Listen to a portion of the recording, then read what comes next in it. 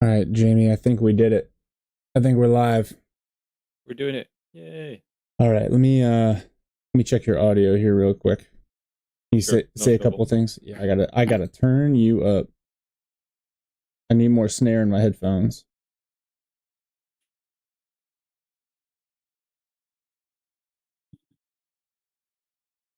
All right. So I've got a whole mess of games, which is always a Okay. good thing. Okay. First off, those who are joining us now are going to join us later. Welcome. Uh, as is my habit, because I get distracted or I have to do stuff for work, and then I don't cast for a while, and then I've got like 12 games. I'm just going to clear the backlog today. It's going to be a good time. Um, let me pull this open, Jamie. We'll see what we got and see what sounds interesting to you. I appreciate you joining me. This will make this a lot more fun. Yeah, it's no trouble, brother. Oh, there's so much I want to talk to you about, but I can't do it on the stream. So Yeah. Yeah, I know what you mean, man. we're secretly conspiring for the community. I've got what I think is a good video idea, but I want to run it past you first to see if it makes sense. And then it's already May, which means we got to also start talking about scheduling the fall showdown. But no big deal. Okay. I've got. What are you feeling? Are you feeling a 1v1 or a 2v2? Ooh. Do you want to start off in a 2 and then we'll do the one we went after? Do we want to mock our boy Skeng? Yes, let's do that. Okay. Skeng's actually been very, very kind to me recently. He's been helping me build my new PC. Okay, so what you're saying is we should really mock him as much as possible. Yeah, I guess so. Yeah, I know it. YouTube's weird because I can't change the stream settings until it goes live, which is Okay, really got you. really lame. I don't. At least I can stream simultaneously to Twitch and YouTube, but yeah, it is super frustrating. It'll eventually fix itself. That's good to know. I just wanted to give you a heads up just in case. Thank you. I appreciate that. I'm gonna drop you this game in there. I think this is the one.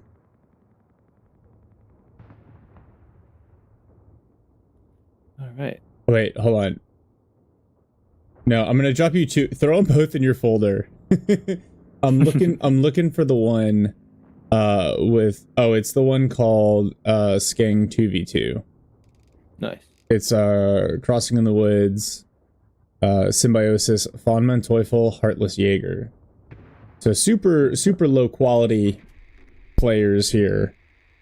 Just to be clear, I'm being very facetious. Oh, Skeng just jumps in and goes, "Don't forget to like and subscribe, folks." Classic. Oh, Classic what a gang. classy guy. What a classy guy. Thank you. Thank you, Skeng. And Reich's Pepe. I'm confused, but thank you for the follow on Twitch there. All right. I'm confused by the name. I part of me wants to know what it means. But here we go. So I'm all logged in. I've got Symbiosis and Skeng here. But you let me know when you're set up and we'll go from there. Yeah, will do, bud. Sorry, 2 minutes. I'm not used to using my I'm on my laptop, so I've always struggled to find the folder on here. It's always a Oh, pain. that's no, you're good. You're good. My documents, my games. Yeah, yeah. It just doesn't have a my document. I found it before. I did it You when I was in don't the even have tournament. a my doc. I know it's so bizarre. That's exciting. Yeah, it's just the path is just different for some reason on this laptop. I think it's because everything's on one drive. I'll figure it out. Don't worry. You're good. You're good. To the guys on YouTube, Reichs, you're on both. Thank you. You're helping me with the algorithm for sure. Miyuki, Chiba, what's up? Shitbringer. Hey man, that name. Joel says, tell Cromwell to get that bio sorted instead of milling about. Tell him I'm at work. I literally can't. So. Reichs Pepe, that makes a lot of sense, and that's really funny. So well done. Well done. Um, Jamie, I don't know. The sporting, very aerodynamic mustache. Do you have a mustache in real life? Me? Well, I know you do, Jamie. Rex Pepe No, says his girlfriend. Oh, no, I don't have a mustache. You did. You filthy yeah. mustache haver. I used to have a mustache. Okay. Who hasn't had a mustache at like one point? I have never had a mustache. Never? Oh, I mean, I suppose as part of a beard, but like never solo mustache. You can't grow a mustache? Oh my god, I'm sorry. Well, no, I'm not. You know what? That has saved you from ever being accused of being a pedophile. Oh, okay, well, that's... Maybe we just hone it back a little bit. Oh, I'm sorry. I said accused of being. Okay, thanks. Appreciate that. All right. How you looking? Yeah, I'm good. I'm just launching now. Okay, all right. I'm excited for you to get your new system. Mine's finally starting to show its age a little bit, and I'm sad. Oh man, yeah, I can't wait. You should have seen like my face when all Skeng and I were working on it, and all the fans lit up and everything, and it was just great. It was just like such a great feeling. So many weird colors, though. I feel like oh, the unicorn puke. Yeah, it's like LGBTQ plus, but in like computer form. Yeah, you really gotta. Yeah, and then it takes a while to set up, and then some of the stuff like my motherboard has a random light that just stays in rainbow. So even though everything else is obviously red, white, and blue, I've got America. Yeah. Miyuki Chiba. So there was an update, I think about 2 weeks ago. And there's another one scheduled soon-ish. Yeah, it's a great song. So that's the update deal. Other than that, I don't really know. Oh, this is a cool. Oh, for a second I thought we had double Dak versus double Brit here, but Von Manteuffel and Heartless Jaeger are going to do the mixed access team. I almost got really excited. Do you remember the double Dak bounty in the tournament? Oh yeah, that was funny. I did enjoy that. Yeah, it didn't work out, but I am always down to do that for future events. Okay. What time are you at? 2 seconds. Okay. Where you I'm at? at 3, so just okay. Go forward 1 and then count us down. All right, I'm at 3. We are set up properly here. Skeng, you got to shorten your name so the whole name shows up. Okay. Here's we get top 25 2v2 here. And we're going to unpause in 3, 2, 1. Unpause. Now at 5, 6, 7. Yeah. All right. Down here at the bottom of the map, the southwest corner, we've got Symbiosis in blue, Skeng in teal, both playing Brits. Opposite them, we have the legendary Axis duo, Heartless Jaeger in purple playing Wehrmacht, and Von Manteuffel in red playing the Dak. Immediate choices, Skeng is locked in armored. Von Manteuffel is locked in Italian combined arms. He's got his Bersaglieri out. Symbiosis and Heartless Jaeger taking their time.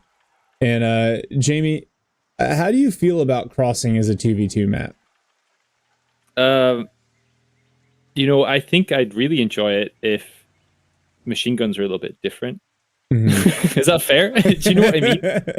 It's just the way that it's not so bad at 1v1, but in 2v2, there's just so many ways you can cross that middle section, right? Yeah. And I just feel like it really I was gonna say pampers, that's not quite right. Really feeds into like machine gun play and holding down arcs and sectors and stuff, which is something I just don't really enjoy. I'd much prefer to move around a little more freely, but it's fine. I much prefer it in 1v1. Yeah, I think it feels a little big for 1v1 and a little small for 2v2. Although I do appreciate the like retro feels of having it as both a 1v1 2v2 map. Wow, Skeng Sappers just doing work over here. And now his Dingo has arrived well. Panzer Pioneers forced off. Sappers, they were bullying the crotches a little bit. Bersaglieri are going to retreat, so Skeng's got Von Manteuffel on an immediate full retreat from his side of the map. And that's going to be huge for early allied fuel control. You can see Symbiosis has the fuel locked up on his side of the map as well. The Brit, the Royal Engineers, the Sappers, they are so strong at the start, especially on a map like this that plays small. You know, you can just work those sight blockers and those lines of advance to stay in cover and get close. Yeah, I'll be honest though, I've struggled with Brits recently. Against Dak playing the Aussies, I feel like I have a decent build, but against Ver, I really kind of struggled. And I suppose I gotta like abuse the dingo, but I don't know how. When you're not memeing for the videos, and you never. Okay, carry on. No, like what's your approach when you've got Wehrmacht? For Ver, I usually just build sections. And if I'm really struggling against the MG42, or if there's multiple MG42s, I'll build a mortar. Mm-hmm. But I generally, if I can avoid building the mortar, I will, because it crushes my tempo. Yeah. And as long as I can survive with fuel control till the Humber comes out, it's fine. And by Humber, obviously, I mean Polson. I'm just making it universal for the other players. That makes a lot of sense to me. I agree. The mortar really does feel like it just slams your tempo, which is kind of nuts. Oh no, this dingo, the Grenblob comes in on the flank, knocks out the dingo. Oh, dang. Well, so this is what you expect from a super high level 2v2 team. This quick double team, knock out the dingo, force a retreat. Symbiosis looks like he's doing the best he can to take advantage of it. You see this move here on the axis cutoff. Oh, yeah. Nice pincer with the section. So MG42's got to retreat and may take a ton of casualties. I think it's too high health to get knocked out completely. Yeah, I think if Skeng was just a little bit less of a mup, he would have been fine there. But, goodness. The two of you. The funny thing is, like, when we play twos, he basically has to be very static, because I'm always running around losing stuff. And so he's got to basically hold it down. So when I play twos with Skeng, I just feel terrible the whole time. I'm just looking at the map, and it's like he's holding the whole map, and I'm like in base, and I'm like, yeah, there's a difference. There's a difference here. Yeah, I'm the problem. The problem is me. Well, this is a nice little flip here. Axis have almost got both fuels, so able to take advantage of that double team. And now this MG42, the position is really good. The arc on that thing is so wide. But Symbiosis is going to get past it. A second one coming up from Heartless Jaeger. Oh, that section is just going to bleed if it doesn't retreat. And now Skeng getting kind of bullied by the Dak Blob on the flank as well. First, multiple machine guns and crossroads? Crazy. I know. What was the one that, the clip that Liberator had? It's like, oh, look, another invisible MG42. Yeah. I'm shocked. All right, Symbiosis has gone Aussies. And as a late pick, I think this is really, really interesting. So the over repair is super, super strong. You don't necessarily need the Aussie infantry. The 2-pounder is good against the lighter Axis vehicles. Although Heartless Jaeger, he's going Panzer Grenadier Company, so it doesn't look like we're going to see the verbal spam. Which is refreshing, because I'm so sick of seeing Ver tier 2, to be honest with you. Yeah. It's weird that it always bothered me that the Luftwaffe company is called tier 2, even though it's like the more expensive one. You'd think that would be tier 3, but it's fine. It doesn't matter. I mean, I've got my naming convention. Oh, these Grens could go down here to the Humber. They better. There they do. There are some other people that think like, no, like Dak, it's just tier 0 to tier 3, and I stand by my shark naming convention, which is whatever I want it to be at the time. Yeah, that's fair. Lots of wire. I've seen lots of wiring on that west side. Really, really smart. Since they've sped up. Oh, Sticky Bomb goes off on the 250, but honestly, Von Manteufel's play here has been really, really solid. You see the mines, you see the wire, and then he's been able to use his vehicles as damage sponges, so he's really not bleeding, and you've seen the KD even out in the last 3 or 4 minutes. It was very much in the Allies' favor, now leaning in the Axis. I really think like the way this map is designed as well, it really favors the Dak, like concentrated fire blob style, keeping all your stuff together and in these like tight avenues just to bleed. Yeah, it's cause as much bleed as possible. It's hilarious because in ones the map feels wide open, but in twos it feels like it's okay. There are 3 lanes, and this is all we get to play in. Yeah, yeah. So if I'm in Teufel going support elements, I wonder if it's a little late for a flak filling, I think. He's got the fuel to just immediately build it. Heartless Jaeger still has not chosen a battle group. Ashton says, Burst is in 2v2, no way. Yeah, that's how I feel anytime I see Burstilieri. So Ashton says they should get a mortar. I think at this point, I would almost rather see, like, Skang Sci-Tech to Bishop. It's just so much better. And it hits a lot harder, and you can keep it back in your base. The mortar, I feel, the Brit mortar in particular, I just feel like is very underwhelming. It's like the one British unit that just is kind of lackluster compared to its contemporaries.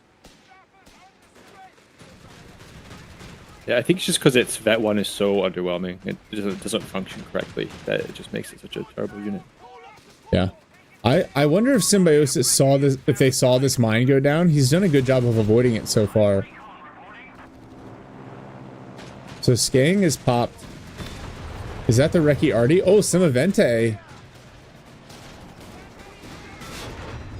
Does a lot of damage. 2-pounder. Wow. If I'm in Teufel does a good job dodging the 2-pounder. What did I miss? It was like the first round in the Savannah was like a deflection damage, so it landed second round. I think it would have killed if both rounds landed. Yeah. Yeah. And Symbiosis doesn't... Oh, MG34 team cleared out. They're going to get picked up by the Burstilieri. Symbiosis does not have over repair yet.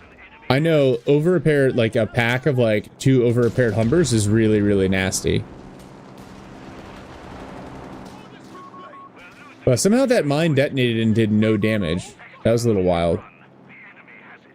But so quietly, Heartless Jaeger has taken the cutoff. Skang's fought like 400 manpower.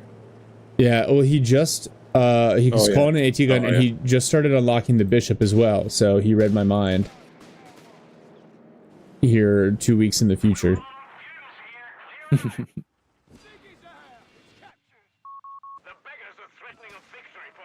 Should have gone Polston. Should have. I mean, jeez. We'd be shredding right now. Alright, Sappers, forced away, Grens. Oh, the Grens hit a mine? Oh, but the Sappers don't have the right weaponry for that, so that Gren squad's gonna get away. Nice mine placement. Look at, I love this. Look at all the field defenses going down. Like, this is the, when people talk about, like, APM, I'm not talking about the, like, crack cocaine to giving your units orders every 10 seconds. It's the, hey, I've got this. Let me put down wire, let me put down sandbags. And Symbiosis all over the map here. Really just hard carrying Skang for sure. Sorry. I mean, someone's got to do it, you know? This is what you get. If you send me your replays, you have to deal with the fact that I may make fun of you. The double 2-pounder. Oh my gosh. How did that half-track survive? It looked like it was below 50% health in the first round hit. Funman Teufel's basically shoved into this corner here, but at least he's got that fuel. Axis with double fuel, that's dangerous for the allies. The Symbiosis is floating a ton of resources. These flares have been really good on the Humber. Yeah. Yeah, such a great unit. Yeah, it's got a really good balance of utility. DPS is like not overwhelming, but if it's used well, it just brushes people. And speed as well. Very maneuverable. Oh man, that strafing run, when they added the suppression to it, don't sleep on that if you're using this battle group. If you're playing DAC, even if you're not running Burstilieri and you haven't made a battle group choice, the Italian Combined Arms battle group gets some really, really nice abilities. Strafing run being one, the artillery cover being another one. Good push here from Skang. He's going to kind of force Funman Teufel back. That 250 very damaged. Should probably be okay. Now, Symbiosis and Heartless Jaeger fighting over the opposite VP. And Jaeger again going to try to shove his way through the middle here with Panzer Grenadiers. It's just 2-pounders to defend it.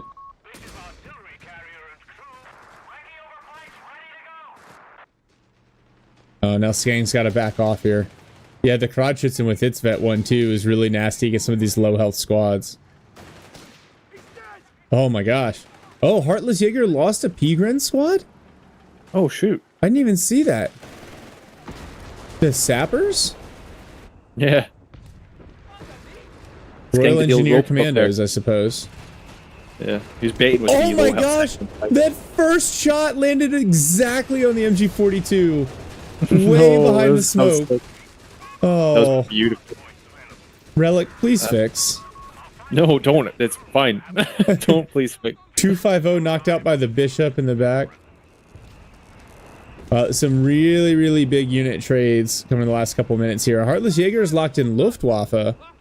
So he's got the Luftwaffe reserves, little manpower hacks. Yeah, Pepe, I agree with you.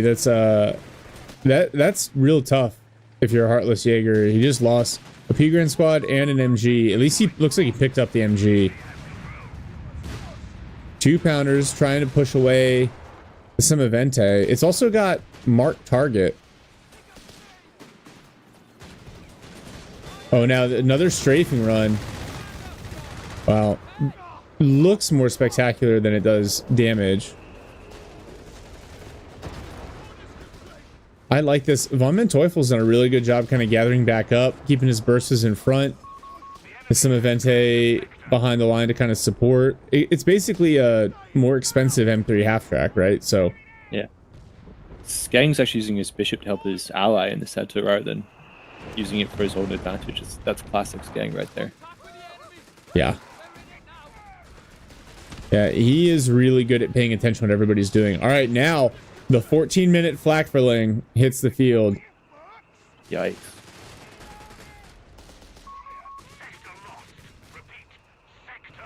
But, I mean, that's a lot. Oh, more mines. Symbiosis loses an infantry section to the Panzer Grenadier, so the Axis getting some good counter punches in here. I think the combination of the Flakverling and the Simavente pretty dangerous on Teufel side, and now he has an LEIG. The Pigren shoving their way through the middle. Now we're going to see...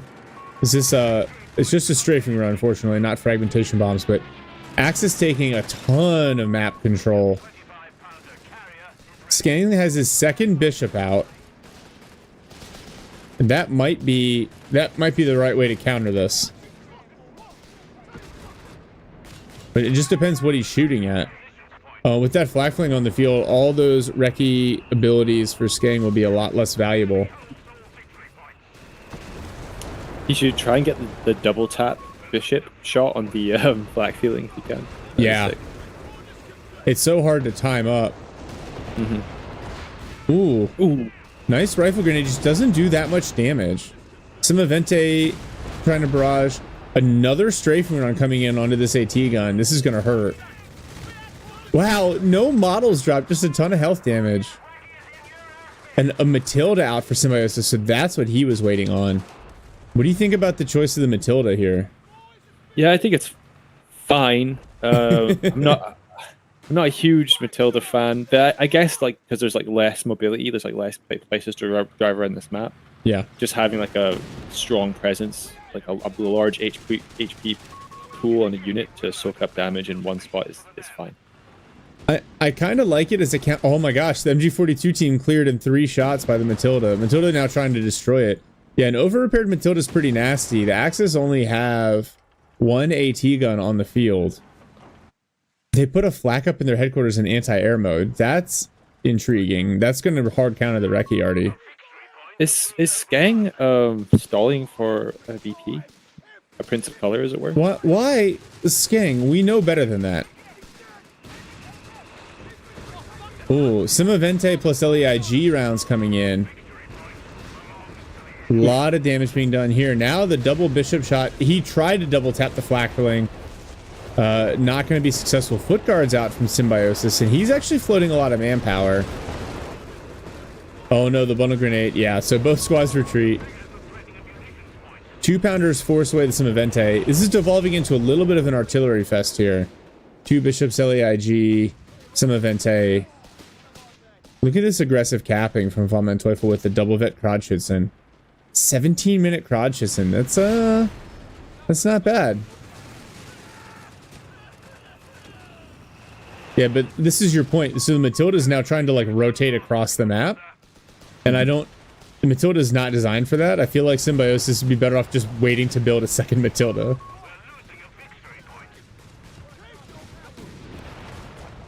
But this could be nice if he gets a couple of Matildas out, combines them with the Archer in the back. Yeah, true. That's a good combination. And they've seen the Jaegers go on Luftwaffe, so he doesn't have to. The only heavy tank they got to worry about is a Tiger from Von Manteuffel. No Panthers, no Tiger, no KT from the Wehrmacht player. Oh, this strafing run. Wow. Oh, followed up with the Semavente barrage. That actually did more. That did a ton of manpower damage. Oh, Panzerjäger's wiped by the Bishop. And the med truck knocked out as well. That's a huge AoE. Nice. So Jaeger trying to come across in the middle here to flank. Yeah, it's so easy to hide these bishops on this map and to keep them out of harm's way with how small it is. So Symbiosis is going to be able to hold this left side. Looks like Jaeger's going for the cutoff. Oh, the Bishop. Go for the direct fire with the Bishop. Oh. The Semavente tries to stun the Matilda, almost kills it. The 2-pounders arrive in time to knock it out. Nice. That was beautiful. Yeah, well played. Von Manteuffel going for the walking Stuka. I like that. It's a good way to deal with the mass team weapons. Yeah. It's just this map as well, I think, is a reflection of it. Very artillery heavy. Yeah, Jaeger, I feel like Heartless Jaeger needs to tech to tier 4. He doesn't really have anything. He's got a Stug G out.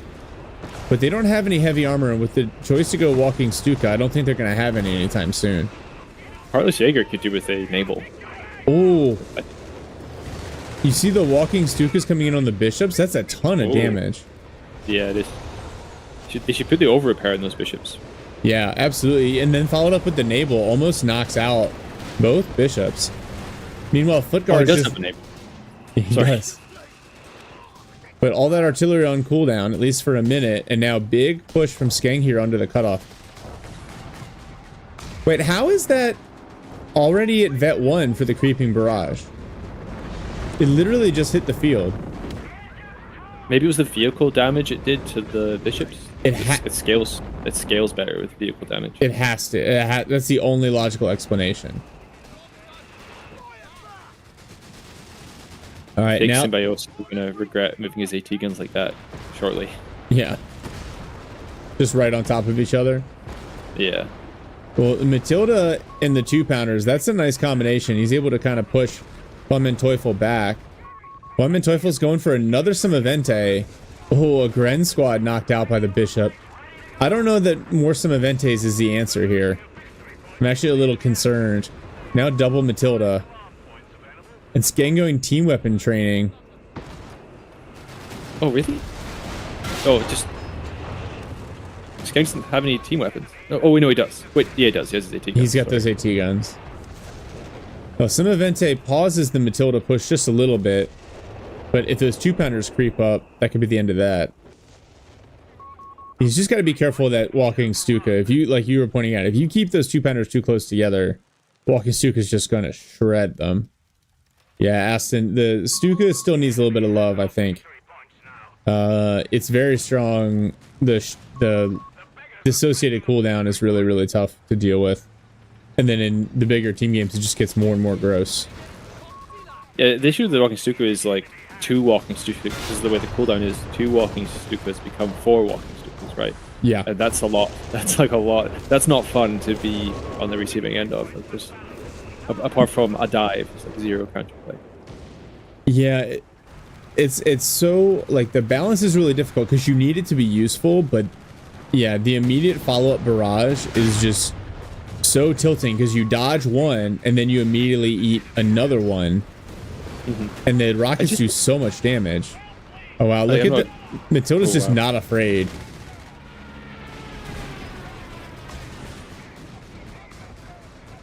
There we go, another walking Stuka barrage. Oh, he's found the 2-pounders. Oh. Doing a lot of damage to Matildas as well. And then the naval onto Skang's 6-pounders in the middle. Wow, but the bishop, the counter brush from the bishop knocks out the LAIG. This is a little chaotic. I can actually hear Skang right now. He's going, "What a loser! Loser!" Hey, Alan, what's up, man? Yeah. Oh, the P-Grand's nice kiting by Skang over here.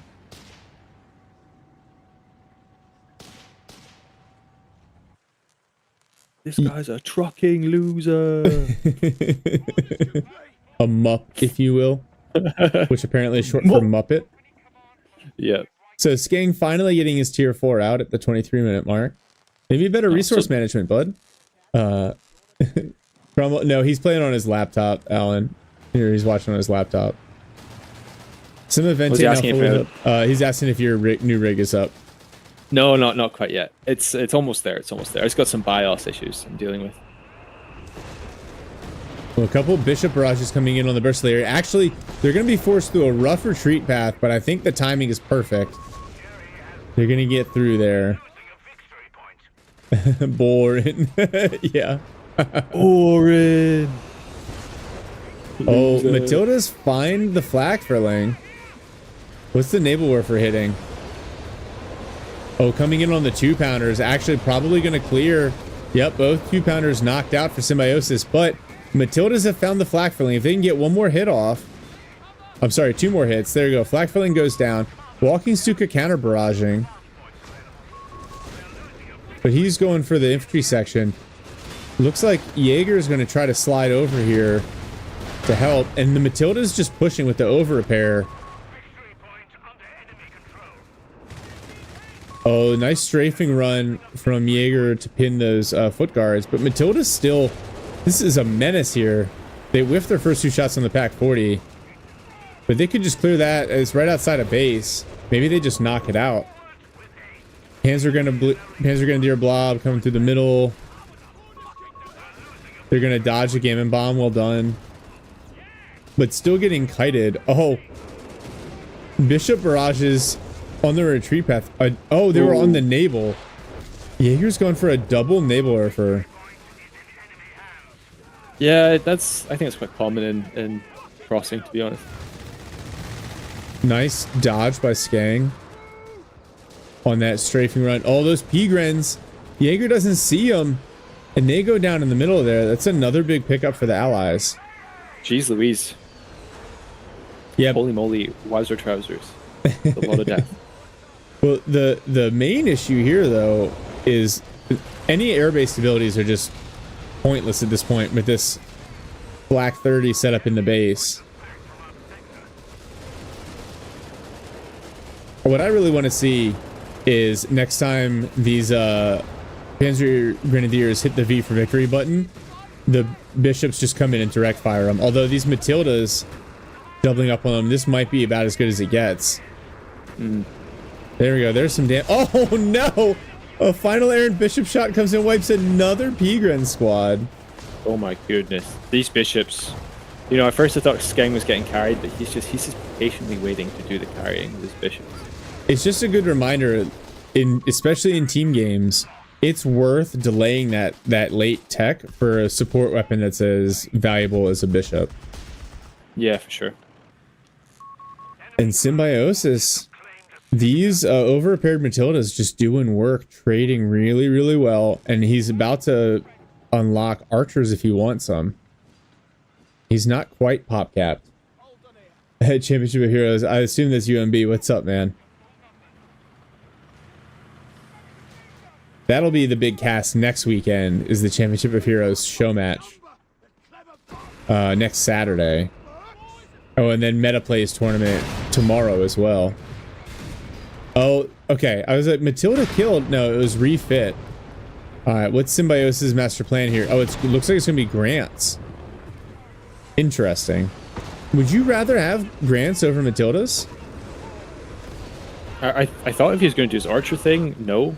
I'd rather have Matilda archers, personally. Is he struggling for pop pack or resources? Like, what's going on? I'm not... No. He's fine. He could have got an archer, right? Yeah, I think because the Matildas trade just fine against the infantry, but he doesn't have any heavy armor to really worry about. Yeah. Oh, I suppose, yeah.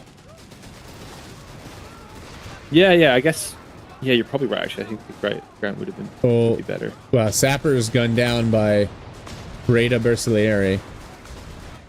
Walking Stuka comes in. It's going to miss the 2-pounders, but do a lot of damage to those foot guards on the way up. And wow, they're just walking into it and get knocked out. Oh, that was so painful. So painful. Yeah, that's tough. Poor Scots. Kenny is outraged. Here we see... what ability is that coming in? Good night, sweet princes. Yeah. Oh, that's the base artillery they called. Now a strafing run.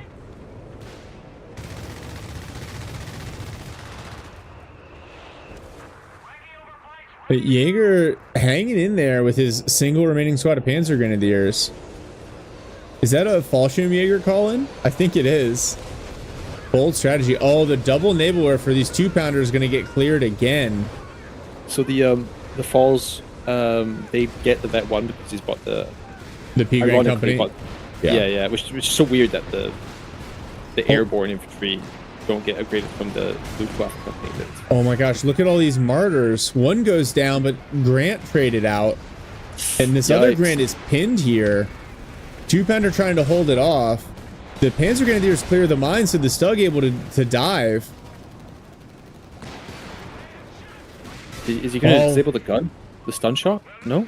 No, I thought the Stug was going to... There it is. Stug kills the Grant. And Jaeger's going to get away.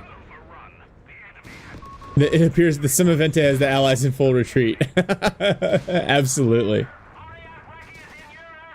But all of that good trades for the Axis, but they are behind on VPs, and the Allies going to maintain good VP and fuel control here. More strafing coming in, more walking Stukas. Wow, look at Symbiosis' army. Down to 2 sections and a foot guard.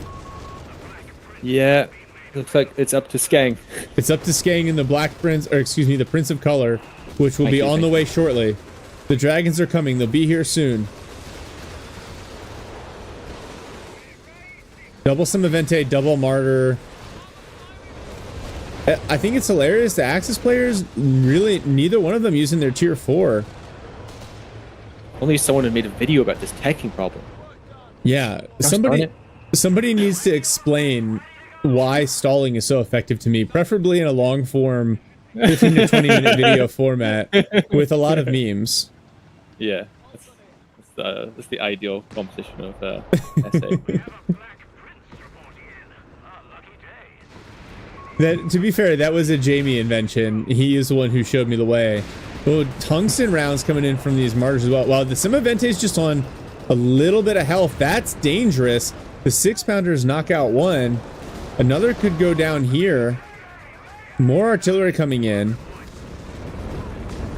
Wow. Oh, snare comes off. Rather splendid jokes by the rather splendid Cromwell. I agree. All right, Black Prince is here. You know, in about 3.5 minutes, it'll actually be somewhere it can shoot at something. Shut your dirty mouth. This is a god tier unit. I'll hear no criticisms of the Black Prince. It's a color. It's just so slow. Okay, I'll take that criticism. That's the only criticism I'll take. It's not its fault. It's just when your main gun is that large, you can't be expected to move quickly. Yeah. The unicorn of the British Army. So unique that it didn't even appear in World War II. Womp womp. The Black Prince sees the Vet 3 Stug G and immediately takes away half its health. Because that's why he's always slouching. Oh, yes. BP. Let's go. Wow. Allies. So Jaeger here trying to countercap with the falls. Allies applying a lot of pressure. The Black Prince is going to be hard to dislodge here in the middle. The KT is also very slow. I don't know that it doesn't have enough armor, but some of the armor mechanics are a little silly. Oh, wow. The double martyr shot. The Bishop's counter barraging. Black Prince on the flank. Bishop's doing work to the Bersaglieri. Martyrs have to back up. Actually, no, they're just going to turn to face the Black Prince, who's somehow already at vet 1. Imagine being so out of position you get flanked by the Prince of Black Prince. Well, it's down to half health. The Symbiosis, yeah, he needs sappers out to start over-repairing all these vehicles. Well, this Grant is definitely going to go down to the Martyr on the flank. One Martyr traded out. Grant knocked out. Simavente cleared. A nice AT gun play in the back. Martyr knocked out. The Prince of Color with 2 6-pounders. That's more than enough for these light anti-tank vehicles. Does he have the veterancy? The 30, is it plus 30% veterancy gain on vehicles? Is that how it's yes. That one already? Yeah, the veteran crews. Yeah, that's cool. I like how the Prince of Color has a Scottish crew as well. It's pretty cool. I'm sorry. Come on, my lassie! I missed that one. Oh boy, more strafing runs. I feel like the Axis munitions control has been fantastic. They've been dropping those. Oh, the Flak 36 on the field for Von Manteuffel. If there's a counter to the Prince of Color, it is the anti-air gun that they discovered is really good at killing tanks. Yeah.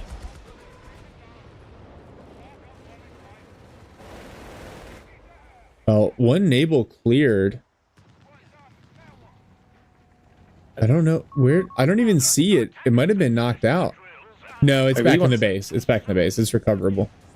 I really want Skeng to build a repair area for the battle group. No one ever does it. I think it's with the repair stations. Yeah. Yeah, it'd just be nice. The double now the bishops are over repaired.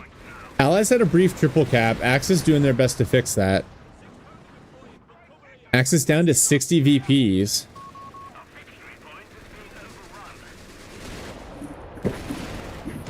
Jack, I don't know. I don't think that 88's going to get to vet 1. The Axis on the back foot here. And now artillery coming in, but nice.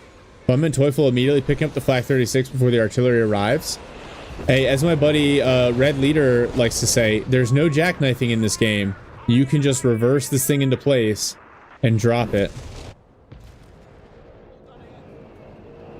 More Fallschirmjägers coming in to replace the lost infantry. I actually like that. I think that's a good call. Yeah, I think that the camo bonus and the utility from the Panzerfaust is nice. Yeah. I'd like it if we still had a Gren alive to merge into them and stuff. Still had the what? It'd be nice if you still had a Gren alive so you could use merge and keep them on the field for longer. But it's still okay. Jamie, if you could get an inch closer to your microphone. Is that better, baby? Oh, that's so much better. Thank you. No trouble. I just need to be able to hear you, and with my headphones in, I can't put my hearing aids in, so this is all I got. If I had a dime for someone's head, could I get an inch more? You'd have 2 dimes?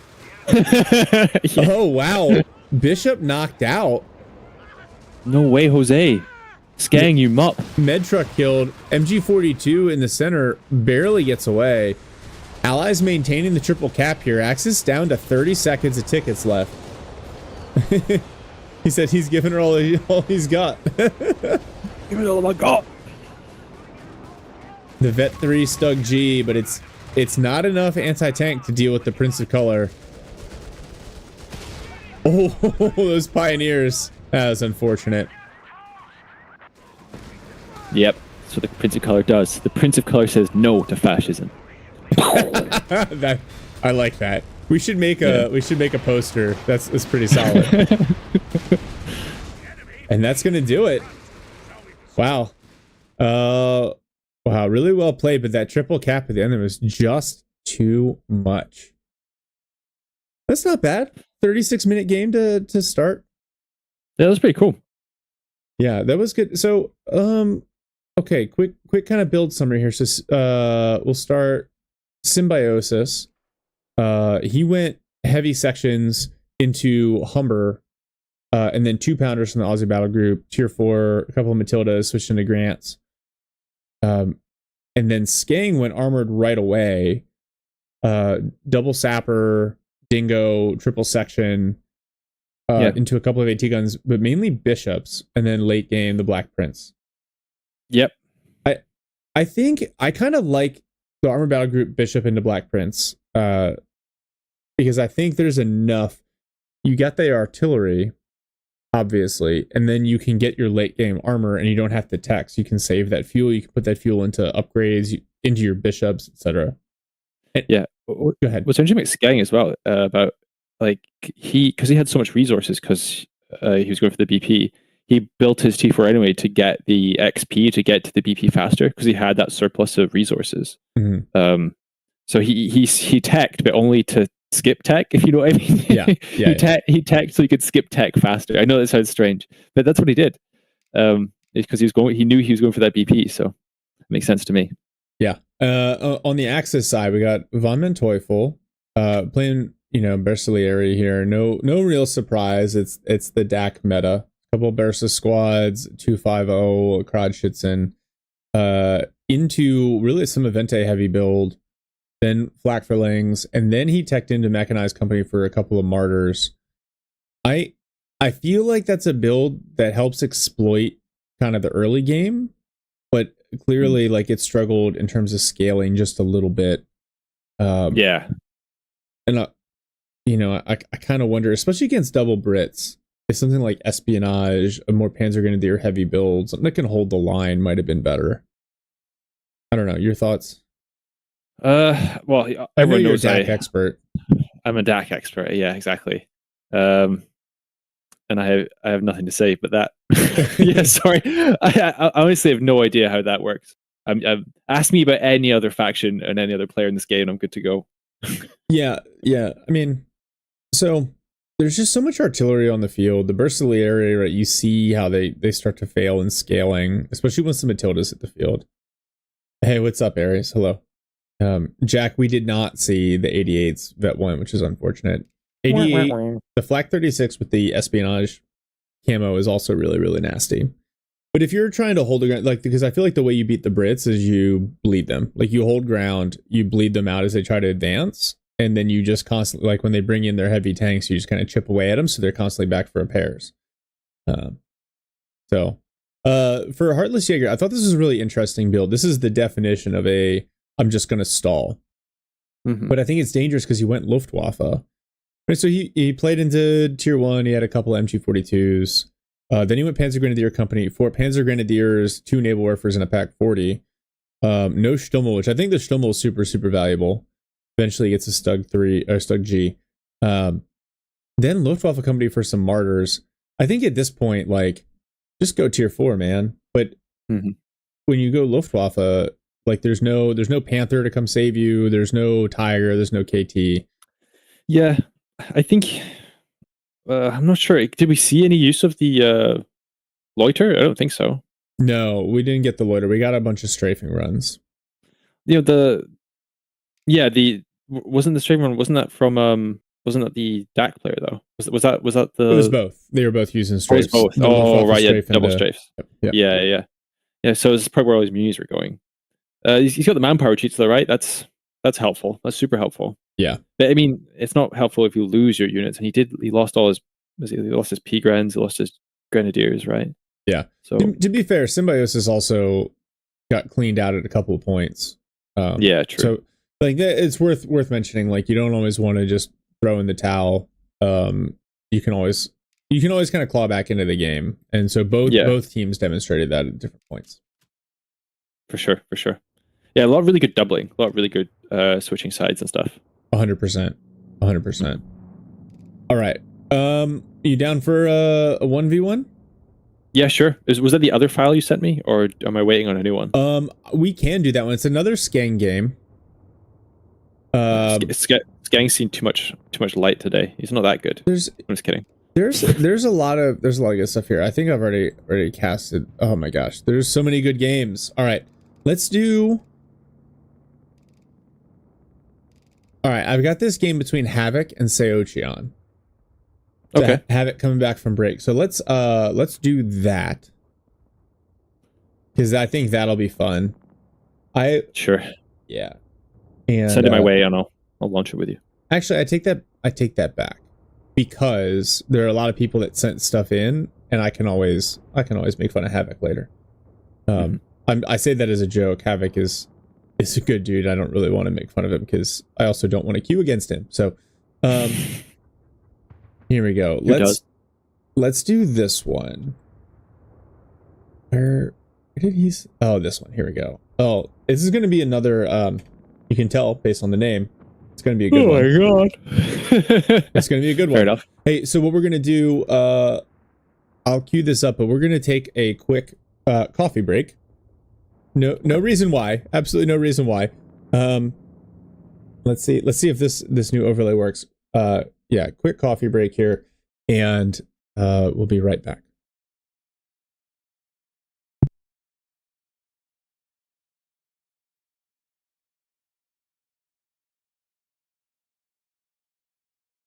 Hey. Hey. Hey, Al. I never want to blow up your guys' spot when you're mid. Nah, you're cool. You're cool. I appreciate it, though. Yeah. Too many cooks and all that. Too many cooks. Too many cooks. I made an inch joke for you, a penis joke. That was just for you, Al. I appreciated it. I was there. That's why I said he's giving her all he's got. He's giving her all he's got, Captain. I always have to remind myself that it's like this is a family show, because I was gonna be like, yeah, but he'll fucking tear the sides up, and I was like, no. Yeah, it was like you gotta like find the line, huh? You gotta find. Yeah. We can flirt with innuendo. We just can't full on. Yeah. So you're having BIOS issues now. Yeah. So I'm having an issue where I don't get a display because there's a blinker on my motherboard that's like DRAM. It's my DRAM amber warning. I followed the procedures of what to do when this happens, like moving around your RAM and and doing what's called a CMOS reset. Yep. But the solution is, if all that stuff doesn't work, is that your BIOS needs updating, but I can't launch the computer to get the new BIOS. Okay. So what I've done is I've downloaded the most recent BIOS for this motherboard and put it onto you just have to flash it. A flash drive, and then you put it into the thing, and when you're booting up, you can do a thing where you go through a series of lights on the back of the motherboard, and that's where I'm at. I just need to learn how to do that, and then I'm good. That's literally exactly what happened to me. When you said it told you it was the DRAM and you switched it, it didn't work. I was like, it's your BIOS just needs to be updated. So yeah, that's all it is.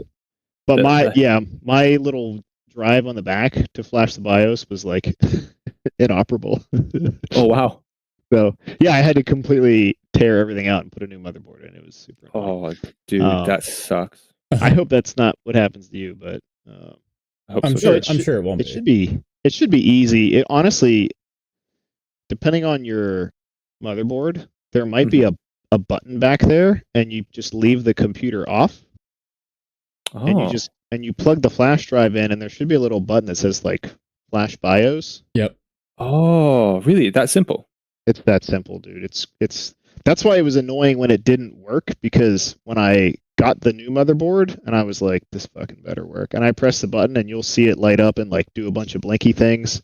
Yeah. And then it stops and you power it on and you're like, and now it's fixed. Oh, yeah. Right. I thought that I guess I was just thinking about it the wrong way. But yeah, I'll give that a go after all these because I'm so close, like I can see everything whirling up and starting up. I just need to square that away. I also need to mow the lawn later, but I'm sure I can get it all done. Yeah. And having said all that, can you get to the BIOS? Will it at least load into the BIOS? No, at present, no. I will not get to the BIOS at all. Okay. Yeah. Then that's all you have to do. I was gonna say, because you can update the BIOS from the BIOS, but if you can't get it, I know that. But I've never been. This is just like I've never not been able to get to the BIOS before, so it's just like a new thing for me to deal with. It's easy peasy, dude. Just make sure the file is named correctly. When you download it, there's instructions. It'll be like, extract the file, change the name to this, drop it into the flash drive. Oh shit! I need to change. Okay, maybe that's what I'm doing wrong as well. Maybe I should change the name. Yeah, check. That's fine. This week's episode of Tech Doctor Fox brought to you by Black Rifle Coffee. You're welcome, everybody. Oh man, maybe we need to. No one's ever asked computer stuff on stream before, but that is entertaining. It's so funny because I remember building the first PC with you, and now you know so much more about this stuff than I do at this point. I don't know about that. I've had to troubleshoot some things, and I remember some things. It was funny when Skang and I were helping him, because Skang would be like, "You got to do this," and I'm like, I don't think that's right. No, I'm sure of it. And then he'd be like, "Oh, you're right.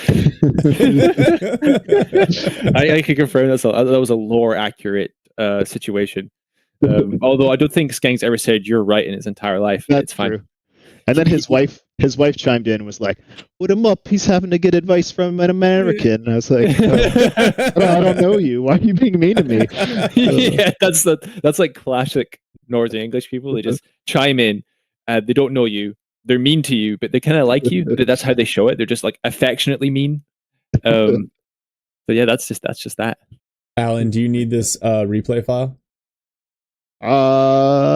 If I'm invited to stay, yes, obviously. I don't like to crash. Obviously. All right, I'm gonna drop it in your Discord here. Send it to my DMs. I'm gonna climb it in your windows, snatching your people up. I'm gonna drop it in the one with Tony because that one's easy to find. Yep. I love how we use all of these combined text threads to send things to one person all the time. Yeah. I'm sending you stuff on Teams, on Signal, it's really funny. All right. Gents, let me know. I'm in at 2 seconds. I think at the start of this, there'll be plenty of time for further discussion on computer construction and build.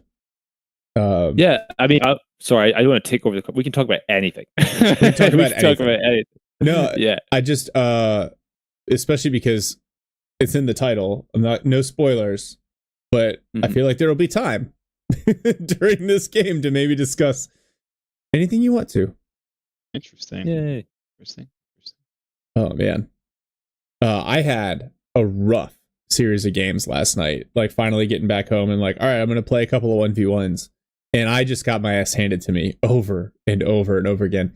And a lot of it was like I was actually winning early, and then just like fumbled the ball several times. And then this morning, before we casted, I had time, and I was like, I just want to play one game. Queued up against a guy that should have beat me, and somehow I won. And I'm like, I don't understand this game. I don't understand. Paul, I think that's like when I go in expecting to win a game, I get smashed. And when I'm like, I have no shot, and then I'm like, oh, he's letting me win this one. This is the co-experience. Yeah. Well, let's see what we can learn today from some of these games. All right, I am also at 2 seconds. Limp Noodles, Elo is an illusion. Oh, I have thoughts. on Elo. On one hand, like skill-based damage in COD. Skill-based damage. That'd be really cool. Also, actually, no, it'd be toxic as hell if that was the thing. It'd be funny. It would explain a lot. It explains a lot, yeah. There was a guy last night I was playing against, and like, he was Dak. His Panzer Grenadiers didn't miss a shot. Like, not once. Like, I just dropping models like crazy. I'm like, my P-Grens have never fought this hard. His P-Grens have wall hacks, that's why. Yeah. Yeah. They've got the aimbot. You're at 2 seconds? All right, hell yeah. Yeah. All right. Let's do it. Unpausing in 3, 2, 1. Unpause. Now up at 5, 6, 7. Yeah. Okay. Axis side, we've got Walker playing Dak. Here in blue, opposite him is Captain Darling playing Wehrmacht. We are on Torrente, which is one of the least polarizing 2v2 maps, to be sure. On the opposite side, we got Debacle, also another well-known player here playing USF in red, immediately going special operations, locking in the M29 Weasel, which was designed to like forward the snowy regions of Norway, not the deserts of Italy, apparently. Whatever, deserts of Italy. Yeah. It's an all-terrain vehicle. It's got that track. And then Kelvin in purple here playing the Brits. So I really like using special operations to counter Dak as a build that has worked for me quite a bit in 1v1, and you can end up bleeding quite a bit, but if you get SSF commandos out, they scale so well. So I like that. You already see the sparring over this central fuel point here. So Alan, your thoughts as a longtime Torrente veteran? The thing I like about this map is how lopsided it is in terms of like the type of fight you have to fight. Because the city fighting on this right side is insanely dense compared to, it's basically open except for this church on the left side. And so I don't know, it definitely causes you to become like kind of canalized, but I don't know, I think it makes it interesting. I like the variety in the map. I know some people get frustrated by just how tight and open and kind of laney this map is, and that can be really frustrating as this dingo is just abusing this MG42. But I do like the variety. I think if everything looks like Elst Outskirts or Eindhoven, then I would be an 800 elo MUP. But having some of these more urban CQB maps to cheese on, I think is I think it is fun. It leaves a little bit of variety. Jamie, what do you think about Kelvin's build so far? The Vickers into the Dingo. I'd say it's unconventional, but I think because of the way this map plays, I can kind of understand it. I don't like it. I feel like with the Dingo, you actually want to have like more sappers, so you can like get the Dingo to sponge the damage and hit up the sappers and kind of get an advantage that way and start building sections. But you know, Torrente is a different beast, and I think having machine guns really early is actually very beneficial to having the one fuel point and holding the one fuel point, or the one fuel point that matters. Yeah. So I get that. I really do. And you know, and the Dingo, he's obviously going to get his base artillery from that as well. So yeah, no, I respect it. I don't like it. I respect it. It's the builds are kind of interesting so far. So like Captain Darling has gone breakthrough, but he's just finally getting a second Grenadier squad out now. Oh no, this Weasel could go down to the Panzer Pios. Debacle is playing heavily into rifles with the Special Operations Battle Group, which, I mean, I know the commando stall is risky, but interesting that he's not leaning into that. And then you've got Walker. Oh, Pioneers get wiped by rifles in retreat. Walker, on an urban map, you normally either see lots of Panzer Pioneers into like Guastatori or Assault Grenadiers. Instead, he's leaning on Panzer Grenadiers. So I'm interested to see kind of where the builds go and how this one fleshes out. Also worth noting, the Axis map control early has been really, really good despite a couple of early losses. This poor Weasel is going to get gunned down. Oh no, Pgren's all over it. But RNGesus is very kind, the Weasel crew, and so a bunch of shots bounce. It's going to get away, as does the Krodschützen. Yeah, I don't know that go ahead.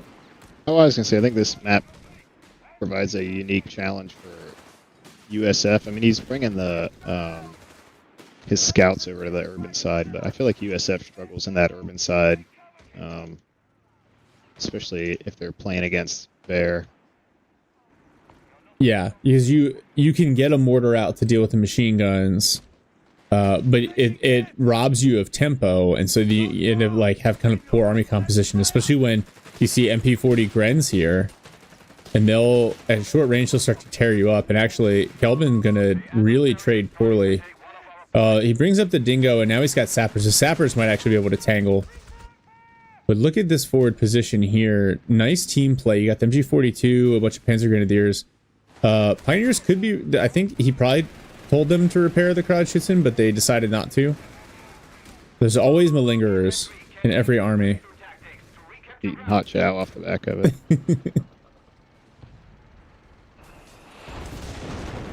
Alright, so a little bit of artillery coming in, displaced one of those MG42s. Kelvin trying to kind of claw his way back. Debacle's got a mortar coming in. He smokes the MG42 in the church. His rifles... Oh, there we go. Switches to an HE barrage. Actually, and that Krodschützen's in a really good spot to provide a lot of vision. Because obviously it gets like the +7 vision when stationary. Oh no. Panzerjägers find the weasel. No. Get around that sight That's- blocker. That's the problem with the weasel. It's made out of paper mache. Yeah. You know, I really do think that vehicles like the Weasel and the Dingo, that the Jaegers shouldn't be able to get their ambush bonus off on them. Like their range should be able to detect them before they come out of camo, because they're reconnaissance vehicles. If there's a vehicle that's going to spot a unit like that, it should be the reconnaissance vehicles, right? I support that, because there's no like counterplay to that, right? Like, Yeah, they just walk up in camouflage. yeah. It's fair enough. They're going to sneak up on like a Greyhound or something, or something that's a bit more of like a solid damage dealer, like a Chaffee. I think that's fine, but not the ultralights that their whole purpose is to provide vision, right? Yeah. That's being a little aggressive. Yeah, I don't think Debacle... Oh, he does have grenades. Now the rifleman going to sprint in for the grenade throw here. Sticky bomb. I don't think there's anything to follow it up, though. And Panzerjäger's in support as well. And I think Debacle's actually going motor pool. So I wonder what else we're going to see him use here from this battle group.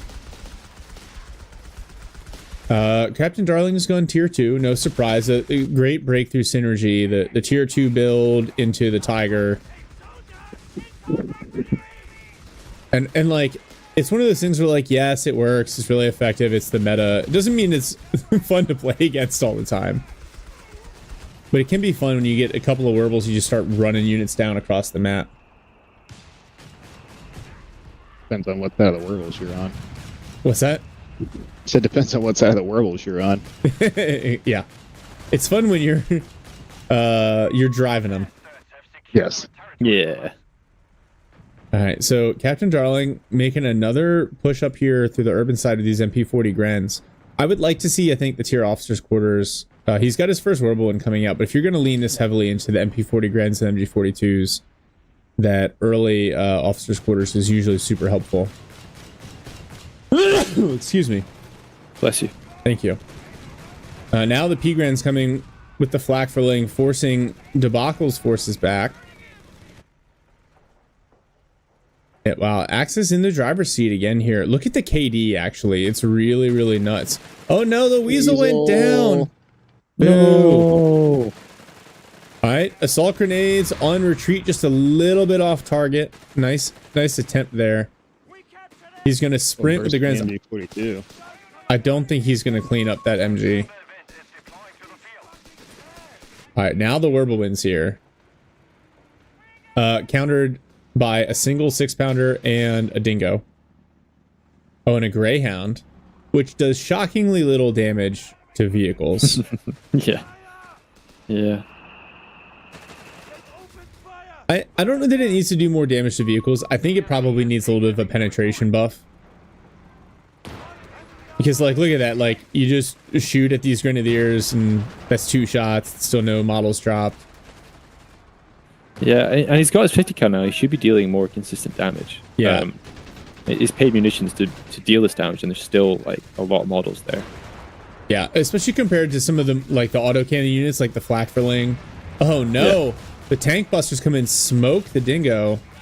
The flak for laying is marked by the captain, but there's just nothing to capitalize there. The flak for laying's gonna be able to get away. Rifleman pushing up through the center. Whirlwind has found this infantry section in a building, chewing away. I think an AT gun might have been more appropriate than a Greyhound at this point. Yeah, especially now that you see the tank busters. Oh, Greyhound. Can he get one more shot off? It does. Through the smoke, attacked ground. Nice shot. Nice pickup for Debacle. The smoke prevents it. Yeah, the smoke prevents the tank busters from being able to help out. Now the riflemen have seized the church in a good position here. And I like this. This is something that I don't do enough of. Setting up and playing a little bit of defense and like sitting in cover and letting your units fight it out and trade effectively. I spend too much time advancing. So this is really nice play here from Debacle. Grenade on the Panzerjägers. Flying Pancake. What up, Tice? How you doing, man? More mortar rounds coming in. And it looks like Walker's just going to back up to his med truck here. Maybe he can get that med truck to vet 1. Start getting that healing bonus. I wonder now that this American Mortar's wet one if we're still gonna see airburst after the nerf. Oh. Ooh. Assault grenades onto that section. Those rifles down to single model, but I think they're gonna get away. And like that bike still being alive is such a nuisance. Yeah, that's outstanding. Oh, the airburst barrage coming in. Yeah, there we go. My answer to my question. This is, oh wow, the Greyhound on just a little bit of health backs out just in time. Hey, what's up, Link? That was rough. These rifles. So I like that Debacle is just kind of holding put, but oh no, don't lose. Oh, the riflemen go down to the Panzer Grenadiers, and that Panzer Gren squad somehow going to get away. Stosstrooping arrived now from Captain Darling. That's the 251 Stosstrooping call-in. I love that from the Breakthrough Battle Group. The Stosstrooping just scale so well. They're really frustrating to play against, which means that they're a good unit and you should use them. The big sway for that fight for the DAC was honestly the bike being able to. They just systematically went through each of the US units, marking them and gutting them down. And there was just, yeah, he just needs to get rid of that bike. That bike is such a nuisance. Yeah, the micro to do that is really, I mean, it's really important. And you see that from the better players that can manage that. Oh, Greyhound catches the bike, but thanks to the special Krupp Steel bike armor, it gets away. I've said it once and I've said it before. It's a bike. Come on, guys. It's the strongest bike ever made. Yeah. Oh, Stosstroop and clear the Vickers. BMW. Gurkha's in close. Ooh, nice. The 6-pounder placement's been really good. Gurkha. Oh no, the Greyhound knocked out by the tank busters, double tank busters. Yikes. Oh, the scouts have a bar. That's pretty cool. Yeah. I'm all for that. Yeah, it's embarrassing that it happened, but my scouts got a Johnson light machine gun in a previous game, and they're actually pretty good. The sacrifice to get them that was unfortunate. The BAR actually allowing them to square off against that Krautschützen fairly well. Oh, nice early dodge from Walker against the rifle grenade. Now, Debacle's got more rifles in the build, and I kind of wonder why at this point you wouldn't necessarily go for commandos. I think with all the vehicles on the field, plus extra DPS, like at this point I wouldn't reinforce with additional rifles, but who knows? Fair wager he's better at this game than I am, so. All the rifles, the Krautschützen with the Mark vehicle and the sticky bomb, and the Krautschützen, the invisible motorcycle finally knocked out. Yes. All right, now go ahead. You know what the health of the bike reminds me of? Did you ever play BF1 with the horses? And the horses could just sponge like magazine after magazine of rounds. Do you remember that? No, I never played BF1, but I believe you. Sick game. They were like tanks that you could ride. Yeah. Yeah, but they had more health and armor than a tank? Yeah, basically. Ooh, the P-Grens walk right into that grenade, take a lot of health damage, forced to retreat. I still think the grenades are a little underwhelming. Like, yeah, the health damage is cool. It'd be nice if they actually killed something. And that one... Go ahead. I think it's something to do with the way that damage is distributed throughout the squad. We've seen it like 1,000 times over when we see like a really low health squad, but they're escaping with like 4 or 5 models, you know, like no manpower bleed whatsoever. It's just a tragedy. Yeah, some of that's like the model damage cap, right? Yeah. Which, like, I think in a perfect world, especially if you want to talk like skill expression, which you'd want, mortar skin-to-skin contact with that Werble. Nice. What I would like to see is maybe the grenade AoE shrink down, but be higher damage and not have a model damage cap. You could at least get minimum 1 kill out of it if it's a well-placed grenade. Yeah. And then also, there's another debate to be had about friendly fire from artillery and grenades. But that's a debate for a separate time, I think. Sappers force MG out of the building with grenade. Ooh, nice nade, by the way. But see, I think like that was a really like well-positioned grenade where you literally would hit every single model perfectly, and they're all in a tight spot. yeah, it does like almost no damage. Yeah. So Kelvin going hard in the paint with the bishops. He hasn't done artillery saturation. I wonder if that might not be a bad idea. Yeah, the rifle's just not trading well with the Stas. The Stas just eating a mortar round and saying like, yeah, whatever, that's fine. I do like the team play here from the Axis, like staying, pushing together here, focusing on this kind of middle VP. Although, to be fair, Kelvin's taking great advantage of it. He's pushed all the way up on his side. So as long as Debacle can just hold this ground, Ally's going to be in a really good position. I'd say he's got like 30 seconds left of holding, and then he's going to have to get out of there. Yeah, the Jaeger push with MG42s is very, very strong. Oh, these rifles... 30 seconds. Generous. Yeah, rifles need to get out. Oh, now Debacle's gone straight for the whiz bang. Oh, let's see it. Let's see it. Big barrage coming. Oh, Panzer Grenadier squad wiped. And now the retreat path. That's unfortunate. Oh, the tank buster's going to get away. Oh, that was a wonderful barrage. So here's my issue with the whiz bang is that it's got a nice long, like, it shoots a lot of rockets, but they come in over such a long length of time that most players will, like, the first couple hits will do damage, and then after that, it's dodged. Yeah. And so I don't know how I'd suggest a change to it, but it'd be cool if maybe they had, like, oh, nice grenade toss onto that machine gun from the Gurkhas. Maybe they have, like, a higher arc, but the rockets land closer together in time and space. Do you remember the way they used to be? They used to travel really slowly but go really high. They'd be like floop, floop, floop. And they were so big and arcadey, and they had this huge arc. God, I hated that. It just depends, like, you know, because USF really need artillery. They don't have any non-doctrinal artillery. And don't tell me a mortar counts as artillery, because it doesn't. Nice stun grenade there from the Panzer Pios, but not really able to capitalize on it, unfortunately. All right, Debacle going for advanced logistics. Looks like he's going to continue to lean into the infantry play here. That might be a mistake, especially with his teammate going heavy into bishops. I feel like he probably needs tier 4, needs to get some Shermans out. Although Walker down to one Panzer Grenadier squad, building another one. Oh, here's the walking Stuka. Where's that going to hit? Oh, onto the church. The rifle's forced to advance into fire. They take a ton of damage. The whiz-bang counter barrage does damage, but no kills. So all the infantry gonna escape here. I can't believe that rifle would survive, by the way. I can't either.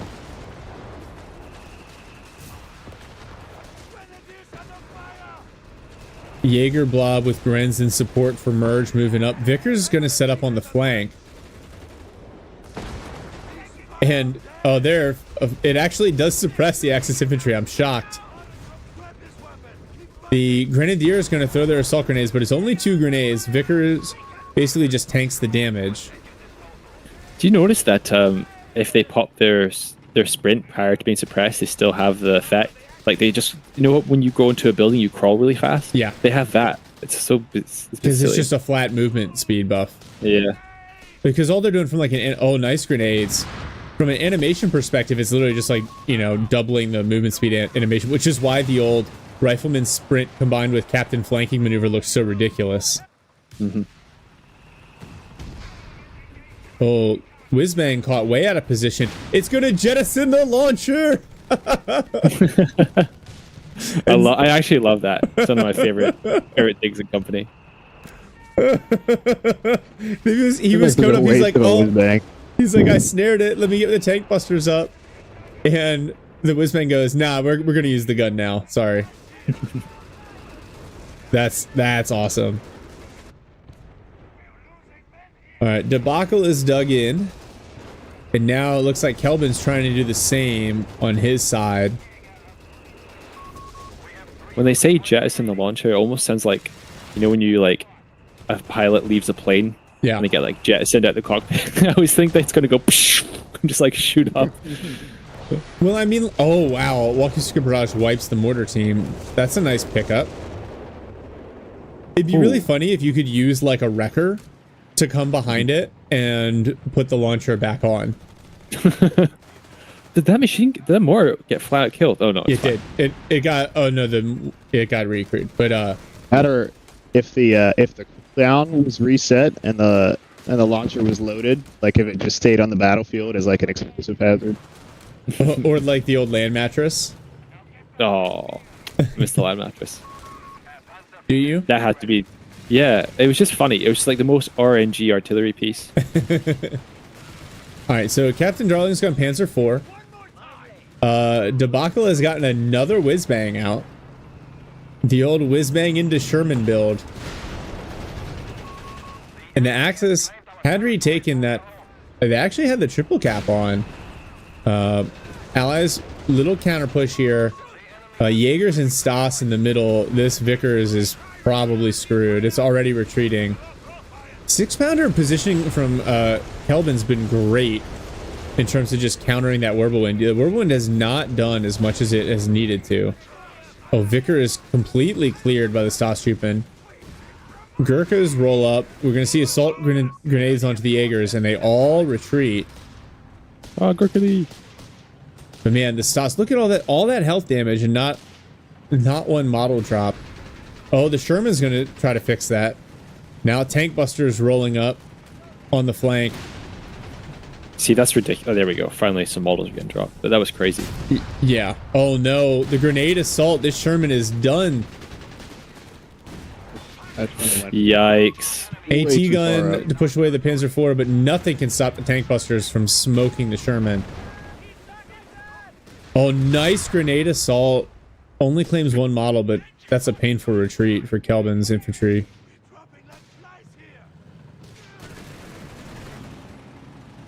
All right. I mean, Captain Darling, like, he's nowhere near a Tiger in terms of fuel. And I think the fact that the Allies have had that central fuel for so much of the game has really dictated the level of threat that the Axis can generate. I wonder what Walker's going to do. Walker in a good spot in terms of resources.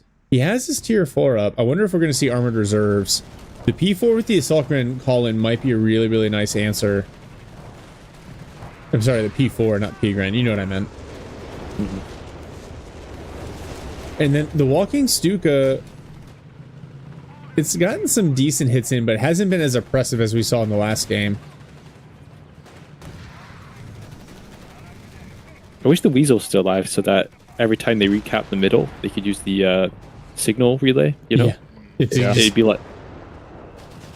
So I think what's funny about the signal layer is it's just a flat +3 bonus. It actually has nothing to do with like if you put it on a +16, it's still only +3. So if you use the Weasel to back cap the smaller resource points, you get the same resource benefit without the contested nature. More whiz bangs for Debacle. Oh no, these Gurkhas could be in trouble. Ooh. Wow, down to a single model, but nothing there to clean it up. Oh, look at the whiz bang. This is what I mean, right? Like, he immediately dodges. He doesn't lose any models from that barrage, even though it looks really cool. That's why I think the whiz bang just needs a little bit of a retune. Because for the investment between the battle group and the resources, it's got to hit harder. It has to. Yeah, it's just like, you know, elite infantry having larger health pools as well. Even when they're like directly hit with a shot, it's not as devastating, right? It's like they have that comfortable cushion of that health pool to rely on. Yeah. Oh, this Vickers Panzer IV clears it on the central VP.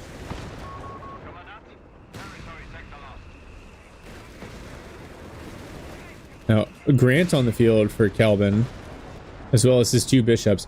Crazy that these bishops, this entire game, they haven't even gotten to Vet 1. That seems a little unusual for me. Oh, look at this Panzer Grenadier flank on these rifles. Oh no, this rifle squad. That's a really rough retreat path.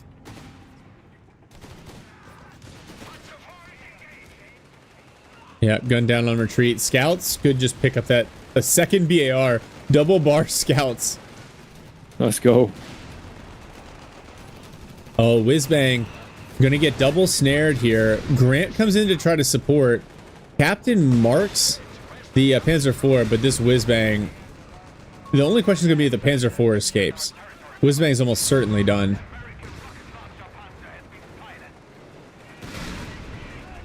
And the Grant cleans up the Panzer IV. Beautiful. All in all, I think that's a better trade for the Allies. Alright, Captain Darling has unlocked the Tiger, but I don't... We are a long way. Maybe not. Was like 180 fuel. He's in a decent place to stall with his Jaegers. He needs a little bit more attack with a mortar or something. This walking Stuka barrage. Ooh, big hits on the rifle squad and on the Gurkha. Oh no, the Gurkha's down to single model. Oh no. But gonna get away. My brother's from Nepal. Oh, hell yeah! That's what I think it is. It's an elephant. It's an elephant in a no shit game. I don't think I've ever seen one that wasn't like a meme build. I don't think it's... Oh my god, those scouts just got annihilated. Double bar Vet 3 scouts just gunned down. Whiz bang. Plus the bishop doing some damage to these Panzer Grenadiers. Elephant posted up in the middle here.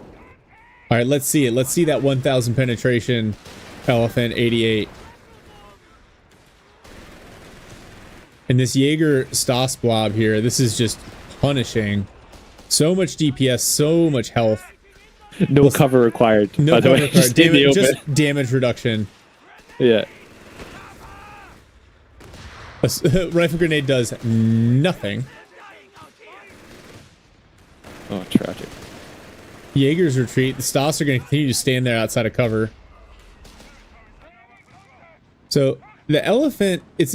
I'm glad that Walker built it, but I don't know what it has to really shoot at. There's one Grant on the field, and then there's a whiz bang. Look at the heat coming off the engine block. On the elephant? On the elephant. Oh yeah, that's cool. Oh, nice. That's a nice little effect there. Thanks, Relic. Thanks for taking the time, putting the effort into that. And I mean that sincerely and not so, even though it sounds sarcastic. Yeah, the Stuka hits a lot harder than the whiz bang. Here we go, SSF Commandos. Our homies immediately suppressed by a Vet 2 MG34. Now the walking Stuka comes in. Oh god. Oh, they're just eating the Stuka rounds. Only one model. Oh no. Now two. All that trading. Years of trading. To just eat artillery. Yeah. The counter barrage from the whiz bang is going to hit a whole lot of nothing. Grant's going to move up. Where's the elephant? We got to see this. The Grant squared off against the elephant. Now the creeping barrage from the Stuka going for the mortar and the whiz bang, gonna whiff. The rifles find a med truck. It's not like Walker's pop capped. Did he do? He has not done armored reserves yet. I would love to see the elephant and the tiger, the Africa Corps Zoo. I wonder if Walker can make it happen for us.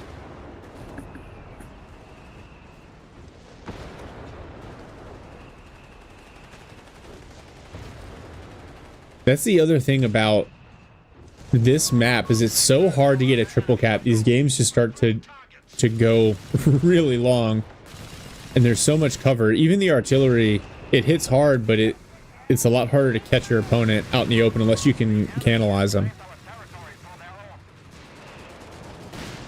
And worth noting, both teams still fighting heavily over that +10 fuel. Nice grenade on retreat. Only gets one model, but I like the placement. It looks like the Axis are going to grab this, they're going to get the triple cap on here. Grant in support. Where's that elephant? Still kind of off in the back. I think that elephant's done nothing. What's that? This elephant's done nothing, right? It's even fired a shot. Yeah. Debacle investing in survivability for his infantry. Now the elephant creeping forward. But the Grant's just going to drive away. I wonder, Debacle, has he gotten the upgraded Zooks? He has not. But I guess really he doesn't need the anti-vehicle so much. There's a there's a Wehrmacht Tiger with a DAC elephant. Yeah, the elephant, the heat coming off the motor as it moves is pretty cool. Oh yeah, like a dragon. Oh man, more Stuka coming in on this VP. Rifles take a bunch of really big hits, but it looks like they're going to be able to cap it. The captain here getting pinched between these two P-Grand squads. Vet 3 captain. I think Fortune's going to turn around the church and get away. Thank God. There's so much anti-vehicle firepower now for the Axis between the Elephant, the Tiger, the Tank Busters.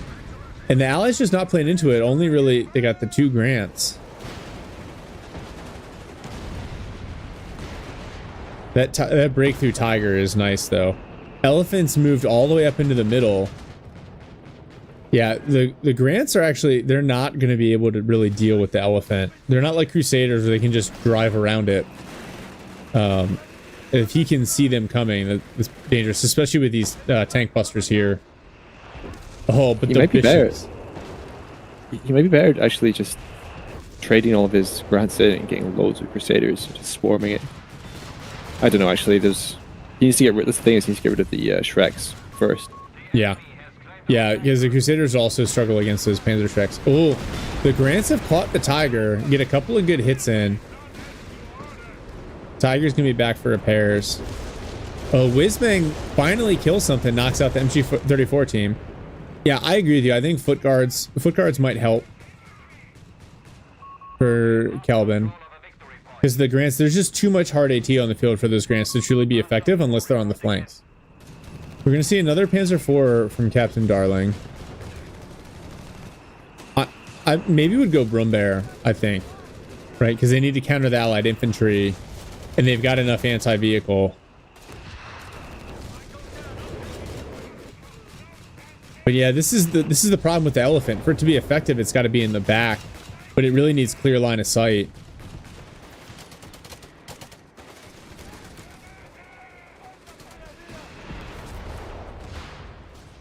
So a nice push here from the Allies into the middle. They've stabilized a little bit. Wow. Oh, Captain Darling loses a Gren squad to the infantry section. So oh, okay. Can you flatten that church if you just keep hitting it with artillery? Yeah, you can also... oh, no. Yeah, it can't be... It's that weird, like, when the buildings get knocked out in a particular way. I think it still remains a sight shot blocker. Yeah. Yeah. Oh, the Tank Busters get cleaned up by the Rifles. Walking Stuka Barrage coming in. Rifles gonna retreat. Actually, this Commando retreat pad, this could potentially be painful depending on... Oh, very lucky. Kelvin getting a 17-pounder out now. I think it's a good answer to these vehicles, but the problem is that walking Stuka. Yeah, it's the thing. And especially on a map like this where it's streets and avenues, I feel like the walking Stuka really excels. Yeah. Yeah, especially because the creeping barrage can just follow along. Exactly. Man, Walker, his Pioneers, everything just repairing as much as possible. He does not have the emergency repair kits. I think he needs that. The extra health plus the self-repair, really, really valuable.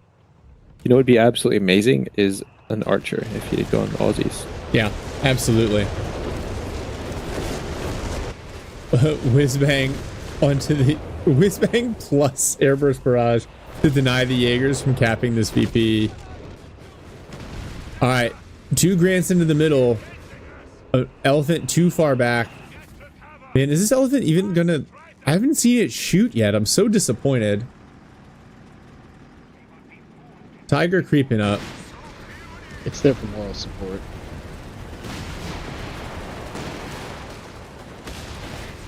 $17-pounder in the back. Gets a good hit off on the Tiger. Elephant just still kind of in a different spot. Oh, Stahlstruppen knocked out by the Grants. Oh, that's a big pickup. Butterfly bombs coming in. And looks like Dak are going to take control of this VP here. Debacle, he does have engineers with the Minesweeper. Where's that Stuka barrage coming in? Oh, onto the 17-pounder. Oh, and the truck drove away. And immediately following it up with a creeping barrage. The CWT trying to pick up. Oh, it does. It succeeds to pick up the 17-pounder and then immediately gets destroyed. That's a bummer. He could have just recruited. Yeah, I think when you know it's coming down, just don't try to pick it up. You know, just let it get hit and then pick it up afterwards. The Elephant has found the whiz-bang and doing a ton of damage. I cannot believe those 57 mils are penetrating the front armor of the Elephant. That strikes me as not lore accurate. Oh my god, all these butterfly bombs. Oh and god. Debacle's just running through them. Engineers are slowly discovering them, and now guys are gonna shoot at them while they're standing in the minefield. Another walking Stuka barrage coming in on the retreat. Oh, it's just a little bit too far in front. All that infantry going to get away. Another Stahlstruppen squad on the way out for Captain Darling. Makes sense to me. I think he needs it. Blackverling defends this VP. Man. I mean, what's the answer here for the Allies? Oh, Blackverling knocked out by the 57 mils. Well, at this luck, all they need to do is keep padding everything with their 57 mils, and they're going to be fine. I'm not sure. Yeah, because like I can see a Sherman just getting vaporized between the Elephant and the Tiger. More butterfly bombs coming in, but Hellcats won't fare any better. Maybe like, you know what the trick might be? Is this mortar still alive? Yeah. What he could do is he could tech the big mine, okay, because he's gone captain, and then he could smoke after he wins an engagement, and the Elephant backs off because it always goes to the same spot between the VP and the church. He could just smoke there and just place him around there, and he could definitely pick it up. If you hit the Elephant with the big mine, it's basically immobile. It's stuck. Yeah. And that could be a game winner for him. He's got marked target with his captain, I'm pretty sure, as well. So he's got lots of options, actually, to defend this Elephant. Oh, walking Stuka almost caught out. Section pushes on, but it ceases its barrage and backs up just in time. Yeah, I think maybe the answer is going to sound silly. He's already invested so much in the infantry. Maybe more SSF with the Zook upgrade. Because they've got survivability, they've got advanced logistics.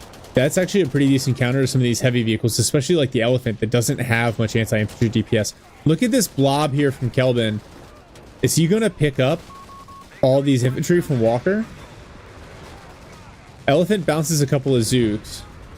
Sections continue to push. Tiger's on the backside now. Oh, this Vet 3 section down to one model. Tiger's going to chase. Oh, it just can't do it, but maybe the Stahlstruppen can pick it up. Nice. More walking Stuka here. This sounds like a creeping barrage. It's a deep shot onto the Bishop. Another flak filling knocked out. Nice. Commando's got that one.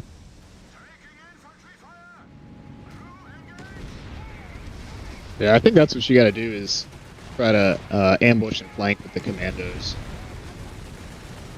Yeah, especially with these SSF, you need the Zook upgrade at this point. There's just too much health on the field. More butterfly bombs. I think with the more recent nerf, butterfly bombs are irritating, but they're not devastating the way they were when the battle first got launched. Ooh, the Tiger's got engine damage. Yeah, I think the sections double snared it. P4 trying to clean up the Gurkhas, can't do it. The Grants will find the Panzer IV. The Panzer IV taking a lot of damage. The Grants are going to chase. And Panzer IV knocked out. Elephant and Tiger. Every shot penned. Yeah, every single one. Elephant and Tiger nowhere close to provide support. I guess it's Vet 3 Grant, to be fair.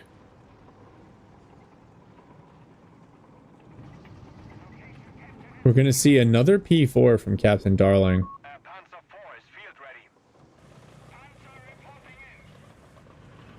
Debacle is like 300 fuel. Yeah. Darling He has 700 never even built munitions. tier 4. Yeah. Oh, whiz bang on the Jaegers. A couple of good hits, but they're going to get away. That's a whiz bang in a nutshell there. Oh no, these other Jaegers getting chased down by rifles and a Vet 3 Grant. Jaeger squad cleaned up. DAC infantry come across, but this could actually go very poorly for them. The Grants do a lot of damage up close against, well, in theory, the Panzer Grant is just tanking all those shots. Yeah, that's weird. I don't know why that's happening. It's almost like they're not human beings. Walker lost a Panzer Pioneer squad. A machine gun got knocked out for Debacle. Look at this elephant pushing up. Love to see it. The captain's going to mark it. I feel like the captain marking is coming a little early. Like, you want to see that once you have something to shoot at it. Yeah, as the initial damage starts, that's when the mark happens to Yeah. Oh no, Vet 3 captain. Another P4 lost. No. Debacle has lost a rifle squad and a captain. Oh, he needed that captain. That was a very important. He part really of his did. composition. Oh, nice grenades. Wow, the Gurkhas Vet 3 P-Grand squad, both of them down to a single model. Nothing to capitalize. Tiger's going to push the Grants. The Elephant, unfortunately, backing up. I feel like you got to push with the Elephant with the Tiger. The Gurkhas recrew the 17-pounder. Immediately gets a shot off. It's a bold move. I love how every time you recrew a team weapon, fortunately, it's already been... oh, wow, Bishop got knocked out. It's already set up and ready to go. Yeah, it's already loaded. Oh, this Vet 3 section knocked out by the Tiger. That's brutal. Walking Stuka barrage comes in, clears the 17-pounder again.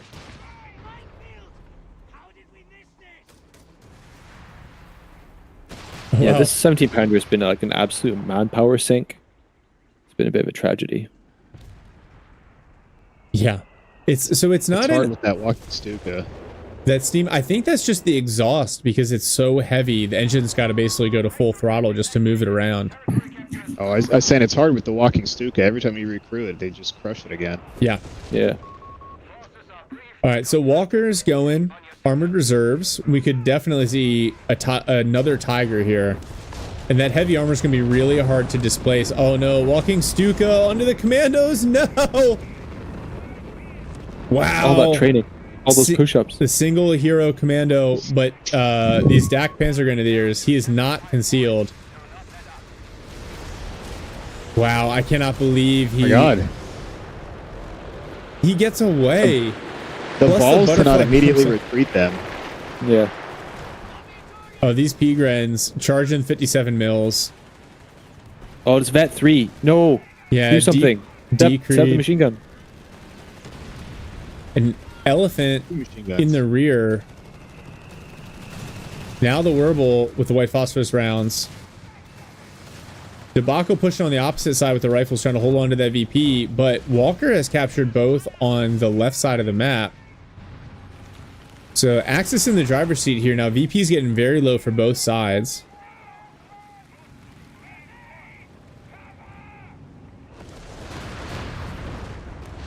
Gurkha grenade assault forces the Jaegers out of the building, but they're going to hold this VP.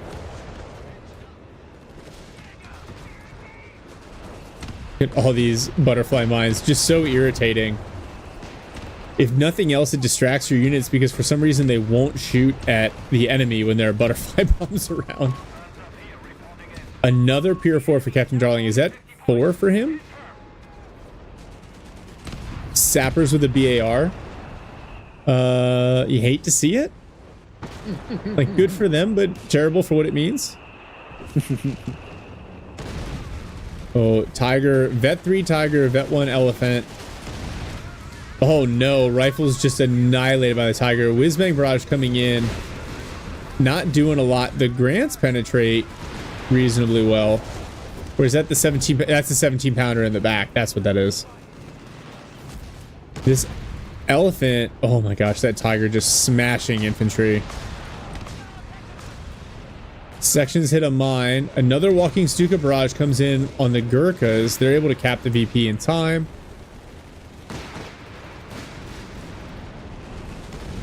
Oh, there we go. There's the Elephant getting involved against the Grants. Mark target used again, this time from the Special Operations Battle Group.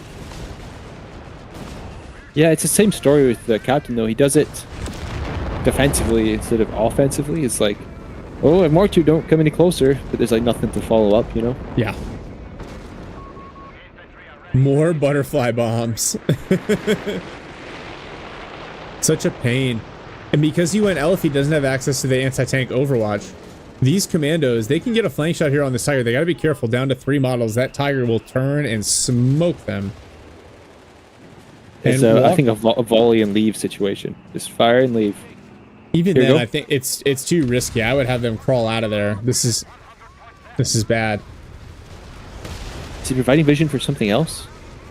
17 pounder. Is that another 17 pounder? It is. Oh. Jeez Louise. And the commando squad knocked out by a butterfly bomb on retreat. Oh, that's unfortunate. Where's his engineers? Dead. And now, wow, the is that a Vet 3 Walking Stuka? Yeah. Did you see how fast those shots came in? That's insane. Yeah. And now a second Tiger on the field. Oh, you see that snipe shot from the tank busters? No. Yeah. Oh, they just sniped the engineers. It was sad. Every unit has a BAR at this point. Another Walking Stuka barrage. In the chat, Debacle is begging for help with the Walking Stuka. It comes in. Oh, hitting the half track. Half track smoked. Machine gun killed. Tiger on the advance. The whiz bang. It could jettison, but what would be the point? God. 57 mil trying to help. Second 57 mil arrives. The Tiger has got so many upgrades. Whiz bang knocked out. Double AT gun is not going to be enough. Oh, AT gun just cleared. Tiger pops smoke. On the opposite side, the Grants push the Elephant, actually penetrating the front. Elephant smokes the Grants in the... Oh, wow. And then it goes down to a sticky bomb and a Grant and a 17 pounder in the back. That was the magic there. Well, that's a dead Elephant just as the Tiger hits the field. The moral victory. So the Axis in the lead here. Allies with 25 tickets left. Oh no, this truck gets knocked out by the Grant, clearing the butterfly bombs. 17 pounder, almost certainly going to go down. Wow, somehow it survives the Walking Stuka barrage at Vet 2. Oh, SSF commandos. And Debacle's going to call it. With 14 VPs left, engineers charging into the Tiger and the P-Grans. Kelvin throws the GG. Oh. Well. Epic. All I want to say is, for all of you who say the tick rate in CoH3 is too slow, or too fast, no. No. 50-minute game, holy crap. That was insane. Yeah. All right, Jamie, your thoughts? Yeah, I feel like the Allies just didn't have a clear plan to deal with what I perceive as the inevitable Axis heavy, right? Especially in a map like this where it can, where the VPs are set a certain way and the games are going to go on a lot longer. It really, like even their battle group selections they're like the two battle groups combined that have almost nothing to deal with the big boys, right? Yeah. Like apart from the Mark vehicle, you can get the special one with the recon, the recon plane. That's it. but that has to be used in conjunction with something else. And I Yeah. just feel like there was just no clear plan. Um, the DAC player was that Darling? Was it Darling the DAC player? Walker. Walker is a DAC Yeah, player. Walker lost his engineers really not super early on, but in the mid game, so he had no sweepers. I Mhm. just feel like place a mine, not even a big mine, just any mine, a mine of any variety, because the Axis vehicles come through the same route every time. And I just feel like that's your shot, right? That's like your shot, because they're not gonna knock these big tanks out like conventionally the way they were playing. Yeah. With the 75 mils and the whiz bangs and the commandos, like it's just I don't know. I just don't think it's happening. Yeah. So to your point, I think just kind of based on the chat, I think Walker and Captain Darling are on a ranged team, and I think Debacle and Kelvin are not. Yeah, that makes sense. And I think you said so. Like you could say, well, Kelvin should have noticed that Debacle was going special ops and doesn't have late game armor, so maybe he needs to tech into something like heavy armored or Canadian shock, something with a heavy tank right at the end of the game, or an archer, the Aussies. But that's why you got to communicate, because it's even at this level, and all these guys are 1600, 1800 elo. Right? These are good players. But the awareness to keep track of, because you're trying to keep track of what your opponent's doing, not necessarily what your teammate's doing. Yeah. And I think that's definitely really tricky. I love playing with Indian artillery, even though it's definitely like probably like the weakest British battle group at the moment.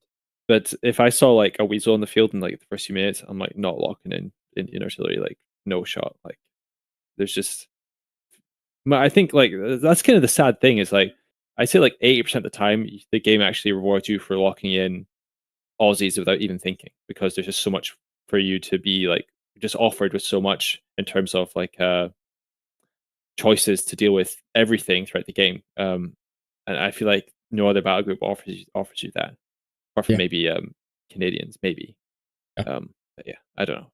No, all good points there. Alan, what did you kind of take away? I think Jamie said most of it. That's always the struggle for me, is how do I set myself up to deal with Axis heavy armor in the late game. And I think one of the traps that you can fall into on this map on the urban side is, at one point Kelvin was trying to cap the far VP. And rather than do that, because you're literally right outside their base, they're going to come back. You're probably not going to, even if you decap it or cap it, you're not going to hold it. I think I would have done everything in the world to like prevent them from coming back through. So, like you said, seeding with mines, setting up MGs or something. I mean, it's hard once all the artillery is on the battlefield. You can't just park MGs in these buildings, but the trap I always fall into is your fight needs to be in the middle on that center fuel versus getting tunnel vision on the city. So rather than try to take and fight the city, it's like, how do I deny them coming to my VP? I just need to like protect and hold my VP. That's it. There's no reason to try to do anything more than that. And then focus towards the center and like create this kill zone for vehicles somehow. Yeah. I thought Kelvin, I think you hit nail on the head, because I think he did a lot of things that are really smart. He was constantly trying to solve the problem that they had, right, with the 17 pounders. The problem is he didn't have any really good late game answers, and they couldn't kill the walking Stuka. And part of that's this map.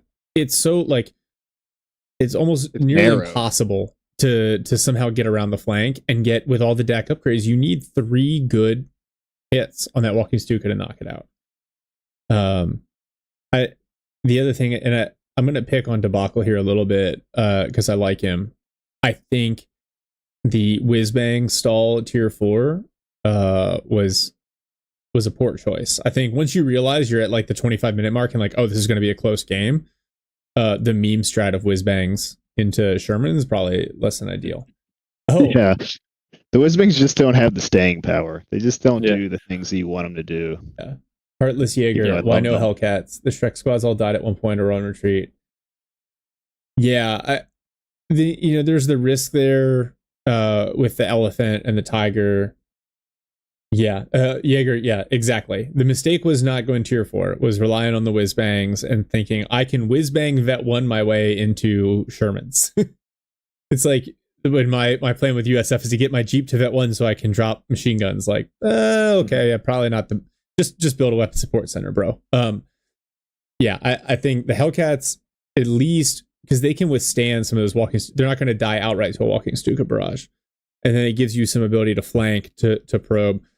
The other thing I think my guess would be a little bit of over investment into rifles for Debacle, under investment into commandos.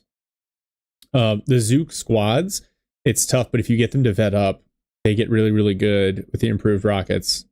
That's another option for you. But yeah, I thought that was good. GG, well played, both sides. Anytime a game goes 50 minutes, you're doing something right, even if you lose. Yeah. So, oh my god, so much artillery. So many walking Stukas. At Vet 3, when the rockets just launch like... That's nuts. Yeah. That map is like the king. Like the walking Stuka is the king there on Torrente. It's performs so well. So well. Yeah. And I finally saw the tiger and elephant side by side, except they weren't actually side by side, and then the elephant immediately died. But it's fine. It's all fine. Just give me what I want, people. That's all I'm asking for. The Dax Zoo. Dax Zoo. All right. Well, sweet. That one was a lot of fun. We're gonna take a quick coffee and water closet break here, and then we'll get into. I've got a 1v1 that we can do, and some other 2v2. So I'll send you guys some stuff in Discord, and we can come up with a plan when we get back. I got to cut out, but I'll be back later. All right, thanks, brother. Later. Enjoy. Yep. Ta-ta.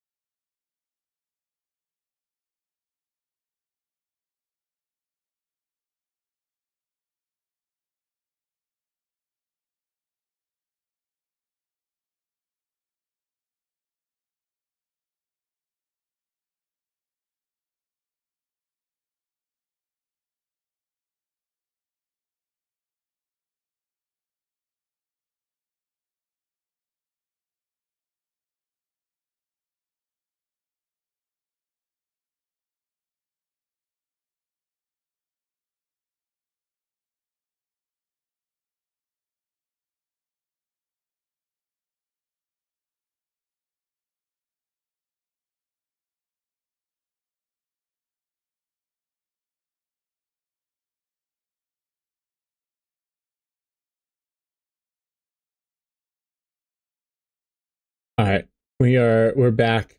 I was letting Jamie pick this next one because he's only got time for one more.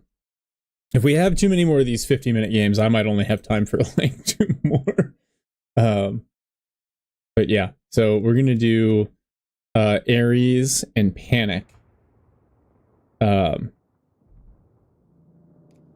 Let's see. Ares and Panic against Muerte and Like a Rash. Oh, all over you like a rash. That's gross. Oh, no way, Jose.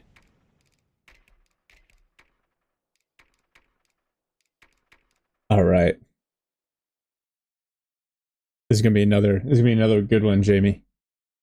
Oh, I can't wait. I can't wait. Mm-hmm. I've got my anti-inflammatory smoothie. I'm ready. I'm ready for it. Love it. Yeah. All right. Are you? Let me know when you're in, and we'll kick this one off. Yeah, sorry, I'm coming.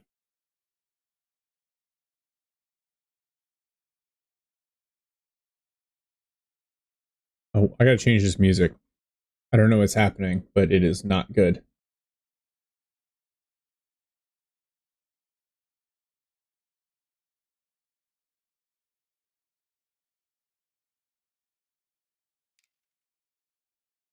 Yeah, I don't know if you saw the very first game that we casted was you and Manteuffel. So if you get time, go back, watch that, or don't. I mean, I'm sure you remember playing it. That's all. Mm-hmm. All right. All right. One in now. Awesome.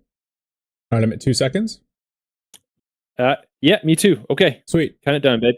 All right. Unpausing in 3, 2, 1. Unpause now at 4, 5, Perfect. 6. All right. The Allies, Panic and Ares, double Americans, bold strategy. And double airborne. All right. So we see the airdropped HMGs going in on both fuels early. That feels like a coordinated strategy to me. Yeah. Yeah. Very much so. All right. All over you in red playing Wehrmacht. No choices yet. Double Pioneers and Negren. Muerte in purple playing DAC. No choices yet. Going multiple Krodschützen. Okay. So a little bit of a meme war. These are always fun. Panic has built 0. He's doing that thing. We've seen it a couple of times now, but he builds 0 tech buildings. So he's going to have 4 units and no tech. So he has the power MG, 2 scouts, and an engineer. Yeah, he's grabbed this building using the scouts to try to cap up.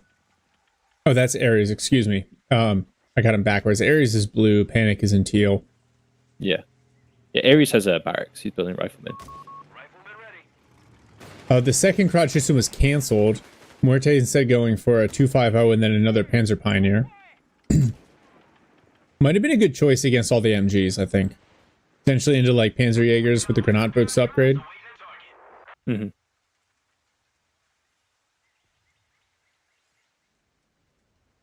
All right. Oh, Paul Gary. Hey, Paul. Oh, here we go. Another MG coming in from Panic. What's happening here? This is a 2v2, and it looks like it's going to be a meme war. We see a bunch of airborne machine guns. Wow, early mortar from all over you. That's... I guess it makes sense if you see all those MGs on the field. Little flank here from Pioneers onto the Scouts. And one thing is, I'm actually kind of surprised that with the early Allied aggression that they don't own both of these +10 fuels yet. They're about to, but all over you is going to decap this one. So all that effort, all that early game aggression, not carrying over into a distinct resource advantage. And actually Muerte with this 250 play, not bleeding any manpower as well. Still no buildings at all from Panic. He's rolling tier 0. I mean, yeah, I mean, let's see if it works. I thought, oh, Krodschützen knocked out. And he just kind of straight into a machine gun.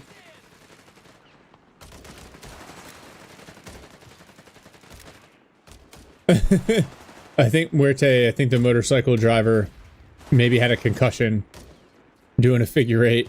Now Panic's building a weapon support center. And mechanized support center for Panic as well. Interesting choices. Muerte is tech and going Assault Grenadiers. I think Assault Grenadiers are a nice counter to the MG heavy build. The problem is going to be if there are a lot of Zook squads show up. Oh man, more airdropped machine guns for the allies. And just like that, Ares is all over you, ironically. Panic loses a scout squad on the flank there. Okay. Yeah, that 250 was a really smart call. Really smart call. Yeah, and then once the assault cranes get on the field as well. Yeah, but with the flamethrower. All right, now we're seeing Para's coming in for Panic.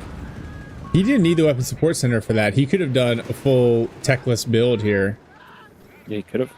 Look at the clown car on this machine gun. No damage reduction when it's not set up. Oh man, Muerte. One Brownie knocked out. Pioneers pick it up. Nice. And Ares also going mechanized support center. Okay. And Ares also going into getting a couple rifle squads out. This is an interesting build. I've seen people use airborne with kind of rifles and like tier 1 play with USF. It can actually work out really well if you balance it and use like the reinforcement abilities. Plus you don't have to go motor pool because you can just airdrop the AT guns. So a nice flank all over you, doing a really good job with the Pioneer flanks on some of these units. He's gone terror. He's unlocked the invisible MG42s. He's got 2 of them out. Wow, that HMG crew almost gets knocked out there.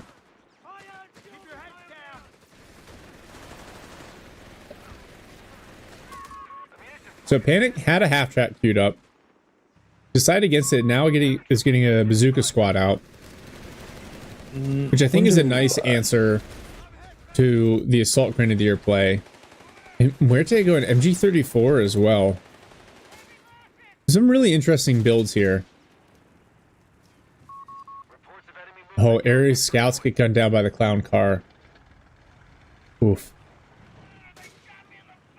Harris forced that car. Go ahead. It's gotten so much worth out of it. It's been MVP for Muerte so far. Does he have? He doesn't even have combat half tracks. No. This is the downside to Panic's build. Is no snares without tier 1. Yeah, and Muerte sees that. He's exploiting it. To his benefit. Double invisible MG42s here getting healed up by Vet 1 Grenadiers. Alright, another clown car. This time they find the Zooks. Yeah, and without those combat half tracks, that 250 needs to get out of there. Fortunately, he doesn't overextend. But now the assault cran is going to push the bazookas. Well, rifles find some really nicely placed mines over here. Those are pairs from Ares dropping in on this house with MG42. I wonder if we're going to see a quick satchel charge. He's got the munitions for it. Muerte going with the flak filling. Yep, here's the satchel. That MG42 is toast. Oh, it gets out of the building just in time. Now the pair is forced to retreat. I am worried. I'm a little bit worried for Panic. I feel like Muerte is developing some pretty solid combat power here. And I know both American players have gone mechanized support centers, so they'll have the 76 mil Shermans, but you know, no heavy weapons, no armored. So the 76 mil Sherman is going to be the heaviest gun that they can hope to get.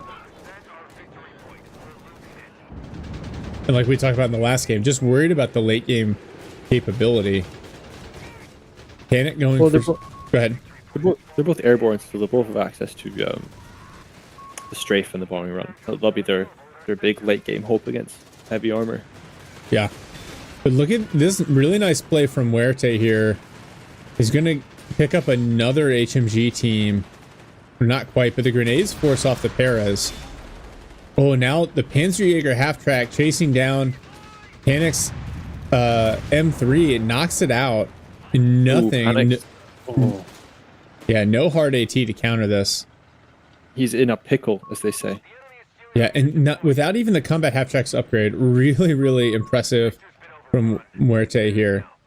Although Ares at the 8-minute mark getting his tank depot out.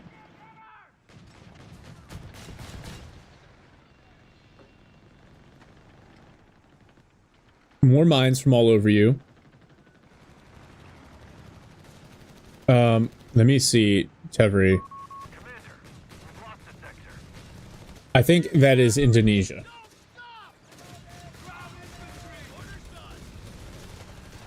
But now Axis are going to own both of the +10 fuels, so that's potentially dangerous. The allies, yeah, Ares is building his tier 4, but he actually needs fuel if he's going to get his Sherman out.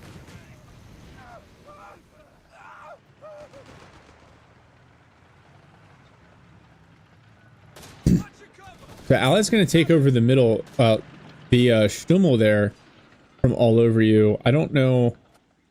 There's nothing really on the field for the allies minus this one Zook squad to counter it. I know they can do the airdrop AT guns, which both players have unlocked. All over you trying to use the attack round to get over the wall there, but just kind of off target. All right. So, those Panzer Pioneers have a granat books on them. Huerte still hasn't chosen a battle group, which I think is really interesting. Wehrmacht mortar and these Grens bleeding these Paras quite a bit. Ares needs to get them out of there. Yeah. That was almost really rough. Are they just accidentally in, because they're not capping anything? I think they're just accidentally on the wrong. Yeah. Ares. Yeah, that's unfortunate. That's a lot of bleed. Panic also getting his tier 4 up now as well. Oh wow, the smoke run in here. You see Panic's getting his tier 4 up? Yeah, Panic and Ares. Ares already has his. Whoa. Yeah. That's the advantage of minimal tech. And we're going to see Paras and... no, this is an AT gun coming in from Ares right there in the middle. Oh, this very forward med bunker placement from all over you. I like this. I think this is smart. Huerte also getting his tier 4. Wow, everyone rushing late game tech.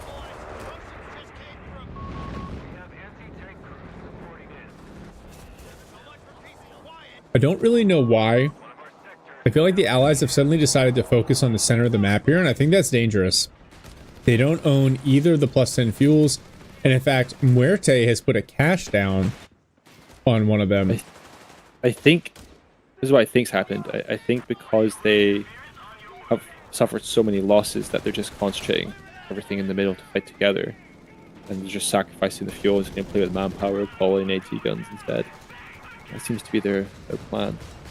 I mean, that makes sense. The problem is that requires you to have really, really efficient trades, and especially Huerte has demonstrated right now you're not going to get easy trades with him. I say that they almost get the flak for laying a shot from downtown with the AT gun. That was a huge pickup.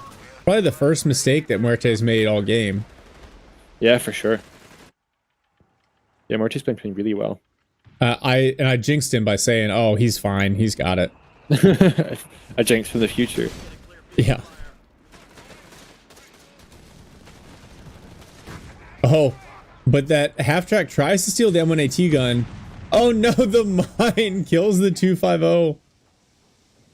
Oh, beautiful. Nice placement. Yeah. Meanwhile, Ares trying to counter cap, continuing to find mines and MG42s. Those invisible MG42s are so hard to deal with. So painful. Yeah. He's lost his scouts as well, so... No flares. The Paras were doing fine, but the Panzerbuchse clears the cover they were using, and now they're crawling on the ground trying to find cover. Tragedy, dude. Tragedy. I love the smoke drop from Ares. That's really nice to try to help them break suppression, but the 250 is going to grab that AT gun and steal it. It's free real estate, as someone I know likes to say.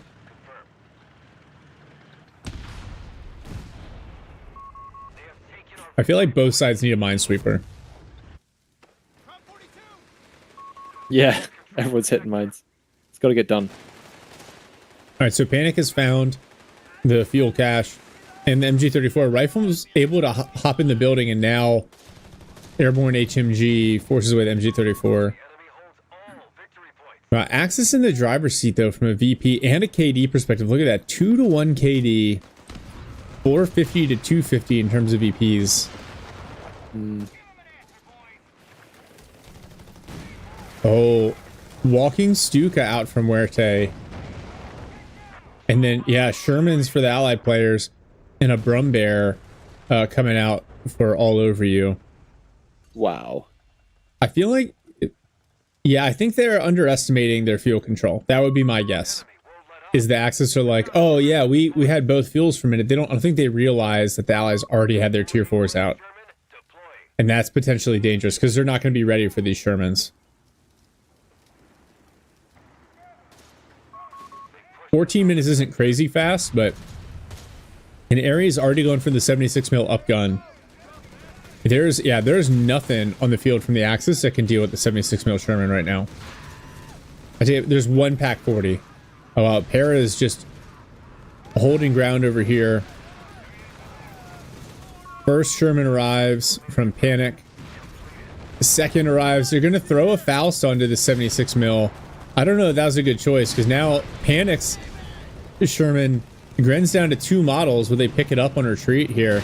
Oh, yeah, looking good. Probably, right? Does get knocked out. Pack 40 in a nice place to push that Sherman back. It's going to eat a couple of shots, but yeah, I think Axis players immediately all over you is getting another Pack 40 out. Nice smoke from Ares to block sight lines. White flash, thanks, dude.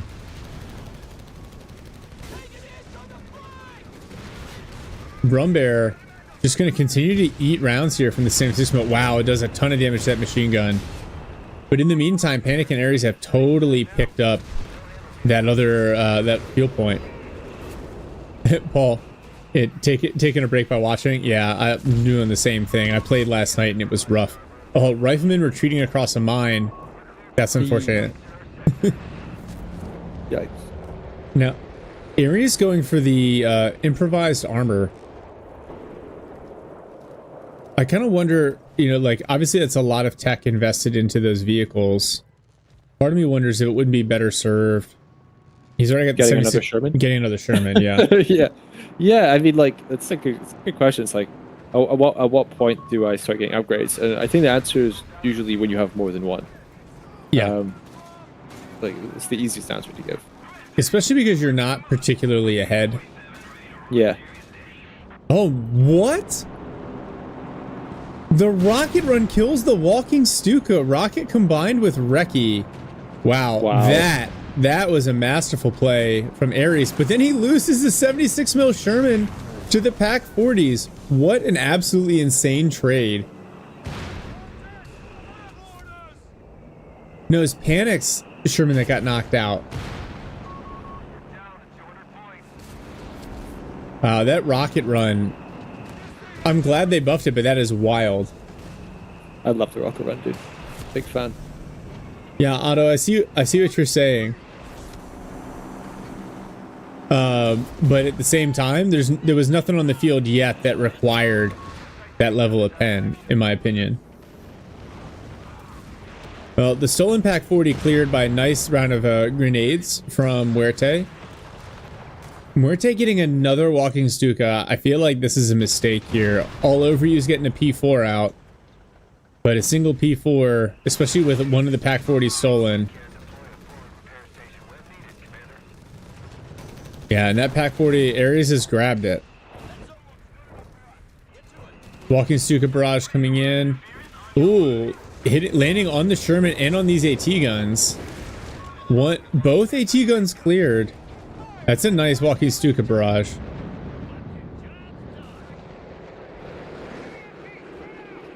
It looks like the front is stabilized here. Allies in control of the middle and of the right side. There's a lot of things to recruit here. Hopefully, they get that all squared away. So I don't like how they're just the T guns are just very idle. Yeah, and so both players, allied players, went for the supply drop. Mm-hmm. Oh, that's cool. Kinajevich? I don't know how to pronounce that. Thank you for the follow. I feel like the paradrop reinforcements can be really nice when you've got these AT guns and you're worried about artillery. Well, both AT guns recrewed. Panzer IV walks up, immediately gets a full salvo, and knocked out. Well, it was a Panzer IV. And now it's a bunch of burn metal. Nice pickup from Ares. He's going to back up and heal up these AT guns. Brumbear on the flank, fully here. That's why it's so important to screen your tanks, you know? Yes. Something in front of it. Especially like in the middle of Pacino, right? Like if there's going to be some enemies somewhere in Pacino, it's right there. Yeah. in the avenue in the middle of the town. Well, and to Otto's point, that's why you have the Brumbear. Right? Oh, another rocket run coming in on the Brumbear. Nice placement. Oh my god.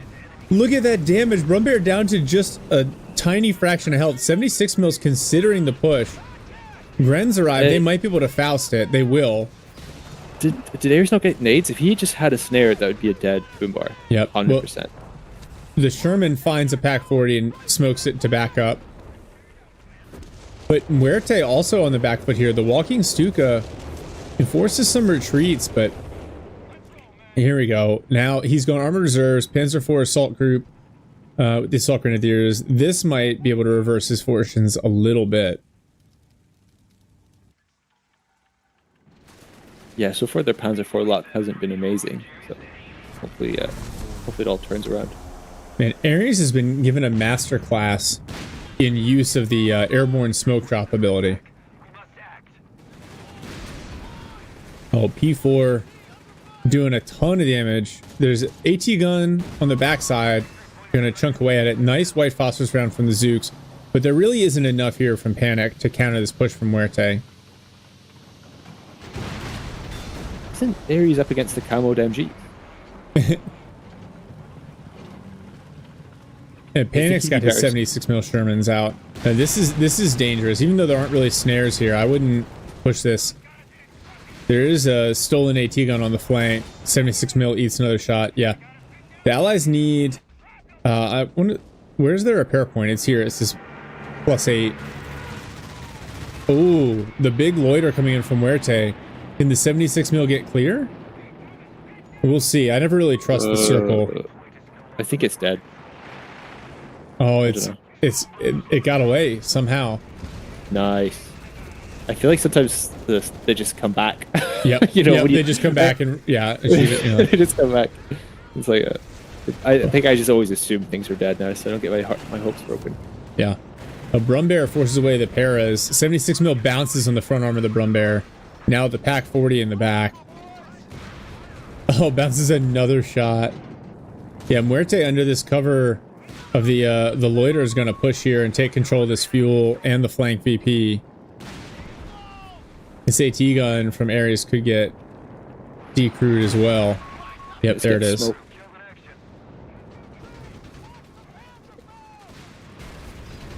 Looks like we're going to be doing some critical mass Sherman gaming. That's what it looks like. One Tuz, welcome, thank you. This yeah, I feel like the allies they were starting to spread out, and now like if you look at the map here, the Axis are on both flanks, and with the team weapons, the Pack 40s, the MG 42s, it's just really hard. I feel like the allies are going to have to double something up. Oh, Walking Stuka comes in on this field point. Crazy scatter from the range. Doesn't do a ton of damage. Stosstrooping. They're going to hit their Vet 1 where magically unsuppressed button. Nope. No, I guess not.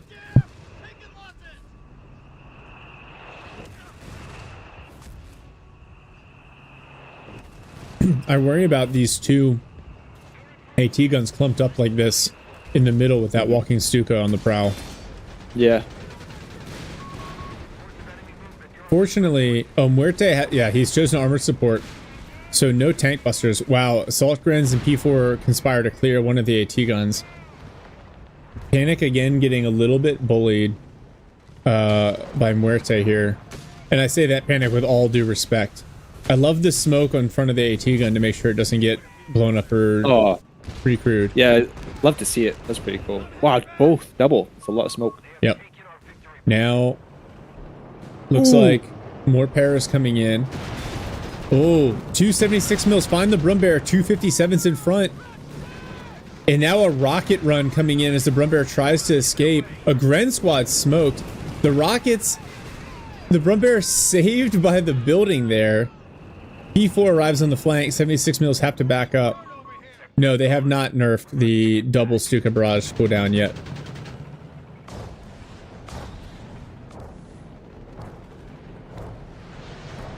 Wow, and the AT guns move up just in time to avoid the Stuka barrage. Now the 76 mils find the P4 trying to flank. There's nothing over here. The Pack 40 way out of position. Wow, the Stummel got knocked out by those 57 mils. And this P4 may go down. Another dead P4 for all over you. P4 is getting smashed. See, this is like there's going to be more Shermans out, and then it's just like falling behind on this sort of composite part of his composition of his army. It's good. Well, on the opposite side, P4s alive. On the opposite side, though, I don't think Panic has any shot at retaking this field against what Muerte has built up, but instead he's just going to avoid it entirely and shove his way through the middle to support Ares. A single Pack 40. Oh, gets reinforced from the med bunker that's like 10 years away. That's kind of wild. And so now those 76 mil Shermans are back for repairs. That's crazy how far that is. Yeah, that's nuts. Ooh. Here comes Muerte. He's reacting. Artyom, I agree with you, although I don't think the whiz bang is that big of an issue because it's just not that effective of an artillery piece, but I do believe all the artillery should be on shared cooldown. Maybe, you know, they built so many machine guns, the Allies. It'd be cool if they've gone for, I think everyone's gone for damage reduction. The way that the Axis are playing with their tanks, it'd be kind of cool to see some button vehicle action. Mm-hmm. I think that, especially in combination with their P-47 strafes. Yeah, well, you just saw Panic's 76 mil sitting on its own mine, gets hit by a P4 and is now engine critted. Feels bad, there, man. Brother. Been there. We've all been there.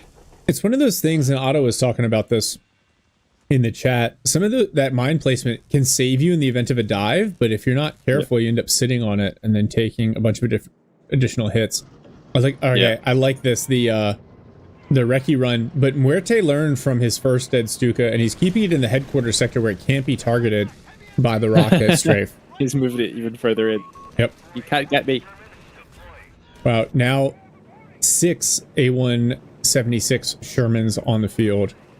That is a lot of all-around firepower there.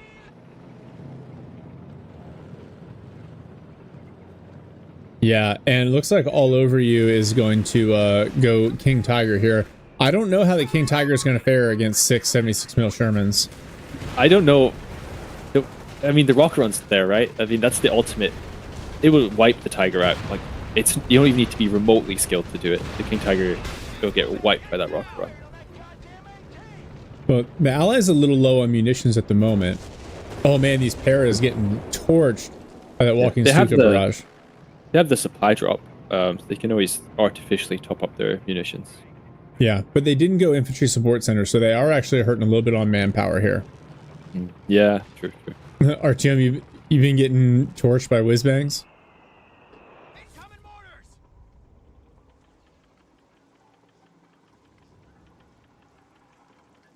Oh, KT on the field. There it is. Love that like heavy tank noise in the background. So one thing, and I'm sure Muerte is clearly a good enough player. I'm sure he did it intentionally, but when you convert your utility truck into a med truck, it actually loses health. Riflemen find the KT. No, don't hang around. Now here comes the rocket run onto the KT. Oh, Rifleman just annihilated. Wow. What? Are you kidding me? Was it? Did it hit a mine? Oh no! If it was on top of its own mine. The KT just immediately deleted. Get out of here, Ares. That is the single greatest rocket run in history.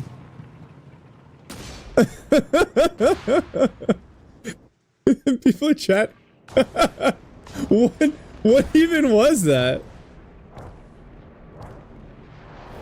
Now, oh my god. Walking Stuka barrage coming in. Nothing. Man. Yeah, nerf the King Tiger. Wow. Now here comes the loiter in, and this could actually do a ton of damage to these Shermans. First strafe. Pioneer squad killed in the middle. More walking Stuka action in the center. The Shermans continue to take a ton of damage from these strafes. So Axis from like a map control perspective, not in a terrible spot. Definitely in the lead in terms of VPs. But yeah, that KT immediately getting deleted, that hurt. Who built the weapon supports it is Panic. He should just get a quad, right? How many Shermans does he have? He has 3. Yeah, he should just get a quad. Oh, for the anti-air? Yeah. Yeah, just because the strafes were causing him quite a bit of pain. Or causing the whole team quite a bit of pain. Well, yeah, then it just kind of saves you. Yeah, Artyom, in the previous game, though, the Walking Stuka outperformed the Bishops like crazy. I think in this game, RNG plays a huge role, and so that's why sometimes engagements can feel really weird in him. Yeah. All right, here's another rocket run on this P4, but P4, nice dodge. They're kind of wrapping around the corner, but he's running into a bunch of Shermans. Fortunately, they all miss their shots. So that's what happens when you put paratroopers into a Sherman and say, hey, you can figure this out, right? Pretty sure like 4 Shermans were firing at that P4. I think only 1 shot landed. Yeah. So Ares has gone Hellcat. Okay. Okay, yep. Is he just going to blob them all up together, though? Is that the idea? And that's what it looks like. Maybe he's just hoping to trade effectively. Oh my god, look at this. Hey, this is lore accurate. Oh my god. 7 Shermans per P4. America. The spirit of America. Let's go. Let's see the Sherman trade. Nice smoke. We're seeing more supply drops as well.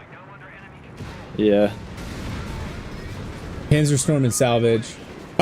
I can see that working, especially because the chance of you actually cleaning up some of these Shermans is pretty high. Oh, couple of big walking Stuka hits coming in. Pacino's one of those maps where you don't need to have vision to fire your walking Stuka. You just need to aim at that gap at the end of the street and walking and Pacino in the middle. Like, yeah, that's where they are. They're there. How do you know they're there? Another walking Stuka barrage immediately following with the creeping barrage. Wow. Fortunately, those aren't real engineers. They're fake healing engineers, so they are not killed by the walking Stuka. Immune. And here is the Parablob advancing on the MG34. The hit with white phosphorus. It's going to suppress all of them. They got to be careful. Here comes a grenade charge. Just barely dodged by Panic. That MG stood its ground. I respect it. Yeah. It's incredible to me, even with some of the tactical successes that the Allies have had, they are behind on VPs. Mm-hmm. Mass suppression event. Yeah. All these Shermans on the field are about to have 7 Shermans and a Hellcat on the field, but they can't take control. Axis players just too dug in with the PaK-40s, the stolen AT gun, the Flak 36, which honestly hasn't done a lot, but I think this next Sherman, I don't think the Allies are going to try win by VPs. I think they're going to go for like a knockout blow against the Axis. I think that's the only real answer, to be honest with you. I kind of wonder if one of them shouldn't have gone for the carpet bomb. You know, hitting these PaK-40s. I know the rocket loader is really good, but to deal with some of the team weapons, I feel like have been really effective. Yeah, I was just thinking the same thing. Oh, the Flak 36 is set up and doing anti-air on the Recce, or trying to. Sherman comes in, gets the med truck. Flak 36 whiffs, good smoke. Nice, really nice. And in the middle, Oh, Assault Grenadier's taking a lot of damage. Pack 40 is dishing some out as well. Looks like they were going to try to dive this Panzer IV here. Hellcat goes down. But look at this assault. Panzer IV could go down, as well as the walking Stuka. One Sherman's going to back up. Flak 36 still doing work. So much smoke down. The walking Stuka's going to get away. Oh my god, look at all the smoke on the field from these Shermans. Flak 36 still just crushing these tanks. Flak 36 finally decrewed. One Sherman knocked out. One Sherman in the base. Is he looking for the walking Stuka? He's not going to find it. He finds a med truck. Muerte's Tiger arrives. oh my goodness. Oh, if Ares can get the 76 mil Sherman out of here. The walking Stuka's still dodging the Sherman. The Tiger tried to hunt as well. Oh no. Vet 3 76 mil Sherman gets distracted by the Tiger. And walking Stuka dodging. Oh, one more hit. He just needs one more hit. Oh, And he gets it. Hey! Walking Stuka knocked out. Here's the big push from Panic into the middle. Oh my god. Brumbear's still alive. It looks like it should be dead. It's all blacked out. Pack 40. And we're going to see a grenade onto the Vet 3 MG42. More mines getting sympathetically set off. Now the Brumbear, 76 mil, finds the Brumbear. More Zooks coming in. Can they finish off the Brumbear here? Oh, it bounces another shot. So Brumbear knocked out, but the 76 mil hits a mine right in front of a P4, a new King Tiger, and the DAC Tiger. And I feel like all of that was for nothing. Because we're right back where we were. The Stas trooping could take some damage.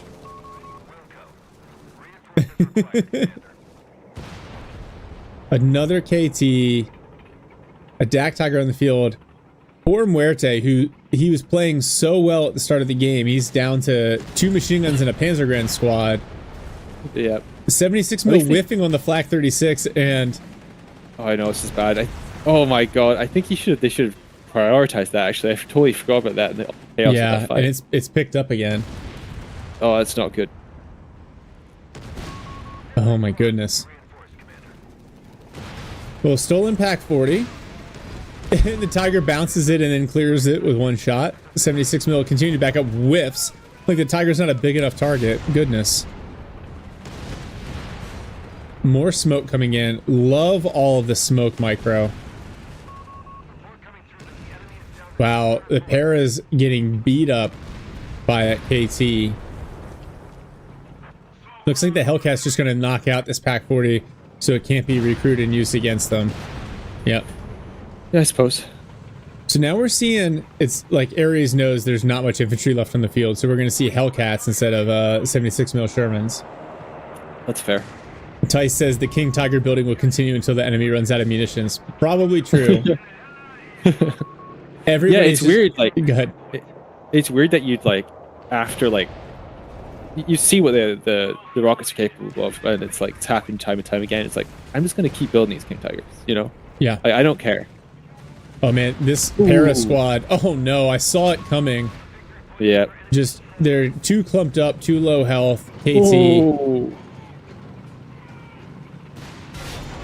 The Vet 3 Pack 40 in the back. That is probably more dangerous than the KT at this point. Yeah, boy, Sure. paratrooper cartwheel. PLF, bro. Oh, Vet 3 machine gun about to get knocked out. It does. Rocket run again on the rear of the KT. Can he do it twice? He does it twice. Oh, like we called it. We called it. Like, just stop it. Oh my gosh, Ares, you savage. Another KT knocked out. The Dak Tiger, this looks like a scene from a movie that I've seen where there's, you know, a person on a couch. That, oh, the V1? Is that a V1? No, that's the Jericho trumpet. That's not going to do what it needs to do. A 76 mil Sherman for a KT, two Shermans for a KT and a Tiger. I'll take it all day. Yeah. And now these Hellcats trying to destroy this med bunker. Oh, a grenade coming in. Vet 3 pack cleared. Oh my gosh. Muerte building a pack 38 feels like he's probably sitting there thinking, like, what do I even build at this point? So much fuel, but you gotta wait another 3 minutes for the Tiger, I think. Yeah, I think another King Tiger is the option here, bud. Yeah, I think you guys should build another King Tiger. That seemed to go really well. Oh my gosh, look at this swarm of vehicles. It looks like the US players are going to chase a little bit. There's nothing. The Pack 38, the Flak 36 all the way back in base. I guess just trying to keep the Allies from running everything down. 76 mil Sherman is going to back up. All the Allied vehicles just need to back up for repairs. And Paul says, US planes and war tank machines make the difference. Yes. Yes, US air power. Lore accurate. As we saw from Saving Private Ryan, you can shoot a Tiger with a 45 and an airplane will show up and kill it. They yeah, they didn't destroy the wrecks though, so they're getting all the salvages off and all these big wrecks. That's a lot of resources. That is smart. Actually could lose another Hellcat here. No, Hellcat's just barely going to get away. Med Truck also got away. Ares back on building Shermans. Panic also building another 76 mil. Red Wings goes, hear me out. What if you built another KT? Red Wings, you know, I was thinking the same thing, but I think another KT is definitely the solution. Oh my gosh. But still, Axis players not quitting. One Pack 40 is cleared. Wow, that Sherman's forced back for repairs. The Stas trooping grenades do a ton of damage to the paras. Tice, they won't expect it a third time. As George W. Bush said, fool me once, shame on me. Or shame on you, fool me twice. Well, can't get fooled again. Oh my gosh. Another Tiger on the field. Dak Tiger. The Tiger won. Yeah, this Tiger's gonna do fine. Don't worry about it. Yeah, four Tigers in a 2v2 is a lot of Tigers. Mm-hmm. What is that? Oh, that's the V1. Where's that coming? It has to be the one spot in Pacino that everyone fires their indirect, right? That's where it has to. Oof. Well, that's a dead Hellcat and a dead AT gun. Nice V1 shot. I love the new audio for it, by the way. I think it's totally necessary. And I love that. For me, my first reaction was, what's that? Wait, what's that? That's exactly how it should feel. Oh, wow. Panzerguns with a picked up bazooka. Now the Tiger adds insult to injury. That's 76 mil in trouble here. Fortunately, no Faust to come in. Nice smoke from the Shermans onto those Pack 40s. I love this recce run back here. In the Flak 36 not targeting the airplane because it's not an anti-air mode. A little bit of a waste. Allies still short on VPs. This could be this could still go in the Axis favor. Maybe if they just get one more King Tiger out, that'll do it. That'll be the nail in the Allies' coffin for sure. Yeah, Allies also super short on munitions. Ares has enough for another supply drop. I wonder if that's what we're going to see here, a supply drop into another rocket run. Because that Tiger is in a bad spot. If you caught it off guard, you could kill it. Alright, Ares is going to contest the flank VP now. On the opposite side, Stas Troopin able to smoke out this MG42. Actually, they're going to grab this point and probably clear the AT gun and the machine gun. Tragic. Yeah. Stoss Troop in one-man superhero squad. They do be like that sometimes. Yep. Oh, man. So Panic's going to grab one flank VP, but the allies really need to find a second VP somewhere. And all these Pack 40s plus the Tiger. Rocket Strafe is available, sounds like. Oh no, Stoss Troop can get caught out by 3 76 mil Shermans. Fortunately, they got that cool damage reduction, so they might still even survive this. 376 is actually, that's the amount you need to kill 3 Stoss Trooping guys, so it's perfect. But it still doesn't, still doesn't do it. Yeah. Alright, allies now trying to get the triple cap here. Looks like they will if they can hold. Tiger gonna push through the center. Even on the triple cap, the Axis have, 2.5 minutes of time left. Will we see another King Tiger? Oh no. Now the DAC Tiger, Pack 40 smoked. It's gonna get gunned down again. Another armored support strafe coming in. 76 mil is gonna hit the mine. Everything's just gonna die here. Tiger knocked out. Flak 36 knocked out. Or actually just the med truck, not the Flak 36. And now, oh my gosh, the armored support loiter. So much stuff dying. And the allies, they lose the center VP in the process. And another tank knocked out. No one ever got that quad. Nope, no one ever did. The 76 mil Sherman almost certainly done. One more shot from the Flak 36 will do it. Oh, but it's attacking ground and whiffs. Paras get a grenade off. Doesn't matter. The strafe will clean up that Sherman. But the Sherman's going to knock out that Flak 36. Allies again going to get the triple cap on here. Stoss Trooping supported by an MG42 trying to get the flank VP. Please say they're going to destroy these wrecks. Please say they're going to take some of these team weapons from the middle. Some satchels, maybe, just something. Yeah, you see the Flak 36 satcheled, but yeah, I don't know if they've been thinking about destroying the wrecks. They're not. Please, there's so much stuff there for them to take. Please, anyone. No. Oh my gosh. No. But for Muerte, all he has right now is a machine gun, and he's capping the VP.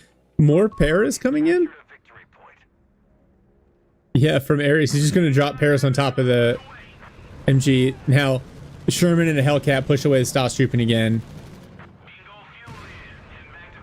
Murty played so well at the start of this game. He was like so good.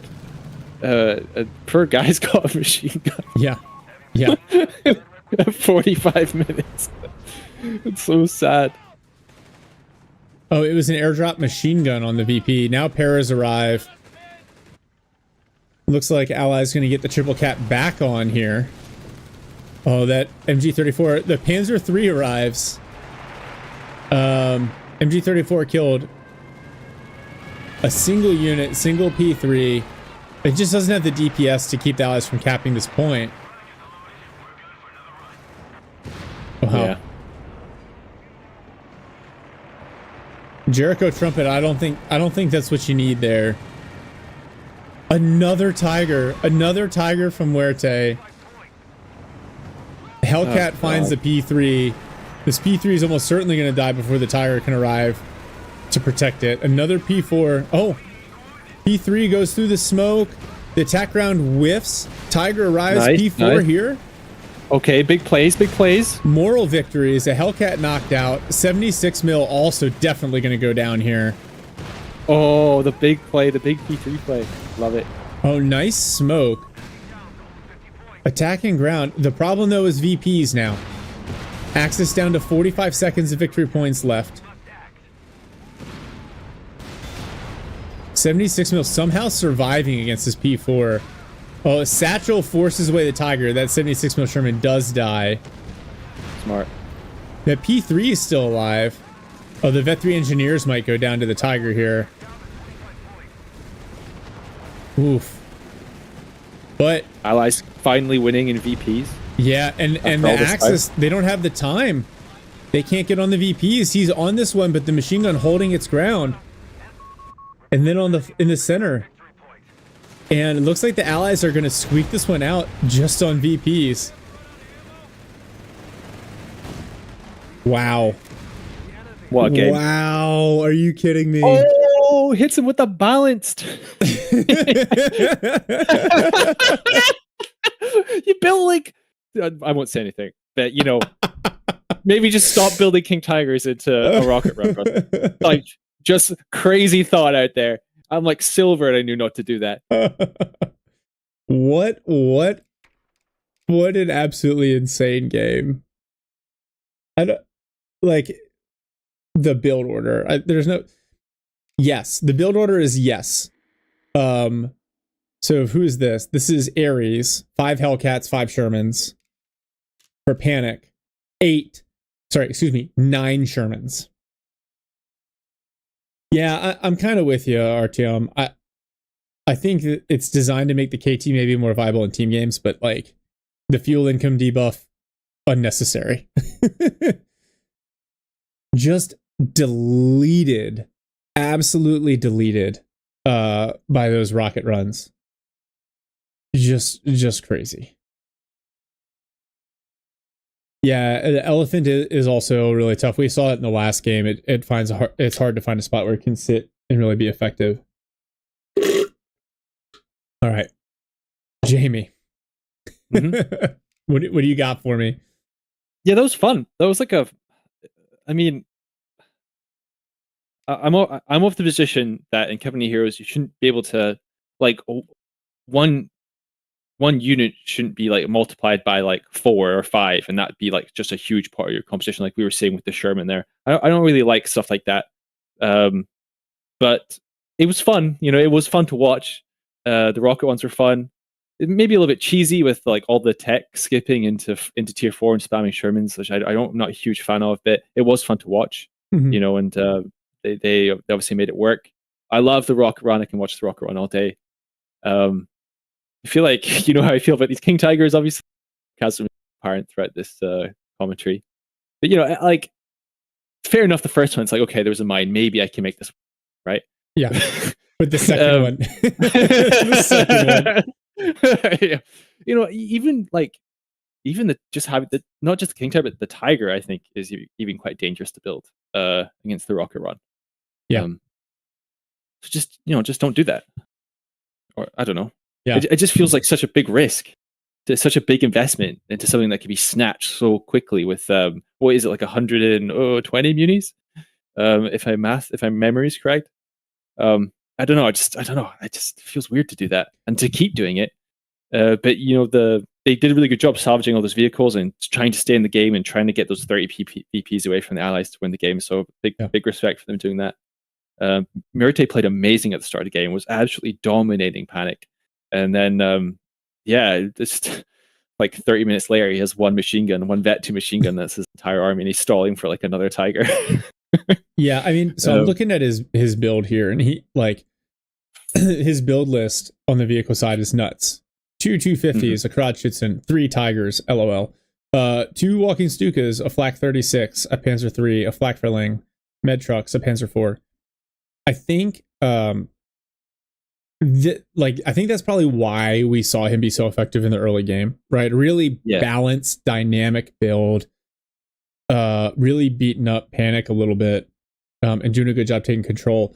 I think his transition into the mid game was just a little bit, it was a little bit rough. I think Otto hit the point, like the first Walking Stuka timing was a little bit greedy, and that opened them up because if only All Over You has the vehicles, like the anti-tank, like now you become a liability. You're trying to support your teammate, and the Walking Stuka did a lot of damage, but you're almost a little bit of a liability in terms of map control.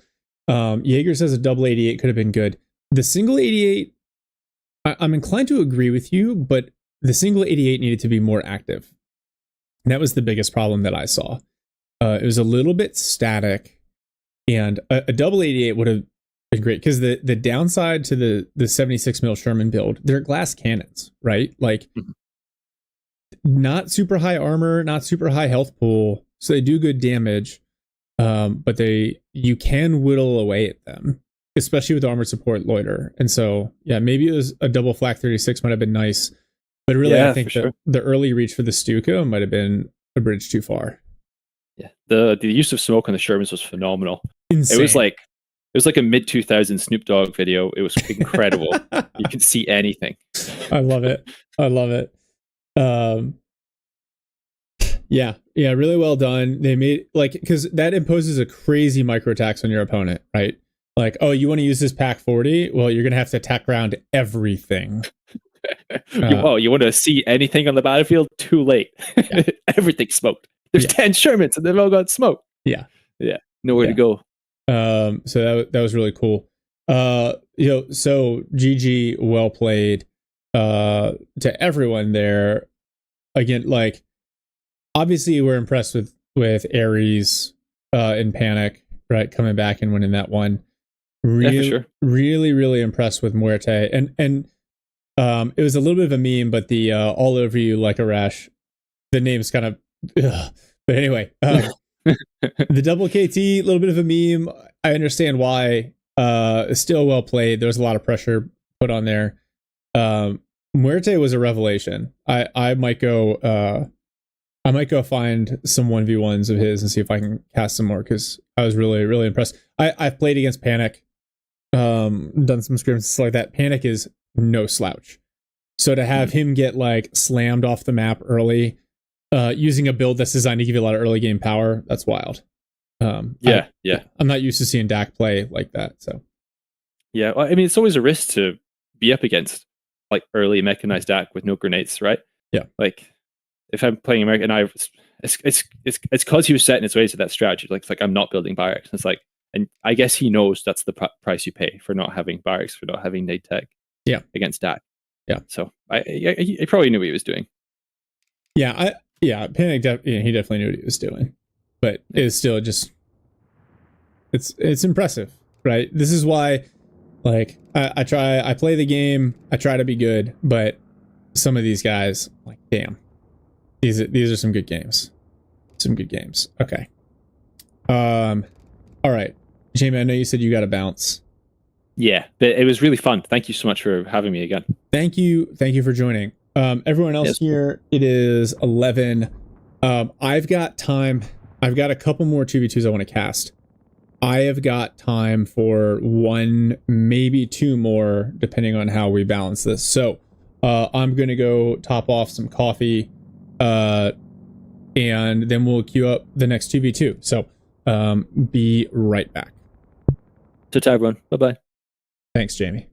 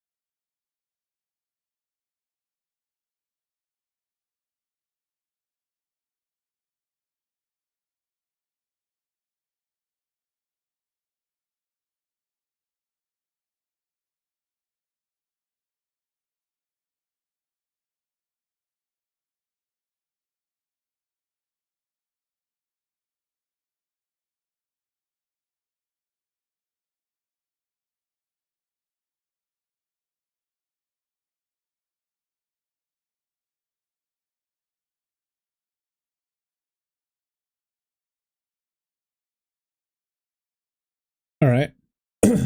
I am back a little bit ahead of schedule. Yeah. So Brood War, I think 2.1 is coming. It'll hopefully be here soon. I am a big fan, before we get started in the next game, I'm a big fan of just periodic patches, even when the game is reasonably well balanced, just to shake up the meta. Like right now, like I don't necessarily think the game is horrendously imbalanced, but I am not a fan of the constant Vair, like tier 2, no need for tier 4 play. So you see that a lot. You still see Bristolier a lot for DAC and 1v1s. But I just like the variety. So when they shift things around, it makes it, I appreciate that. But all right, we got another 2v2 here. Take a drink, limp noodles. Okay. Thank you, doctor. Cheers.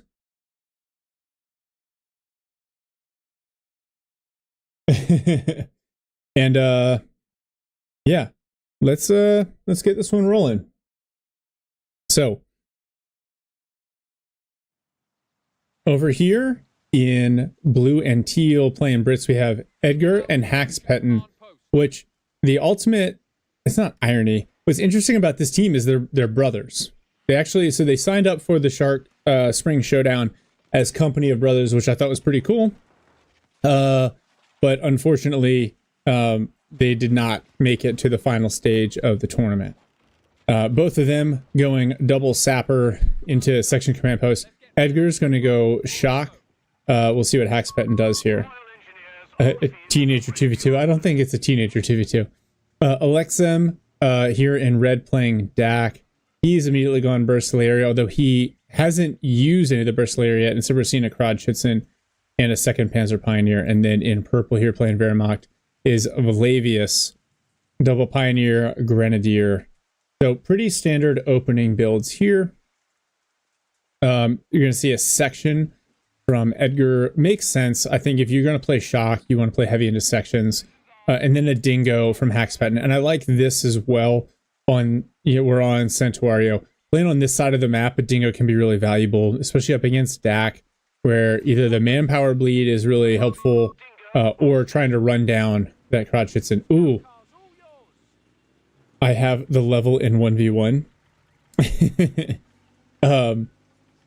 So we see a Krodschützen, 3 Panzer Pioneers. I wonder if we're going to see Granatbuchse spam.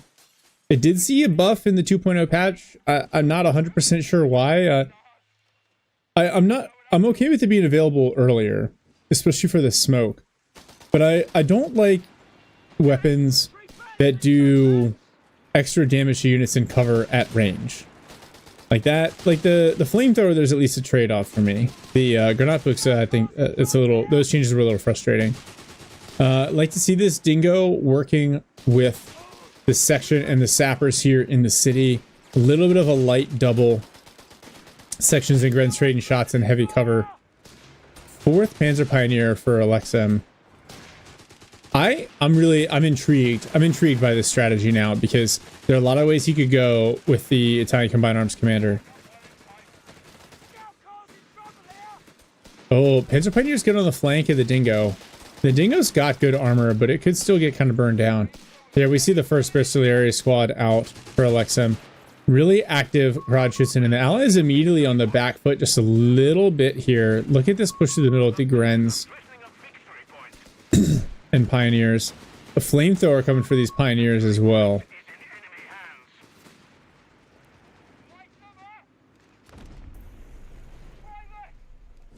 You can hear it. Oh, that's from the sapper. Oh, Vlavius loses a Pioneer squad to sappers on the flank VP. Yeah, Broodwar, that was my thought. Oh, Edgar immediately going for the shock troops. Okay, that's a bold strategy. We'll see where that goes. Vlavius floating some manpower as well. I imagine we're going to see a tech choice here very soon. Yeah, so he's going Luftwaffe company. So probably a lot of tier 2 heavy play would be my guess. The shock troops, I'm not a big fan of, I think like one shock troop section can be helpful, but going really early into them I think is dangerous. They're not the power spike that you're kind of looking for at this point in the game. But we will see. I've been proven wrong before. Great use of heavy cover for the sections, help them trade appropriately. Wow, Alexem loses the crowd, shoots into sappers and a dingo. Nice pickup there for Haxpetton. Oh, but nice flank here from Alexem, and now the first of the granat boxes arrives.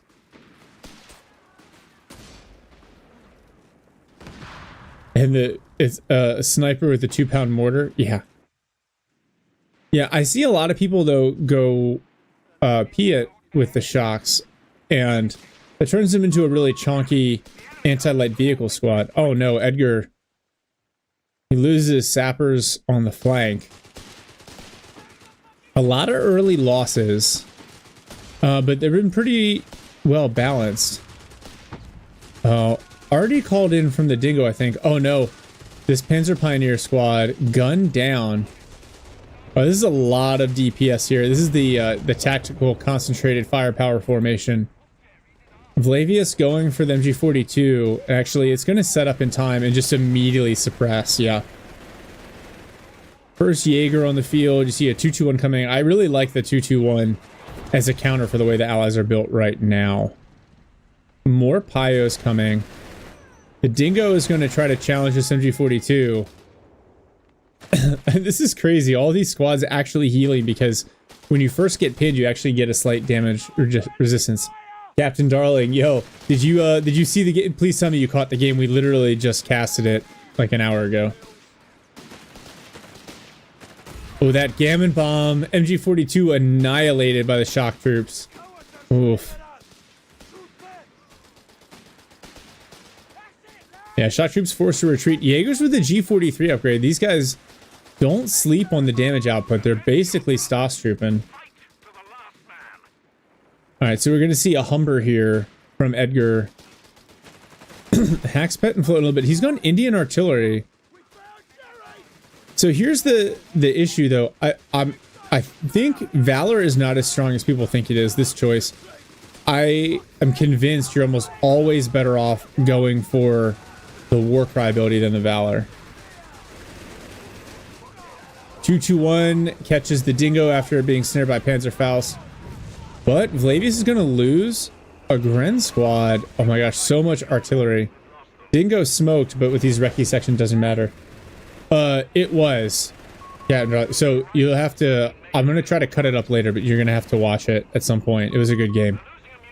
Alright, now the Humber's coming out to challenge the 221.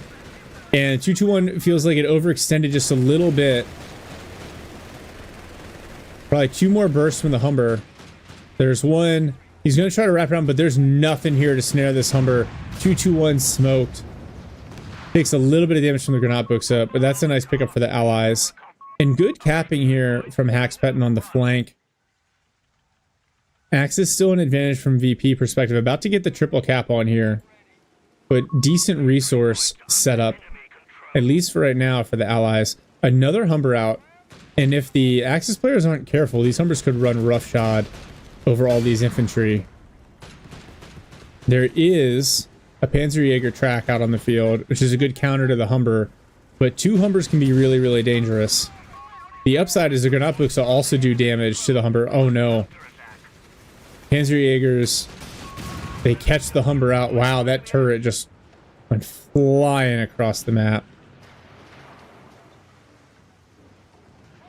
Oh yeah, Brood War. So that was the game after Captain Darling's game. And it was only 2 KTs, but it was still... it was still a lot. It's a lot of dead King Tigers. Paul Gary says you got to get Trex on your Jaegers if you're behind on fuel.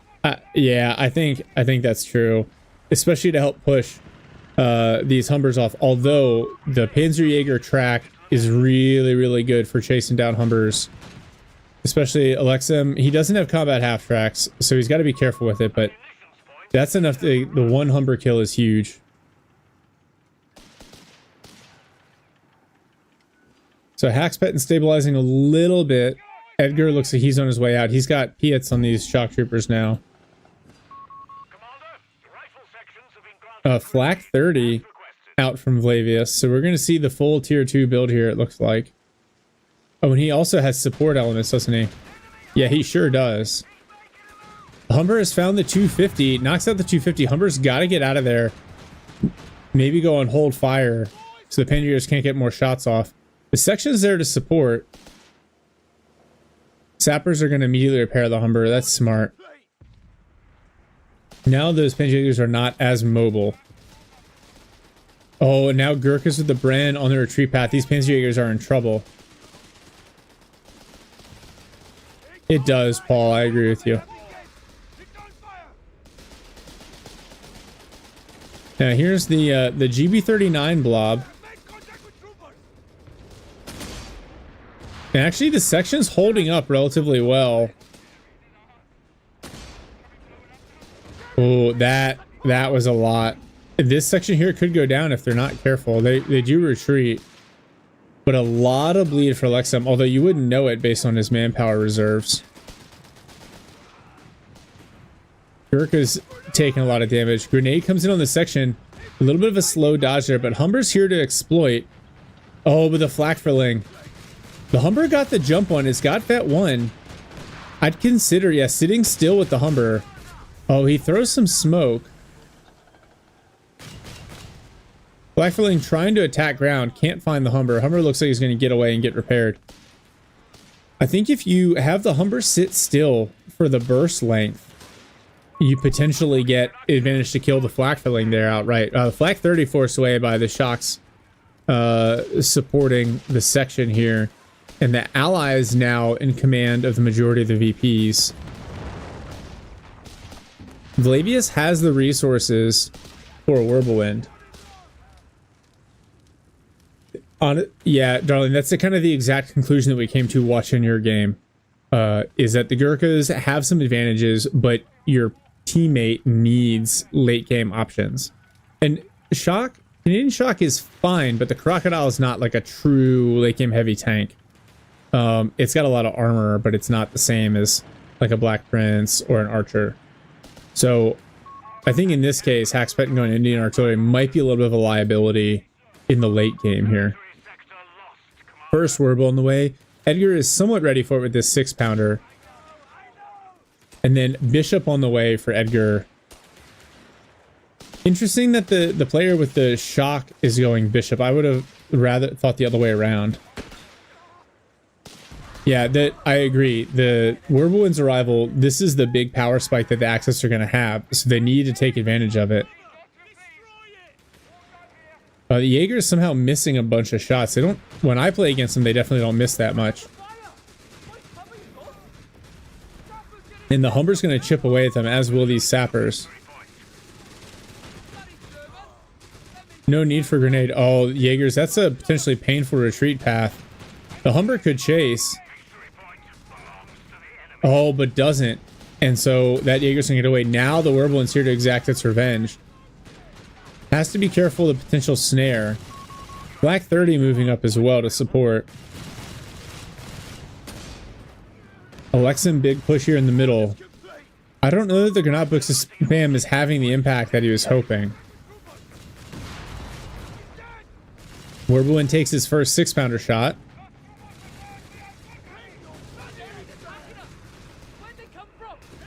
Just a wide-ranging engagement here. Ooh. Gurkha is bleeding a ton to the Granat Books.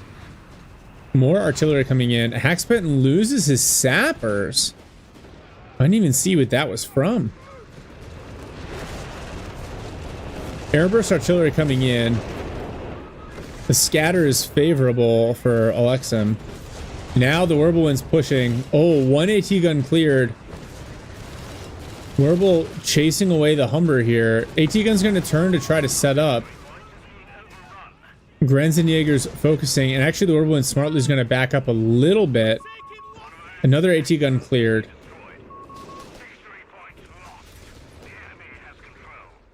Yeah, so Paul, to your point, the push here from the Whirlwind, they've gotten a lot out of that.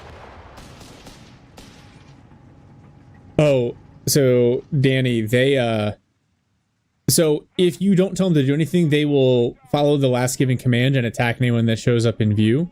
but you do need to control all of the units. So you're telling all these movements, that is a direction from the player.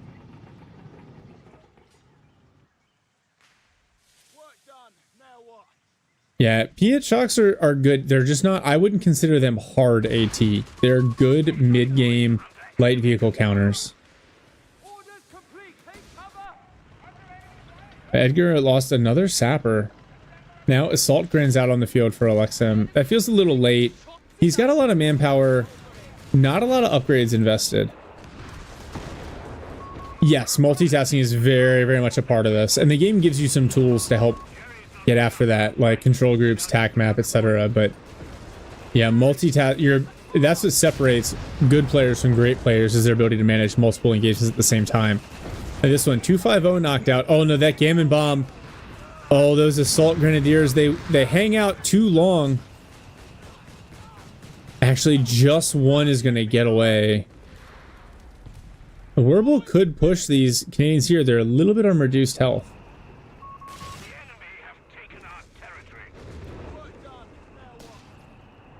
Now it looks like a Matilda coming for Haxpetten. And a Stug D from Alexem. I think I like that build. I think he might need something like a Recce Tractor, since he's gone Mechanized Company, to help deal with some of these Brit team weapons. But the Allies honestly in a great spot right now. Excuse me, the Axis. Triple cap here. Yeah, there really aren't any good. There's one Jaeger Shek squad. Haxpetten withdraws his Humber in favor of the Matilda. Vlavius has gone Mechanized, unlocked the Vespa, which the nerf and kind of the recent patch has made it a little bit less appealing. They're trying to destroy this AT gun before it gets recrewed. The section recruits it anyway. Oh no, those Panzerjägers. Gun down. Stug D arrives. It's going to get a sticky bomb. I think it's a little bit of a waste. It's just going to crew shock it. Jaeger Shreks destroy the AT gun. That's a lot. Sacrificing a lot to knock out those AT guns. Now the Bishop's coming in. And then a foul stone to the Matilda. Same thing. A little bit wasted. Nothing there to exploit. Oh, these Jaegers. About to get gunned down by the section. That's unfortunate for Vlavius there.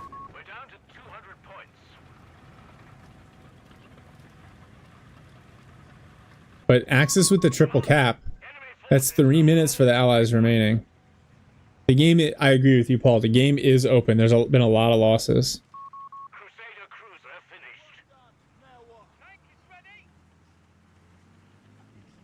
Hey, Curry. Oh, the Pioneers caught laying a mine. So much firepower with the Bren squads, and now the Matilda. Oof. But no minesweepers on the field for the Allies, so the section just clears the mine with their feet. Okay, we just gotta take care of the tank. You, Private, you're the one who will suffer.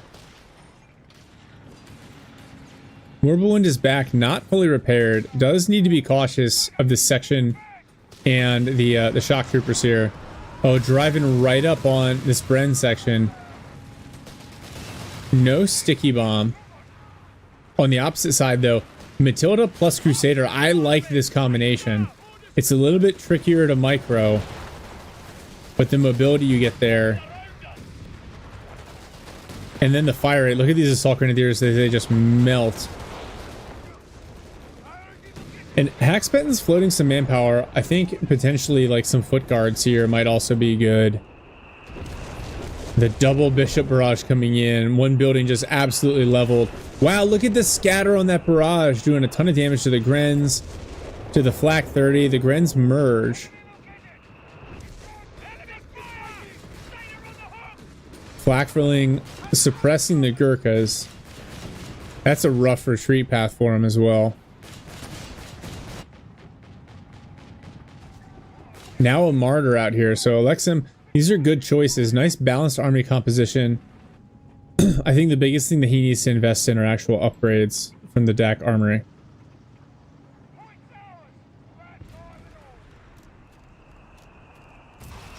Oh, the double bishop barrage coming in. Big first hit, fortunately. Oh, wow, the flak lane just ate around. Is going to move in time.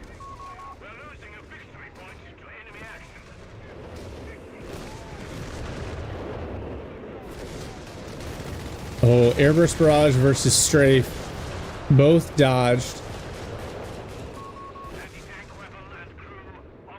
Yeah, Paul, I think you're correct. On both teams, the players are fully APM'd out. And so you see that it's a very close game, very well balanced game. And so that's why you see some like resource inefficiencies. Axis players both going for their tier 4 right now. Yeah, the shocks in support of these sections actually trading fairly well against the Jaegers here. This is dangerous. All these units clumped up. You see the flare. There's potential for more bishop fire to hit. That's another airburst barrage, it looks like. Or no, that's just a standard artillery barrage. That's fortunate. The airburst would have cleared that AT gun. Wow, Wirbelwind down to just a shred of health. The shocks get one more hit off. Alexem, this is crazy. He's got a nice balanced army composition, but he's been basically clumped up into this little pocket, and he's got to be careful. The bishop can do a lot of work. Wow, the Piets just eating grenades, eating flak rounds. Wow, and the flak filling knocked out by the Piet. The Martyr smoked by the Crusader and the Matilda. A couple of Pack 38s knock out the Crusader. But that was huge. And now the Bishop coming in, as well as some additional artillery. Oh my gosh. Alexem just losing so much. Now the airburst barrage, infantry retreating through it. Oh, that hurts. Wirbelwind trying to counter push, but still on low health.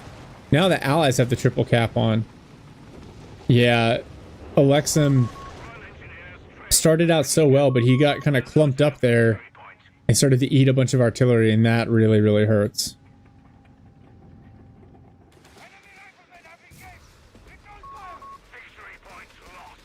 Vlavia's going hard in the paint with Jaegers here.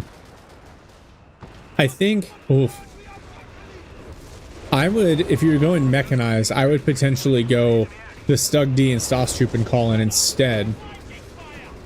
Now, Matilda snared. Panzerschreck's coming in. Pack 38's going to set up on the flank. Can they finish off the Matilda? It's got the Vet 1 smoke, but he hasn't popped it. Oh, and the Matilda just annihilated by the Pack 38's. Nice pickup for the Axis team. Brit's RD saturation. Did he go? I think he did go RD saturation. Oof. Big strafing run from the Italian Command Arms battle group. Oh, now here's the croc from Edgar. Slowly making its way up front.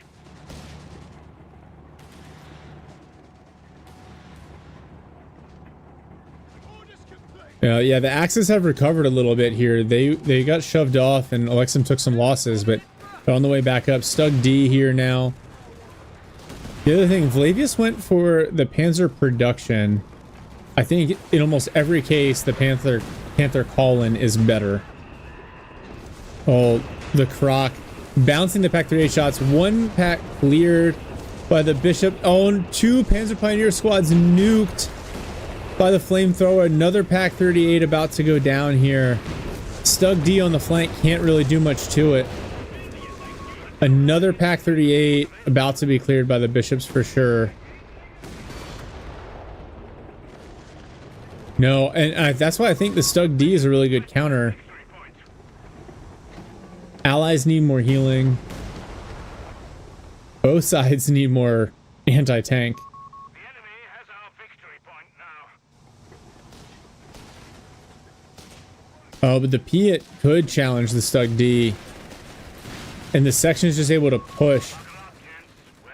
Black 30 trying to do some suppression, but the section is just ignoring it. Oh no, now the Bishop coming in. Oof. Yeah. This has suddenly flipped entirely in favor of the Allies. Even though the Axis have the triple cap on, though, that's potentially an issue. Allies down to a minute of tickets if they don't start capping some of these points. Another Matilda out for Haxpetten. 75 points remaining. VPs are definitely a problem.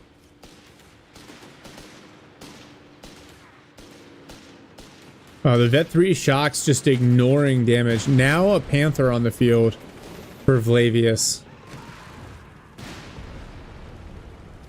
I think the Panther's a good choice. There's a couple of AT guns for the Allies. Oh no, another Pioneer squad knocked out.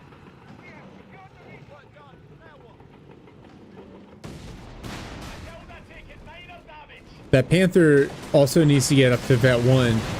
Oh, now AT gun salvo's coming in on the Panther. Bounces a couple of shots. A lot of shots, actually. Wow, Panther bouncing so much. Jaegers take a lot of damage trying to contest the capture. Oh my gosh, the Jaegers could go down to the Bishop Barrage, and they do. Panther also taking a ton of damage. Flak 30 cleared. Wow, the double Bishop paying dividends. Well, Alexim now going to cap up. Oh, it looks like, was that Airburst Barrage?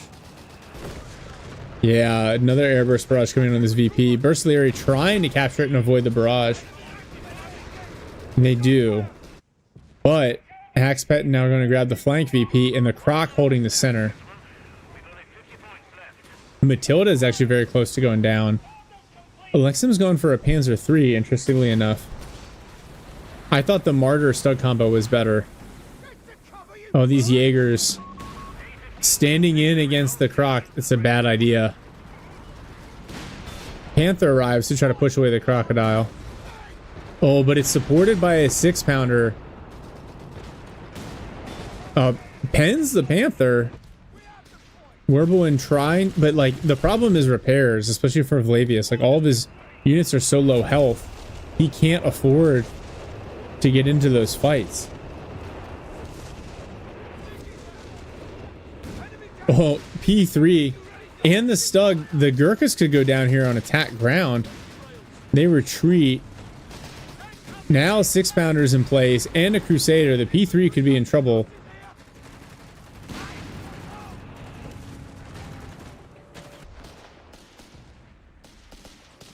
Another shock section, and actually I don't hate it. They've been so versatile for Edgar. I'm eating my words from earlier. Yeah, that's the RNG thing, Artyom. Oh no, assault guns just literally melted by the Crocodile. The Crusader just casually penning the Pen 3 makes me laugh a little bit. Oh, now Croc pushing again. There are a couple AT guns here, but the Crocs hit Vet 2. Oh no, those Pioneers melted as well. Croc actually taking a lot of damage. Now more artillery coming in, more airburst, as well as the Bishop. Fortunately, the scatter is helpful for Alexim. Panther is shifted over.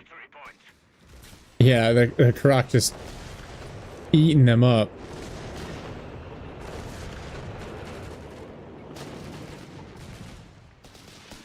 Gammon bomb from the shocks, allowing them to hold the center. Wirblewind just trying to hold the ground here in the south, but such low health. Has to be careful, these shock troopers with the Piat. Allies about to get the triple cap back on. Infantry kind of pushing.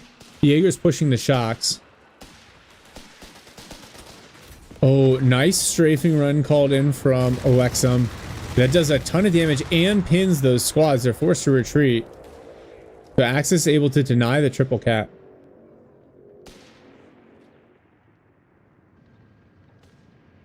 This is the bigger problem with Alexim's build. Is none of the DAC armory upgrades. None of that self-healing, none of that extra health. Oh, another shock section. And the Wirbelwind can't really even contest it because of the Piat. A Gammon bomb onto the Pioneers. Oh, so much damage. But Haxpetten here, now he's got an entrenched AT gun in a machine gun bunker, covering one of the VPs. And see, really, the Axis need is some sort of indirect. I think a walking Stuka. The burst of strafing run is so good. Double P3, but against a Matilda and a Crusader with all the AT gun support, the P3 are not super good. Crusader taking some damage from the Jaegers and the Shreks. And the Bren section here trying to keep the Jaegers from capping this VP. Nice rifle grenade. Oh my god, the Jaegers down to just a tiny little sliver of health. Now the Croc trying to push off the Bersaglieri. Oh my gosh, they are just melting away. Bersaglieri, sacrifice trying to grab the center VP. Now a Vespa from Vlavius. It starts at Vet 1, but it's able to clear an AT gun, so not bad. Oh, an infantry section now goes down to the Whirlwind. Oh goodness, what a mess. Panther, the biggest problem is Panther, it hits Vet 1, but it's just down to half health and hasn't been repaired. And the 6-pounder gun on the Croc penning the Panther. The Panther unable to pen the front armor on the Crocodile. Feels bad. Wow, P3 kills an AT gun, but is going to go down to this Crusader Matilda combination. Oh, and actually the 6-pounder on the flank gets the kill. Alexim's lost both of his P3s. That's unfortunate. He's got some AT guns. He's got a Stug D. Oof. Vespa comes in. I feel like the Axis players are kind of split up and they need to decide on 2 VPs. It looks like they're trying to rotate here into the center. Yeah, both teams, I agree. Both teams are panicking because of the tickets. Perimeter Overwatch called in. Oh no, another Pioneer squad. Just blown to smithereens. Stug D bounces a bunch of shots but can't push. More artillery. That artillery Overwatch is nuts. Crusader takes a ton of damage from those Pack 38s. Edgar tries to build another bunker. German infantry prevent it, but now the Croc is here just cooking. Oh, that Vet 3 Jaeger squad. The camera shake is insane. Pack 38s move up. Wow, and they're just going to take a ton of artillery fire from the Crusader. 1 AT gun cleared. P3 arrives, not in a position to challenge all of this Brit armor. Fortunately, it bounces a couple of shots, but it does still have to back out. Oh, Vespa barrage coming in. Canadian shock troopers capture the center VP, but both teams down to less than 50 points. Matilda clears 1 AT gun. Oh, whiffs on the P3. Vespa taking a ton of damage from the Bishop. Crusaders finally kill the Whirlwind. Panther arrives. First Crusader shot bounces. 1 Crusader knocked out by the Panther. Croc is going to move up. The Axis still on the bleed. Red should have gone Stugs. I think instead of the P3, a couple Stugs, a couple Martyrs might have been better. Wow, and the Axis are just gonna surrender. Why though? Oh man, I thought they still had a shot. I know they were on the back foot, but oof. Well, I mean, well played, well balanced game. Yeah, I think Curry. I agree with you. If we look at units here, so looking at Alexem, the 7 Panzer Pioneer is probably over the top. 1 Bersaglieri squad, it did okay. Assault Grens. that build, it just didn't scale for him the way he needed it to. And then playing into tier 3 for Dak, it helps you with the artillery because your vehicle is a little bit more resistant to it than your infantry. So the potential there to go with Stug D, Martyr. But the problem is you kind of feel stuck there, right? Because then it's such a huge fuel investment to then go tier 4 to go armored reserves. Croc is one to very best. Yeah, that I think that is accurate. Croc can be devastating. The constant bishop barrages can be devastating, and really, really rough to deal with. Let me see here. I feel like I don't want to pick on Flavius. I don't think this was his fault, but I feel like he wasn't really sure what he wanted to do, and so he made some decisions that were just a little bit inefficient, I think is the best way I could describe it. 2 Grand 7042 wanted to lean into Luftwaffe Company, but the early 221 didn't pay off for him. The Jaegers, the G43 Jaegers, good anti-infantry, but I think if you're going to go mechanized, you get a Jaeger or 2 with a Shrek, and then you go Stug D, Stostruppen. That, I think, is how I would have played that piece of it. And then the Panther call in, so you don't need the tier 4. Yeah, Paul, I think you're right. Right, another Whirlwind, Jaegers with Shreks to the G43s. Yeah, with mechanized, rather than go Whirlball, I'm usually tempted to go Stug D with Stas, Jaegers for the anti-vehicle, and then Panther for the late game, Vespa if you need it. I think that's a build that is kind of efficient. All right, so looking at this is Edgar with the shocks. You know what? Like, he made me eat my words because I thought early investment in the shocks would have been a mistake. He played it really, really well, and the second shock section made a lot of sense. You combine it with the infantry training; they're just very tanky. Did a good job dealing with the Jaegers. Section play was good. 2 bishops and then the Croc, and at that point, like the Croc micro. I forget who said it. I feel like the foot guards would have also been a nice choice there. And then looking at Haxpetten, I think he also played this really well. So Sappers, a couple sections into Gurkhas, probably a little light on infantry. The vehicle play was really good though. The Dingo, the Humber into the Matilda, and then the Crusaders. I think the Crusader play was smart, right? When there's not like heavy DAC armor on the field, which you really need is the ability to swarm and do a lot of damage to infantry. Matilda holds the ground, even though both were lost. And then the Crusaders, your swarming capability right there. So yeah, really well done. Curry, thank you, brother. Yeah, I thought this was a good game. Alexium could have gone, Steve says, Alexium could have gone for Martyrs to negate the Croc. Went for captured AT guns. Yeah, Curry, you're the best, man. Yeah, Martyrs are good. The biggest mistake I think Alexa made is not investing in the DAC armory upgrades.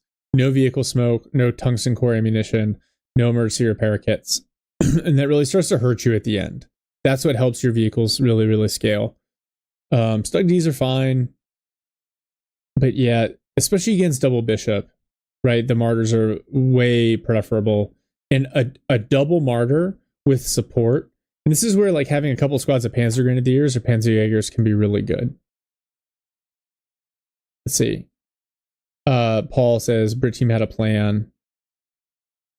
Yeah. The Axis team definitely played like side by side 1v1s, and I felt like the Allied team did a good job of kind of swinging back and forth, which you'd expect from brothers playing Company of Heroes together. So, yeah. Well done. Let's see. Let me see what time it is. Well played. Okay. What I'm going to do is I'm going to hide the screen here for a minute. I'm going to check. There's one more replay I would like to do, but I got to make sure I have enough time on the back end. So we're going to go into, let me load this up. we're gonna go day 101. Yeah, we'll go into a coffee break. I will top off my beverage. I'll take a look at how long this map matches, and then we'll cast it, and then yeah, then we'll just rock out there. All right, give me a minute, guys. Be right back.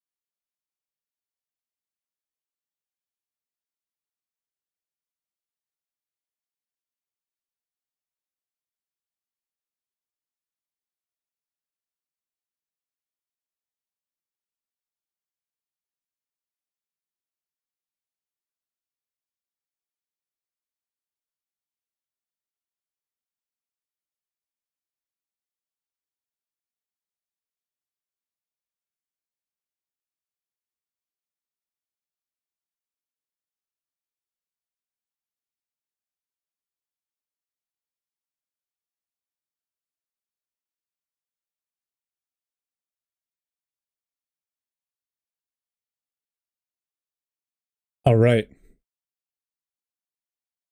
We are back. We got the audio. We got the game up.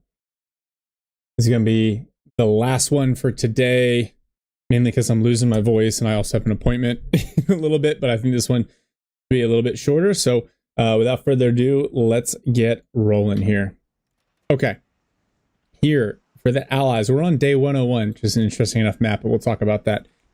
In blue is Cabalator playing U.S. forces. His teammate, Bustling Fungus, in teal playing Brits, immediately locking in Aussies. And I like this. Good work. Bustling Fungus going Sapper, Aussie, no building construction, which is what you like to see for maximizing the Aussie firepower. Opposite them, we have Stoico Azul, I think Stoic Blue, but we'll call him Azul here, playing Wehrmacht in red. Going Pio, Ketten, and then Infantry Company. Interesting placement for the Infantry Company, but all right. And then Lance Criminal in purple, playing Dak, immediately locking into Panzerjäger Command, going Krod Schützen, and then Panzer Grenadier. Krod going straight for this +10 fuel. If I had a complaint about this map, it's how much games on this map come down to this +10 fuel. It can be a little bit frustrating to play. There's plenty of munitions elsewhere, but the fuel, how much water isn't a thing anymore. Yeah, how like there's no risk to crossing this stream. I missed the negative cover for sure. Okay, so in the interim, while I've been flapping my gums, so Cabalator's gone Weapon Support Company, he's gone Special Operations. I imagine that he is going to go for the Weasel Pack Howitzer call him because he hasn't gotten a weasel out yet, which is one of my favorite things about special operations. Meanwhile, you've got Lance Criminal putting up roadblocks. All right, cool. I haven't even seen those because the mines for this battle group are so good. And then Stoico Azul going mechanized. So we'll see how these guys play this one out. Little bit, Kettenkrod kind of driving around in the city here, taking a little bit of damage from the scouts. Pioneers in support.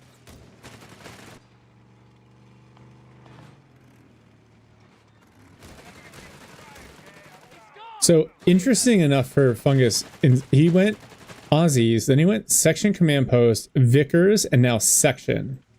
All right. Okay. It's an interesting build. I want to see what he does with that. And it looks like the map's going to be split pretty even, but like really, the fact that there's like no fighting over this +10 is kind of wild to me.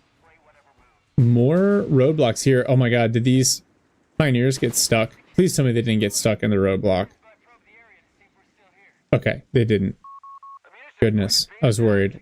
They're putting roadblocks everywhere. I don't totally understand the methodology behind the roadblocks, but all right, you know. So you also see him going a couple different Panzer Grenadiers.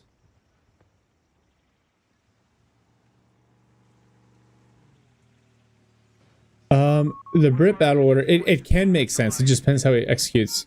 So we see a fighting position coming in already on the flank. Cabulator going mechanized support center. Yes. Yes, that's what I'm used to dealing with, Tevry Best. 100%. There's an MG here. There's sandbags. There's cover. A lot of stuff coming in. Cabulator's taking control of the town here, and so we see some mines going down as well.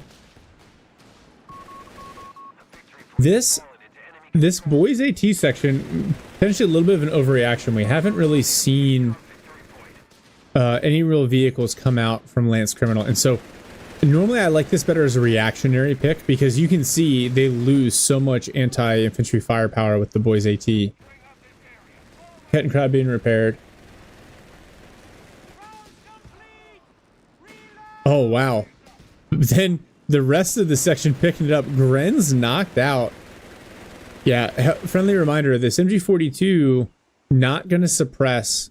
It will do some damage to those units in green cover, but not going to suppress. Yeah, oh my gosh, Stoico floating 700 manpower.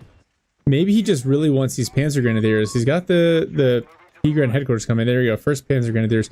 Not a terrible idea in the city there, but you typically want more on the field. The P-Gren stall. Oh no, Kettenkrod just smoked between the boys AT rifles and the scouts.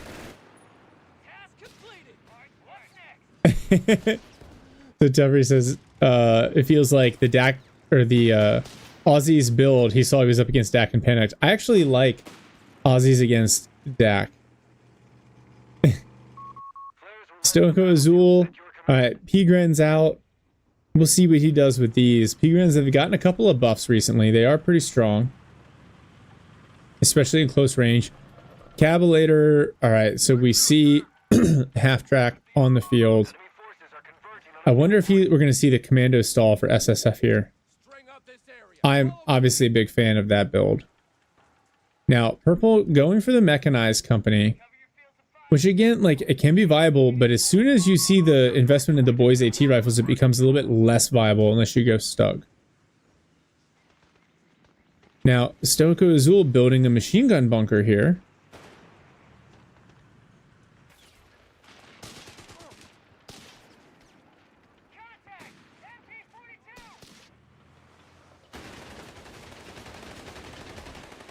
The Panzer III, yeah, I think nerf close range penetration. I think that's correct. Now, Purple doing a lot to cap and harass on the flank here, but look at all of the ground that's been given up here to Cabulator in blue. Now, Cabulator going motor pool I think is really interesting. I know he's going MSC, so he can basically build the half tracks outright from the motor pool.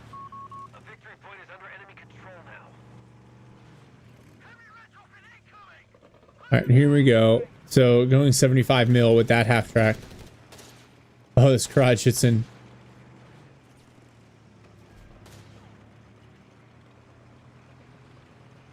So Cavalier, here we go. We see the MG move up. You got to keep those MGs active to get the most out of them. Well, this half track just getting chewed up. Stoico going for the bundle grenade onto the half track. Obviously a half track dodge is there. Nice thought. All right, Lance Criminal going for support armor elements. He also has a martyr out now. And so really concerned, I guess, about vehicles hitting the field. Pigren's just shoving away these scouts.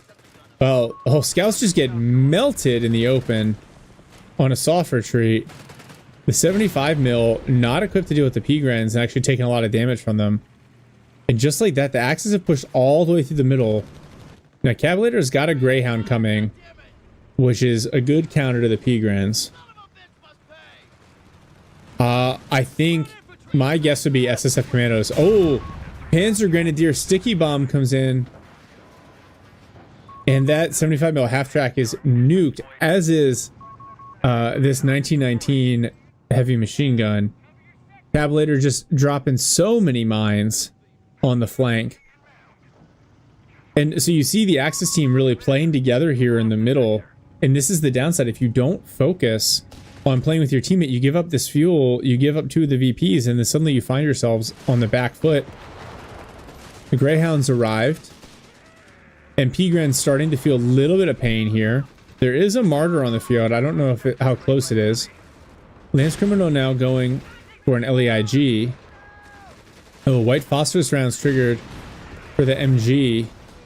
Oh, but the MG may get cleared. It does, actually.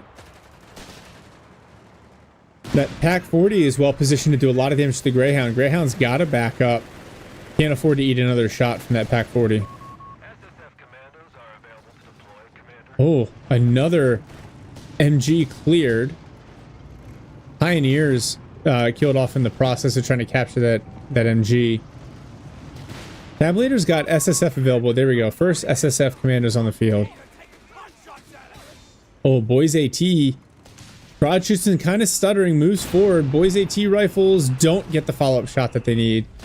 Now the LEIG coming in, and the boys section knocked out by Lance Criminal's Panzer Grenadiers. The Boys AT rifle picked up by the spare section, but lots of bleed there for Bustling Fungus. Interesting. A lot of manpower invested into fighting positions early. Yeah, he waited for the SSF commandos. We'll talk about that after this game, because I love the SSF commandos, but I think there's a very specific way you have to play them. Zulu, thank you for the raid, dude. You guys are just hitting the back end of a relatively long stream of casts. We're on the last one here, and this one's been interesting so far, to say the least. So thank you for joining. We had Estoko Azul here stalled for Panzer Grenadiers. Is now taking some hits here from the Greyhound, and Cabulator's been stalling for SSF Commandos. Now going double Greyhound with the Commandos. Lance Criminal, the DAC player, doing his best to hold everything down for the Axis team. And the Allies really have not contested this +10 fuel at all, which has been a little wild. Oh my gosh. The Aussie supply run going in. Almost certainly going to get destroyed. But the mine protects it, at least initially, from the Panzer Grenadiers. MG42 doing a ton of damage. Yeah, Cabulator, I think that was smart. I think that was smart to get another Greyhound. The problem is you got to worry about this Martyr and this Pack 40, but yeah, we will, like I said, we'll talk about the SSF build on the back end of this game, because I think there's still a lot more play here to happen. Wow, these Panzer Grenadiers getting whittled down a little bit. The soft retreat. This supply run. Anything can happen, yeah. This is just so funny. MG42, Panzer Grenadiers. It did. It healed itself up. That's insane. It's good. Is it gonna get back? It doesn't look like it loaded anything. If this thing gets back there. Lance Criminal. Oh my gosh. Yeah. Superhero Aussie supply run. Or Aussie supply run. Wow. Oh, the sector got cut off, so it didn't load anything. Okay. So it's going to survive, but also not deliver any benefit. This is the best supply run play that I've ever seen. 100%. Now, Bustling Fungus going straight into grants. Okay. Again, I have some thoughts. Lance Criminal putting a resource cache down. Let me check here. He has combat half tracks and he has vehicle survival package. Okay, so he's not being totally irresponsible with his manpower. I didn't see it stop and unload anything, so yeah, no fuel. It was really risky. I think these pioneers are supposed to be healing this Crowdschützen, but they are not. All right, now we got the double Greyhound push coming in here on the Panzer Grenadiers. Oh, chase. Chase, baby, chase. Let's do it. P-Grand's taken some decent chunk damage. It's taken... It's kind of crazy it takes this much. P-Grand's wiped, though. And Bustling Fungus first Grant coming out. The double MG42, yeah, forced to retreat. Greyhounds can punish that as well. Yeah, mind blown that the truck survived there. Alright, more SSF on the field. Love to see it. And I think we got like battle lines drawn here. Oh, those scouts need to be careful. This is a round landing on... Don't stand on the mine. Don't stand on the mine. Don't stand on the mine. Ooh, Stoico's got a Brumbear out. That happened quick. And now Caballeter's build here in the city at risk. Double SF commandos forcing away the Panzer Grenadiers. There's a lot of indirect here. The mortar half track to LEIG. Oof.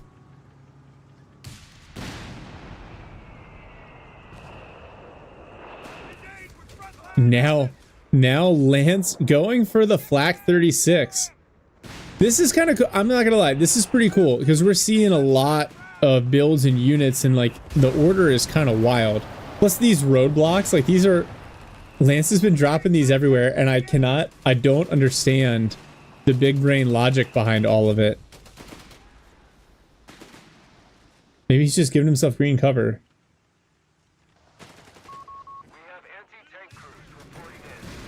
Oh, those SF commandos. Yeah, there is healing, so that'll help quite a bit. But now the 2-pounder getting set up, and Lance Criminal's MG34 in this tower whittling away at the 2-pounder as it tries to clear this MG bunker.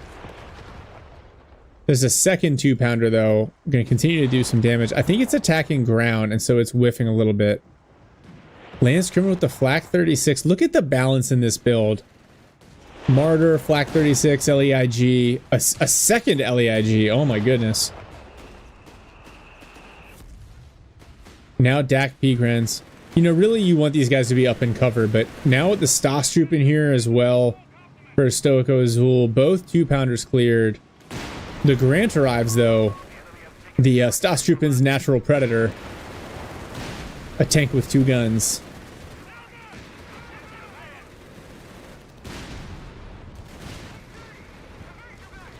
Now double Greyhound comes in, but this is not gonna go well. Pack 40 turns to face, but can't get the kill shot off. Martyr and Pack 40 damage. Grant is gonna take a couple of shots here. Oh, the Flak 36 is set up. Grant's gonna be forced to back up. Wow, Martyr's pushing. Half track, is it gonna try to maintain sight? I'd love to see this half track grab this 2-pounder. Martyr definitely needs to back up before it gets knocked out. Is Stoico capping the flank VP? Wait, hold on. So now we've got a 2509 half track towing the Flak 36. I love this. 100% do this. grab their 2.5 ton truck, have it used for healing, and have your 2509 carrot. That's awesome. Like the extra armor, the extra health it gets. That's brilliant.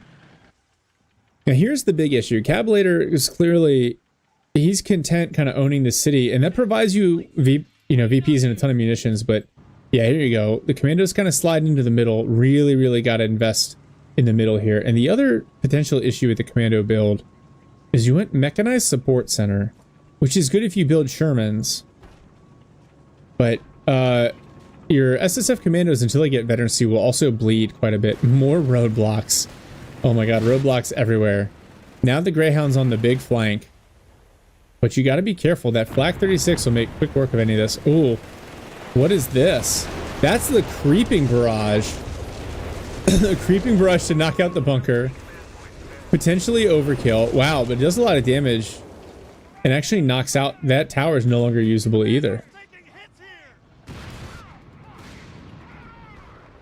Oh no, Greyhounds. Flak 36 sets up, but fortunately they're out of sight before the Martyr and the Flak 36 can kill. Now commandos advancing into Panzer Grenadiers.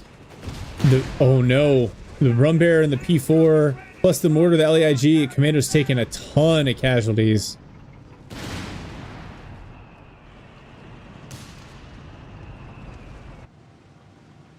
Nice. Well, I'm glad you get to watch this. Look at this big allied flank coming in. You got to be careful here because they can see that you've got everything here, and as a result, you see the Flak 36 getting set up, and it's got sight, so it's going to start trying to chunk away.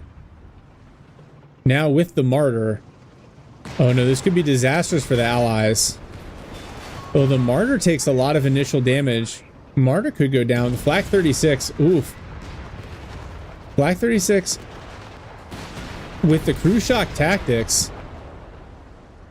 Grant is shocked, not snared. Flak 36 needs one more shot, and it gets it. Grant, oh my gosh, the turret just goes flying all the way across the waterfall. That's wild.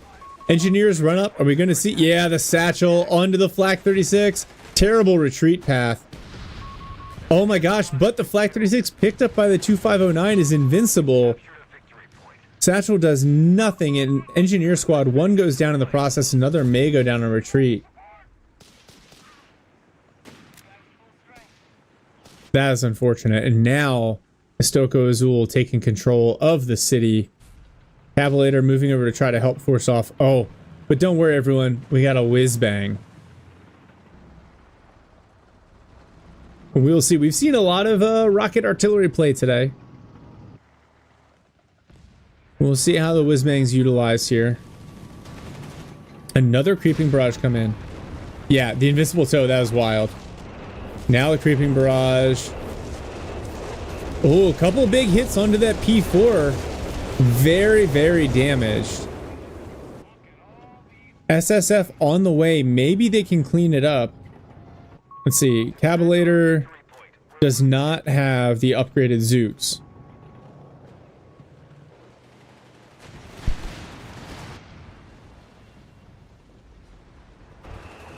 Foot guards here from Bustling Fungus.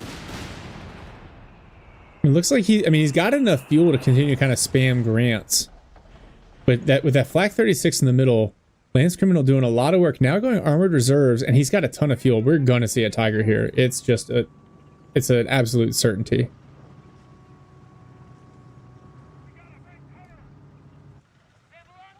Yeah, those Greyhounds I think are probably best used in this city up here. Because they can, if a tank shows up, they can get away. Oh, Cavalier. Yeah, thanks for sending it, man. Enjoy. Now Flak 36 on the flank here. I like this play from Lance Criminal. There's the Grant. Flak 36 immediately gonna dive in there. Lance Criminal, worth noting, he could benefit because he's got decent infantry. He could benefit from the veteran squad leaders as well. But I think he's clearly saving for the Tiger. They have taken our victory point. Yeah, so Cavalier here pushing into the city, getting control. SSF had their Zooks out. The Whizbang needs to be active though. If you're gonna get it in the game, you gotta keep it working. aggressive Flak 36 play here, supported by a lot of infantry. Probably worth destroying these 2-pounders or stealing them. Just one grant. Oh no, there's a second grant here from Bustling Fungus. Flak 36 set up. Oh, big hit, but Stosstrooper and Panzergun's at risk of going down as well. Yeah, he's all over it, and I love the way that he is microing this 88. Creeping Barrage called in, probably a little bit of a waste. They've got tons of resources. Wow, it does a lot of damage to that Brumbear. Oh, and now that's the whiz bang crushing that mortar. Well played with the whiz bang. Meanwhile, Cablator taking good control of the city. Probably needs to be aggressive. Look at this. This is what you want to hit with the creeping barrage. All of this set up here in the center. Now we see a Panther out from Astoko Azul. He's done a good job stalling for these late game units. There's a lot of combat power on the field for him. Wow, look at these hits coming in. Having the 2509 tow the Flak 36, that's just a big brain play. I love that. Whiz bang, another barrage coming in right onto the Flak 36 and the MG. Wow. Vickers, stolen Vickers knocked out. Flak 36 forced to displace. Nice whiz bang barrage. SSF Commando is kind of on a long flank here. Yes, the scouts, especially with like the stealth recce. Oh no, Whizbang's got to get out of there. P4 pushed all the way up, but it's going to pop smoke and back up. Double LEIG. Man, Lance Criminal's got a lot here. Actually, the reason he doesn't have a Tiger is he's pop capped. Good problem to have. These AT guns could be chipping away. Yeah, that. We need more vision. Oh, SSF Commando's come across a Panther. Definitely still need those improved rockets for the extra damage. Now Stosstrooper here. Commando's going to be forced to back up. Walking Stuka from Lance Criminal. Oh, onto those AT guns. With just really unlucky scatter. AT guns are going to basically get away unscathed. And Bustling Fungus over here. Oh, there we go. Improved rockets for the Cablator. Bustling Fungus grabbing the flank. Yeah, I don't know how. Oh, Greyhounds on the deep flank. Can they catch? Can they catch the walking Stuka? Oh no. The Flak 36 is turned around. Oh no. Now the Whizbang coming in and a creeping barrage. Oh, I like this. I really like this. Whizbang barrage landing. Creeping barrage. Oh, Pioneers smoked. The Greyhound could get the does get the walking Stuka here. Flak 36 has been cleared. And LEIG destroyed as well. Flak 36 picked back up by the 2509. Now the Panther with some infantry moving into the city. Oh no, AT guns. They found the P4. It's like it has to hit just right for it to be effective. Now a second whiz bang. Oh, Panther on the approach. One AT gun cleared. SSF commandos need to get their bazookas out. Lance Criminal's going for a wrecker, which I love that. And then this stolen 1919 suppressing the commandos.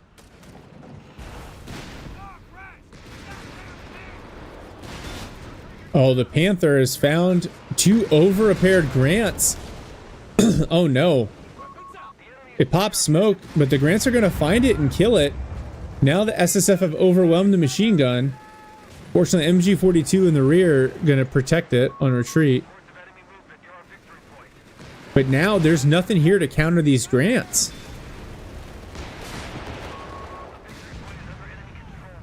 Yeah, that's a wrecker. Oh, Krajitsa knocked out. MG42 cleared by the Grants. Black 36 has been recrewed. Egren's just eating Grant rounds. Now, Cabulator's got a Sherman and going for the 76 mil conversion on it. Black 36 moving up.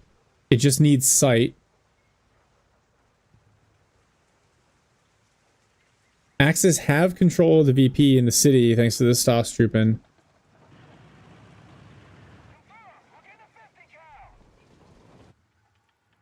Footguard's taking control of the flank VP. 76mm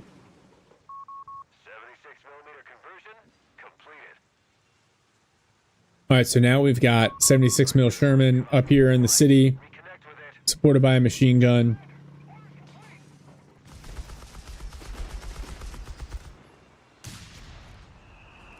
Yeah, Tevry, I agree with you on the creeping brush. I think that's kind of its big issue is it takes very long to have a result. Wow, roadblocks blocking shots. Grants clear the Vickers. Flak 36 turns to face. Oh, the wrecker comes up, but is caught in the whiz-bang barrage. Goes down to the whiz-bang. Now creeping barrage comes in. Flak 36 annihilated. Plus the anti-infantry strafe. Oh my gosh, all that Axis stuff in the center just deleted. The strafe continues.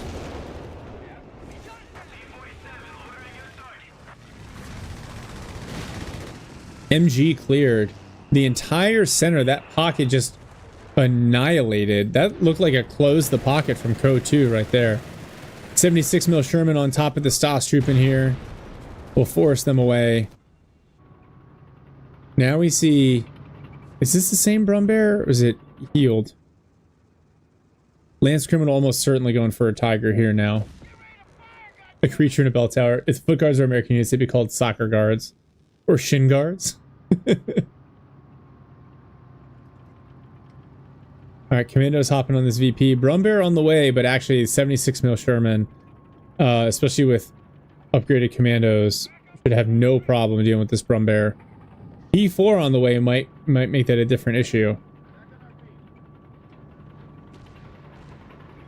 Probably want another Sherman from Cabulator. There we go, the ambush. All the shots bounce on the Brumbear though. Oh my gosh, the Commandos just take a ton of damage, forced to retreat. Now the 76 mil's got to contend with the Panzer IV as well. Oh no, Cabulator's Sherman here.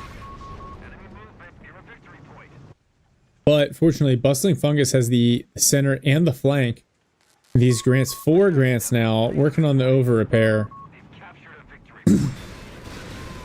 P4 continuing to take damage, but gonna probably force away. Could pop its Vet 1 ability here to make sure it wins this engagement. Oh no, Cabulator. 76 mil Sherman destroyed. Looks like another creeping barrage coming in from Bustling Fungus, but it's just too far away. Not gonna do what it needs to do to that Panzer IV. And then here's the Tiger for Lance Criminal. He hasn't unlocked the AT Overwatch. Maybe we'll also see an elephant. Kind of got that earlier today. Oof. Another whiz-bang barrage coming in, but not really going to dissuade the Tiger. Oh no, Tiger just crushing the sappers. More whiz-bang coming in on the Stoss trooping.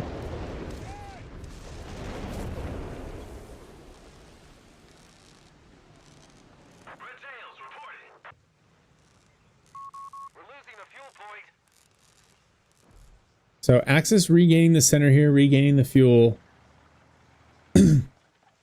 I feel like from another Panther out on the field. I mean, I feel like Stoico maybe needs another Stoss squad to deal with some of these infantry and AT weapons. Another Sherman on the field from Cabulator. Really like to. He probably needs a massive like 2 or 3 of them. Oh, Tiger, but the over repair Grant basically gives him a whole additional tank shot. of health. Scouts hopping in the VP. Cabulator's also getting the VP in the city here. And now more whiz-bang barrages coming in. Bone to zone. I'm always down for replays, but this is the last one I'm going to do this morning. I'm running out of time here. Yeah, Tiger plus Elephant would be absolutely insane. So allies have the triple cap. Axis have good army composition. Bustling Fungus going for a 17-pounder and 5 grants. I mean, I feel like they could just go for a dive here. At this point, they're probably happy to sit on a triple cap.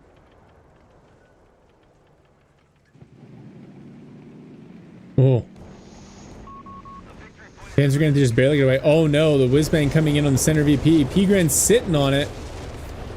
And barely survive. Oh my gosh. And then the Grant cleans them up. 2 Grants squared off against the Tiger on the flank VP. You can tell Lance has gotten rapid advance. Oh, he's got all of his upgrades. Now, Brumbear, P4, Stas trooping. Oh, these commandos are in trouble.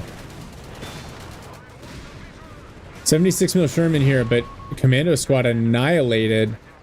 But the AT guns here are actually doing a lot of damage to the Brumbear. Oh, look at these roadblocks. I love this from Cabulator. And now with the AT guns on the backside, this Panther moving up. Oh, Mechanized Zeroing already called in on the AT guns. They've got to relocate. SSF with the Zooks. They take a ton of damage. Yeah, they just need to retreat. But that Zeroing already... Oh no. Oh no, the SSF on retreat. Oh my... Oh, I thought they were going to get away, but they get knocked out. Oh my goodness. But in the meantime, the Tiger... Oh my gosh, overrun by 5 Grants and destroyed. And the bridge knocked out as well. Roadblock and bridge. Oh, poor Lance Criminal. He had so much this game, and it's all just been collapsed. Yeah, I've never seen that bridge collapse before. Never one time. Lance Criminal's mortar track, not really sure where it's going. If the Grants find it, it's done for. The enemy is running. And the Axis just surrender. Oh my gosh. All right. That was wild. So, first off, the hero of this game for the Axis was Lance Criminal, and it is a shame that it didn't work out for him because I thought the balance in the build was really, really nice. But just too much artillery, too many off maps, the dives, absolutely wild. So I talked about this a little bit. Stoko Azul made a mistake that I made quite a bit back when I started playing CoH3, the stall for Panzer Grenadiers. It's really, really tough to make that work. So, and it can be really dangerous, and you kind of leave your teammate out to dry a little bit. Lance did a really good job holding, but just couldn't deal with the late game. And then for the SSF commandos. So I know we got a lot of people in chat, a lot of talent on Twitch and on YouTube here.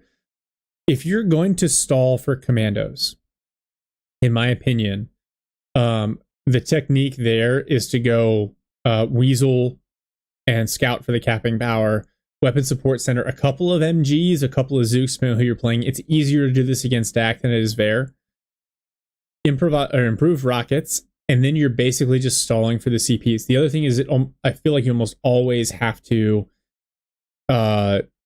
you have to go Infantry Support Center. You need the advanced logistics. You need the survivability, because then your mid to late game is commandos and Zooks to deal with enemy vehicles. And so if they start to bleed, you can't let that throw you off.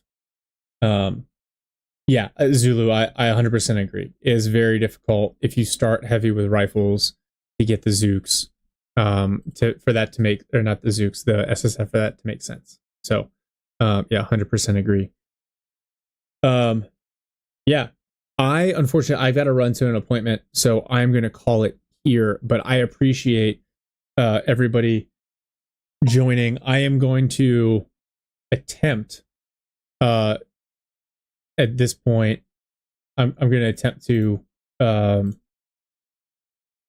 god, I'm going to try to cut these into individual videos. So if you missed one of the games and you want to get back into them and watch some of these later, it should be relatively easy. Over the next week, I'll just cut them together on YouTube. So we'll see how this goes. But all that said, what I'm going to do is we're going to set up a raid on Rommel FTV before I leave.